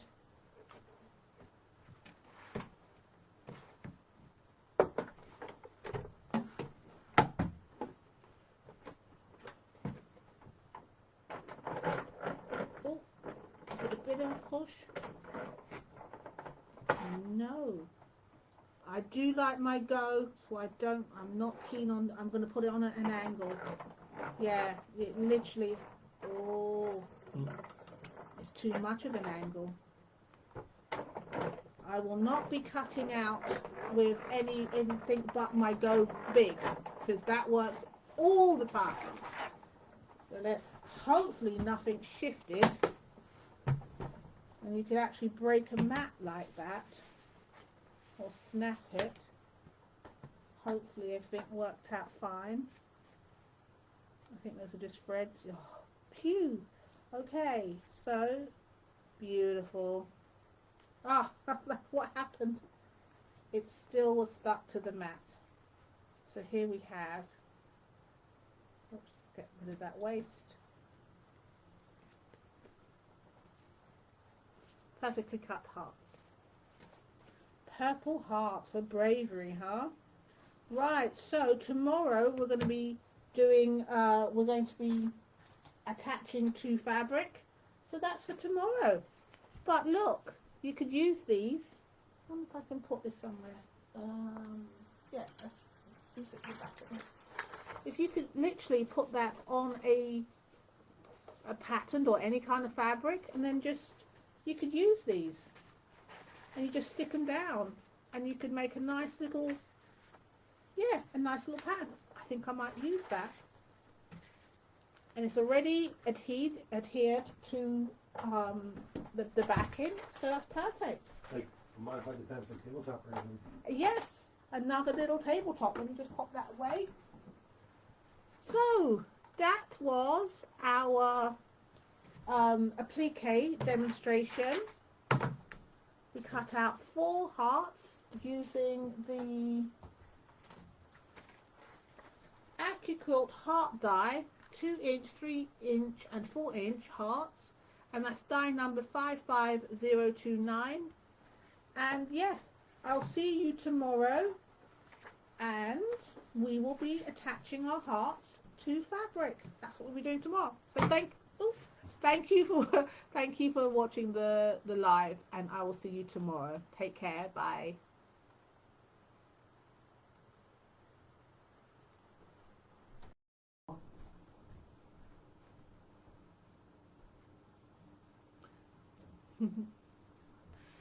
We are live. Hello, and welcome.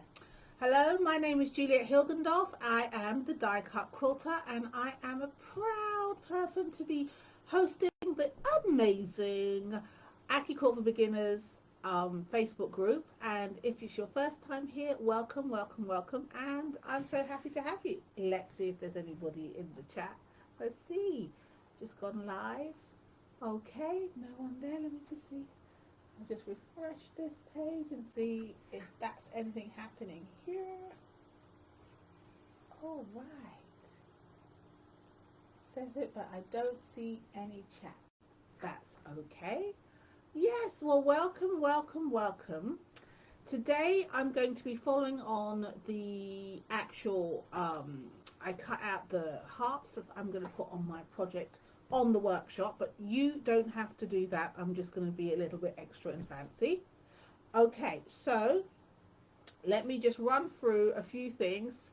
If you hear anybody, just say hi, put some hellos in the chat, that'd be cool. Okay, so the workshop because a lot of people have been asking, and I'm really excited because many people have said that we'll be able to make it, and that's going to be so cool.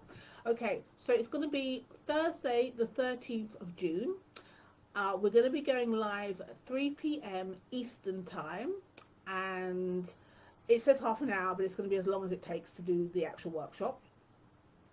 And on the day, I'll tell you what you need. So let me just go through a few things that you will need. The first thing you're going to need is your quarter square triangle die. Now, I'm using this one. You do not have to use this one. Just use your quarter square triangle die number 4 from your cube, whatever size, it does not matter. So that's what we're going to be using. You're going to need some fabric. I'm just using some charm squares. You're going to need some wadding and backing.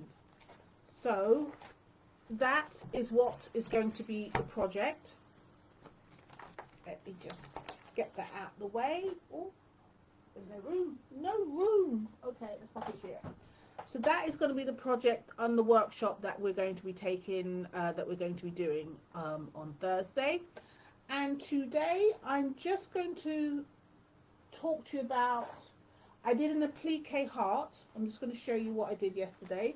So I used this die, which is die number 55029. I used this die. I used the 4-inch heart because I'm going to applique some hearts on my quilt, but you do not have to. You can just use your quarter square triangle. It's going to be perfectly fine. Don't worry about that. So I cut them out. I put the bonder web on it, and I cut them out yesterday. That's what we did yesterday. So I'm going to be carrying on with that project, part of the project today. But I did want to show you. Hello, Cindy. Good afternoon and good evening. It is evening here, and good afternoon to you. Hello, welcome, welcome. Lovely to have you back. It's going to be so amazing now you're here. So this is, I just wanted to show you that I'm actually going to be doing sort of like 2 projects. This is the waist. That's the waist. Let me see if you can see it a little bit better. From cutting out the hearts. So that is, oops, upside down. That's the waist. And what I'm going to do is, oh, I've lost my life. That's better. There we go. What I'm going to do is I'm going to use, I've got 4 of them. And I'm going to use another piece of scrap, which is some batik I have. And I'm going to do another project with this. I don't think you can see a little bit, yeah. I'll push it down here. And then I'm going to do another project with this because I really want us to get the most amount of usage out of our fabric, and we can do scrap projects, and you know, this is where your creativity comes in. This is going to be like a little mat that sits on my chair that I do my prayers in. That's beside the point. But it's going to be like a little mat for my chair, and I thought that would be super cute. Ooh. So that's another project I'm going to be doing, and I'll do that with you. Just wanted to show you that. That's the scrap. Oops. Okay. I was going to use a half a meter, half a yard, and then I thought, oh, let's do a complete scrap, get rid of all your scraps, and so I can keep that for another project. Right, so let's get on with the project that we're going to be doing today. And so I don't need that die anymore. So this is what I cut out yesterday. It's already it's already got its bonder web on there, and oh yeah, it's already got its bonder web on there. So what we're going to do is I'm going to attach it to some squares. So before I do that, I'm going to press and starch these. Let's get the iron hot. There we go. So we're going to just press. Oh, I've lost my computer. Oh, got to just sign in. It went to sleep on me. There we go. There. Oh, hopefully.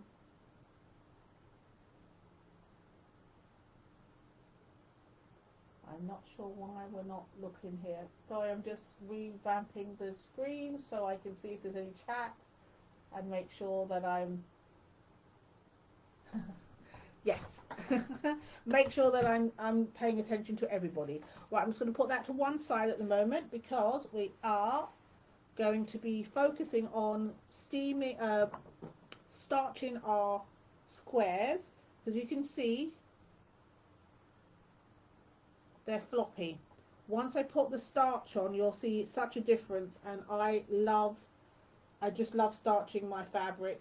I think it sews better, quilts better, making sure that they're the right way around. I'm using my wool, let me just move that out of the way. I'm using my wool mat to get it nice and flat, and I'm using best press. I'm going to give that a good little spray, let that absorb for a little bit. Hope everybody is doing fine, and yes, I'm excited. This is really cool. Okay, right, so that's, just let that sink in a bit. Hopefully my iron is hot enough. That should be fine. This is my little applique iron, because I don't, if I've got any glue on it, I wouldn't care. But my really fancy irons, I would care. I'd be upset. So we're just going to press these. Ooh.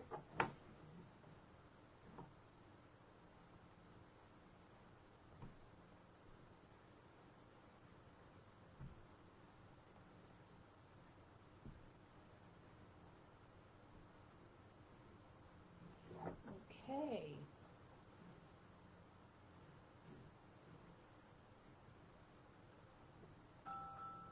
Now somebody told me, or they told me there was a starch called Moonshine starch, and I've got to go to the Pinterest because apparently the recipe is on Pinterest, and yes, I think you use potato starch and you make it. So I'm going to be looking at that when I've got a moment, and we've got so much stuff on.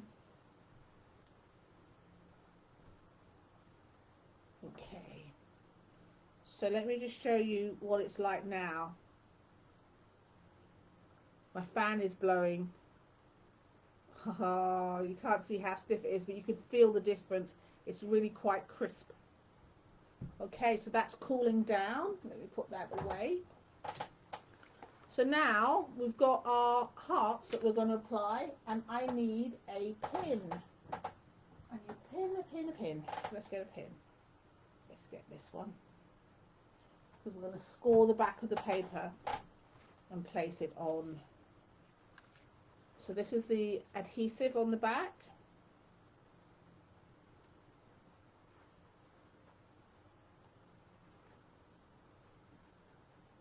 Okay, I don't want to use my lovely wool mat. I don't want any glue on that. So we're going to use, put my pin here. I'm using a nice little sort of like a, what's it called? It's called an applique pressing sheet, multi-purpose craft sheet. You could use it for a fusible applique, a pressing cloth, a craft sheet, painting surface, ironing board protector. Yes, and so I got that. I've got a really posh one, but I can't find the really posh one. So let's take one of these, let's score it. So this is how I get the backing off. I just score it, put across, and it should just peel off. See, you see that shiny? That's the glue. So you just peel that off. It's going to go everywhere because my fan's on. Peels off nice and easy. You can see the shiny.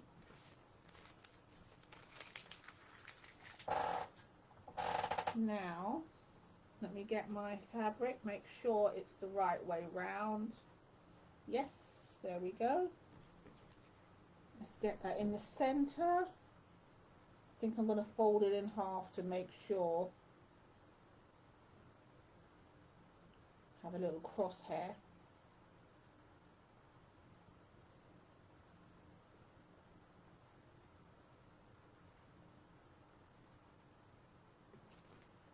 Right.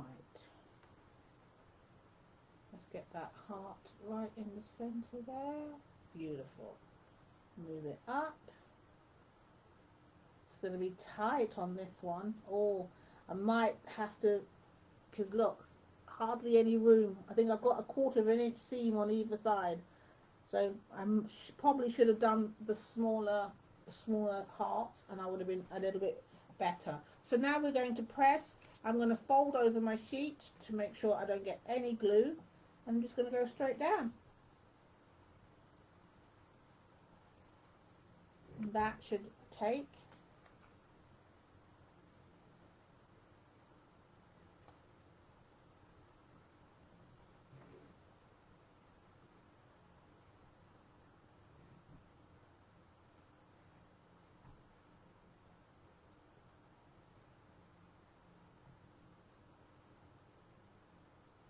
Make sure those all the sides are nicely adhered.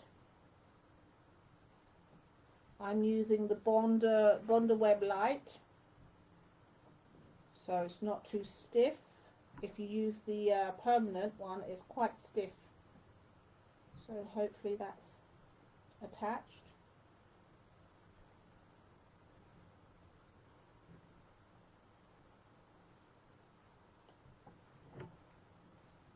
Give that a minute to cool down. There we have it. Isn't that pretty? Oh, it's going to be so fine. So let that cool down on its own, and let's keep going.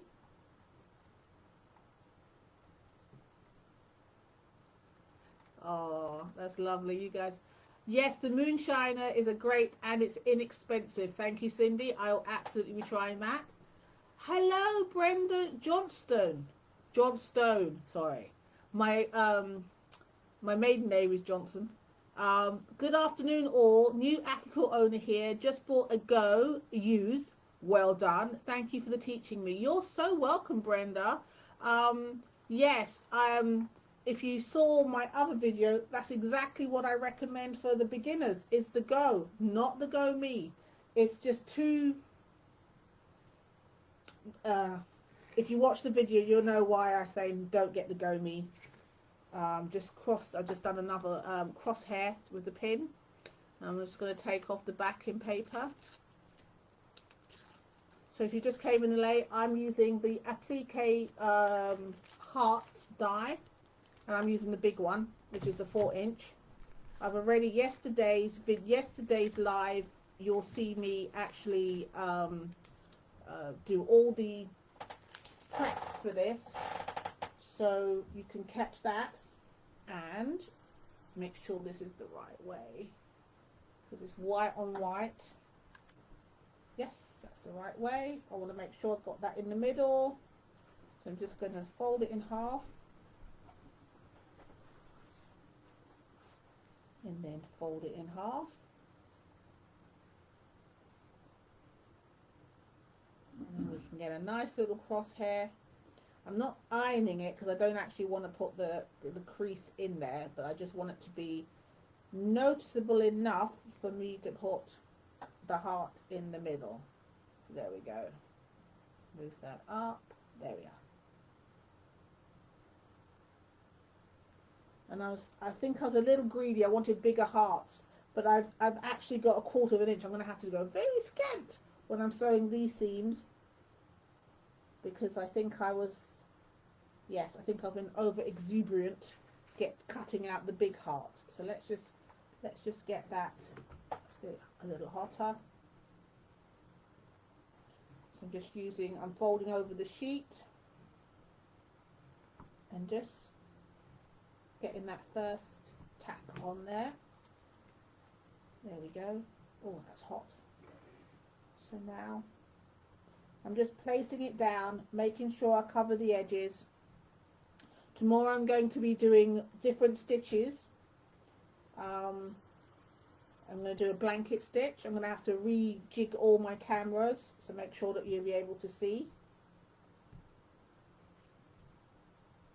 But I just really want you to start playing with your dies, and don't be so serious about things. I mean, the waist is, that's hot. Ooh. Ooh, that was hot. Okay, 2 down. Oh, I won't make that mistake again. Let's move that cookie sheet around. Crikey. I felt that. Okay. Let's see. Lovely. Oh, you're welcome. Thank you, Brenda. Okay, let's get... Oh.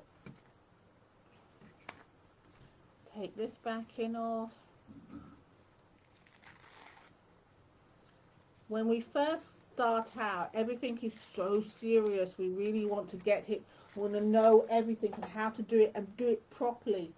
Really, the best way to learn anything is to play.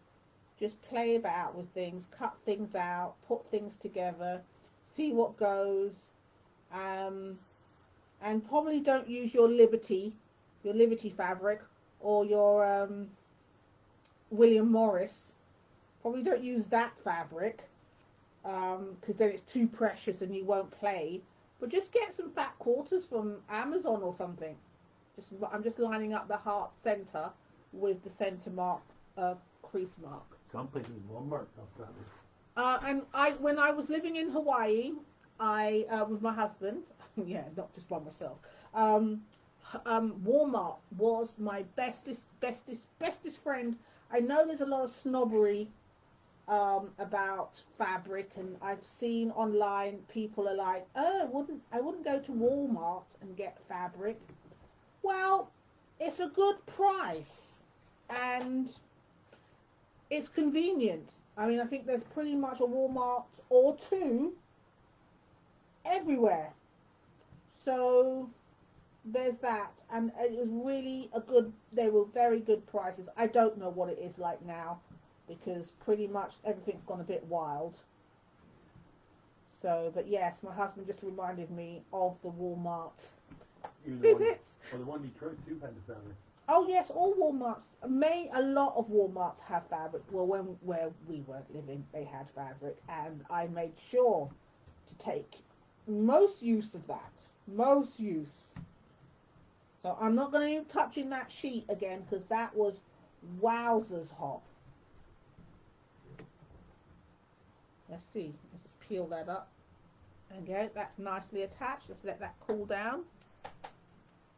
And one more to go. Here we go.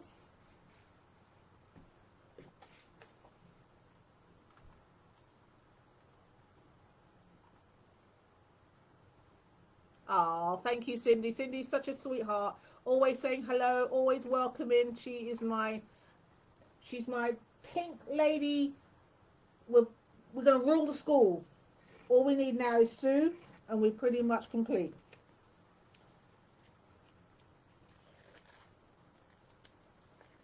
Just take this last one off and we'll attach it. So it's basically a freestyle. I really want to teach people to freestyle with their dies, and not be so, let's do the same thing, and not be so rigid, because that's how you learn. You learn through play. That's why we tell children to play, and we give them toys, because they learn through play, and nothing changes when you're an adult. You still learn through play. And I also want it to be fun and not so rigid. Not so rigid. Okay, so now I've got my little cross mark here. I'm going to line up my heart center with that. Okay, in the light. There we go. Making sure that that is centered. Let's try this way. That might be a little bit, although it's a square, it shouldn't make any difference. There we go.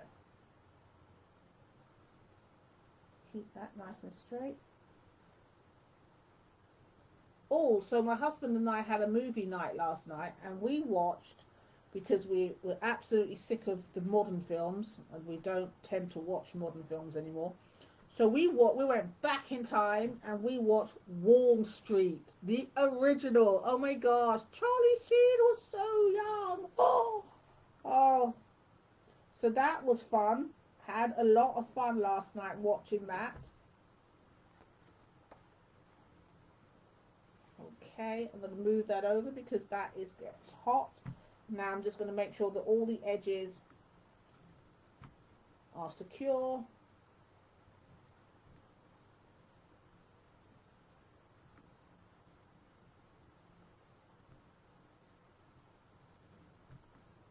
So Brenda, you got to go. You got to go. What cube did you get? What size cube did you get? I'm curious. Or what size cube are you going to get? Let us know in chat. I really commend you for getting your Go second hand. That's fantastic. I'm always liking saving money.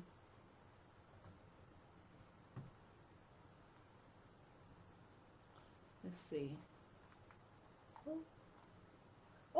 Oh, we got another thing. Okay, so Brenda says Walmart has been closing so many fabric sections. Yardage is about $5 to $6 a yard. If there is yardage, mostly pre-cuts. I'm lucky. My local Walmart has about half an aisle of cotton still. You are. Where are you based, Brenda? Where are you based? And Cindy, do you have the same? Have you got a Walmart that actually has fabric? You might have another way of getting fabric. As I'm a company, I actually have, I buy my fabric in bulks. And so it's extremely reasonable. But I know what it's like when you used to buy it off the bolt. You're really looking for those good prices because it can be quite pricey. Okay, let's turn that off. We are done. There we go. Let's turn that up. Oh, there. Let's take that pin, put that back so it doesn't embed. Let's get back up. Oh. Michigan! No, not. My husband's from Michigan. He's from Grosse Pointe. He'll have to tell me. He'll have to tell me again. When he's here, he'll tell me, hey, Michigan, in the house. Okay, so I'll take this one up. I've applied it to my backing. It's perfectly formed now. These are going to be, put them down here so you can see. These are going to be ready for my project. Super excited by that. Grosse Pointe Farms. That's where my husband's from. And I just want to show you again. So that is the project that I'm going to be using for the workshop. I just want to show you again the this is the waist. This is how I cut it out. And I'm going to do a seat cushion. And I'm going to use, so I'm going to stick these down, and then I'm going to use, I might put a smaller heart, cut another smaller heart maybe, and put it in the center. And then I'm going to do some really fancy free motion quilting. I'm really excited, but I just want to encourage you, so you can see this is a scrap, and we want to use all our fabric. So yeah, I'm excited. I'm going to be doing that project with you guys on the live so you can see how that turns out and give you some sort of permission and some encouragement to just to play with your stuff. I mean, I would have thrown that away until I realized, you know what, maybe that will be quite nice framed. If I show you like that, it's going to be really pretty. And I'm going to put another heart. Let's put that down. I'm going to cut another heart, a smaller one. Maybe I'll cut the 2-inch and put that inside, and with a different color, maybe a solid. Oh, it's going to be, so fly. Super excited by that. I have just aged myself by saying so fly, because I do believe that is that's a 90s. That's a 90s reference. I've aged myself. I think more 70s. Fly? No, they say things like cat. They say things like cat. Okay, so Cindy says, okay, hold up. Brenda Johnstone, she says, I grew up near there. Center line? Yeah. He says, yeah. I know where it is. He knows exactly where that is. Cindy says, I love the green fabric with the purple, right? Because I'm the okay. I'm gonna say something. And see, I'm in the north. You're in LA. Oh, Cindy, Los Angeles. you're in Los Angeles. Okay. I like the South. I know I'm British, but I like the South. And I lived in Michigan for a while, so that was I'm kind of partial to the Midwest. My husband's Midwest, and I like the South because we got married in Hartsville, Tennessee, which was really cool. Really, really, really cool. I lived in California for a while. My husband says he's lived in California for a while. So where did you live? I lived in Eureka. You you got some funny names. Eureka. Eureka. That's where he lives, Cindy. Way in the north. In the north. So that's Cindy, Louisiana. She says okay. Yeah, I thought you was in the South. I did think so. She's in the south. You are in the She's South. in Texas. No, she says she's in North LA, but I think she's probably a Louisiana girl. Okay, so that is what we've got for today. As I said, on the 13th, we're going to be doing the workshop. It's just to really play. It's free. Facebook has capped the amount of people who can attend. I don't know why. So it's going to be the first come, first serve. So whoever's in is in. And that's all I can say about that because I don't make the rules with Facebook.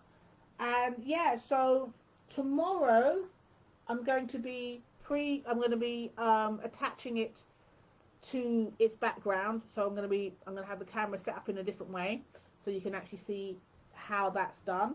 So that's what's going to be tomorrow. We're going to be attaching it to the background fabric. Oh, super excited. Okay, so I am super lovely to meet you, Brenda. And as always, Cindy, fantastic to have you. We've got more viewers, but they're so shy. They're not saying anything. And that's okay. So I will see you tomorrow. It'll be 3 p.m. Eastern time. 2 Central and 1 Mountain time, and I will be attaching these together, so you'll be able to see how I do that.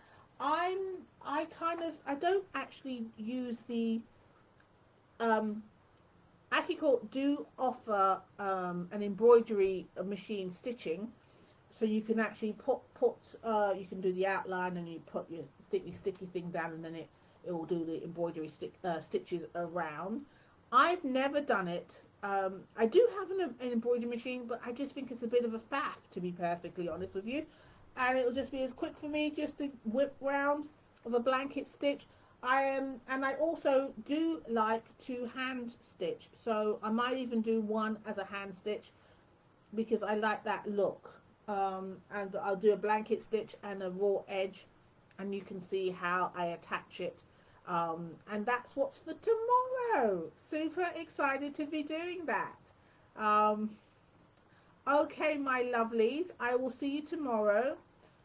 The only time that might be a bit strange is Tuesday, because Tuesday I've got to do a bit of traveling, and I'm not sure about my timings, but I'm aiming to go live at the same time on Tuesday. So yes, so I will see you tomorrow, and we'll be attaching our applique hearts to the background, and I'm excited. I'll see you then. So thank you so very much. Thank you, Cindy. Thank you, Brenda, for being there. And for the 3 other people who have not said hello, but that is okay. Thank you for being here with us today live, and I will see you tomorrow. So everybody take care and have a wonderful evening.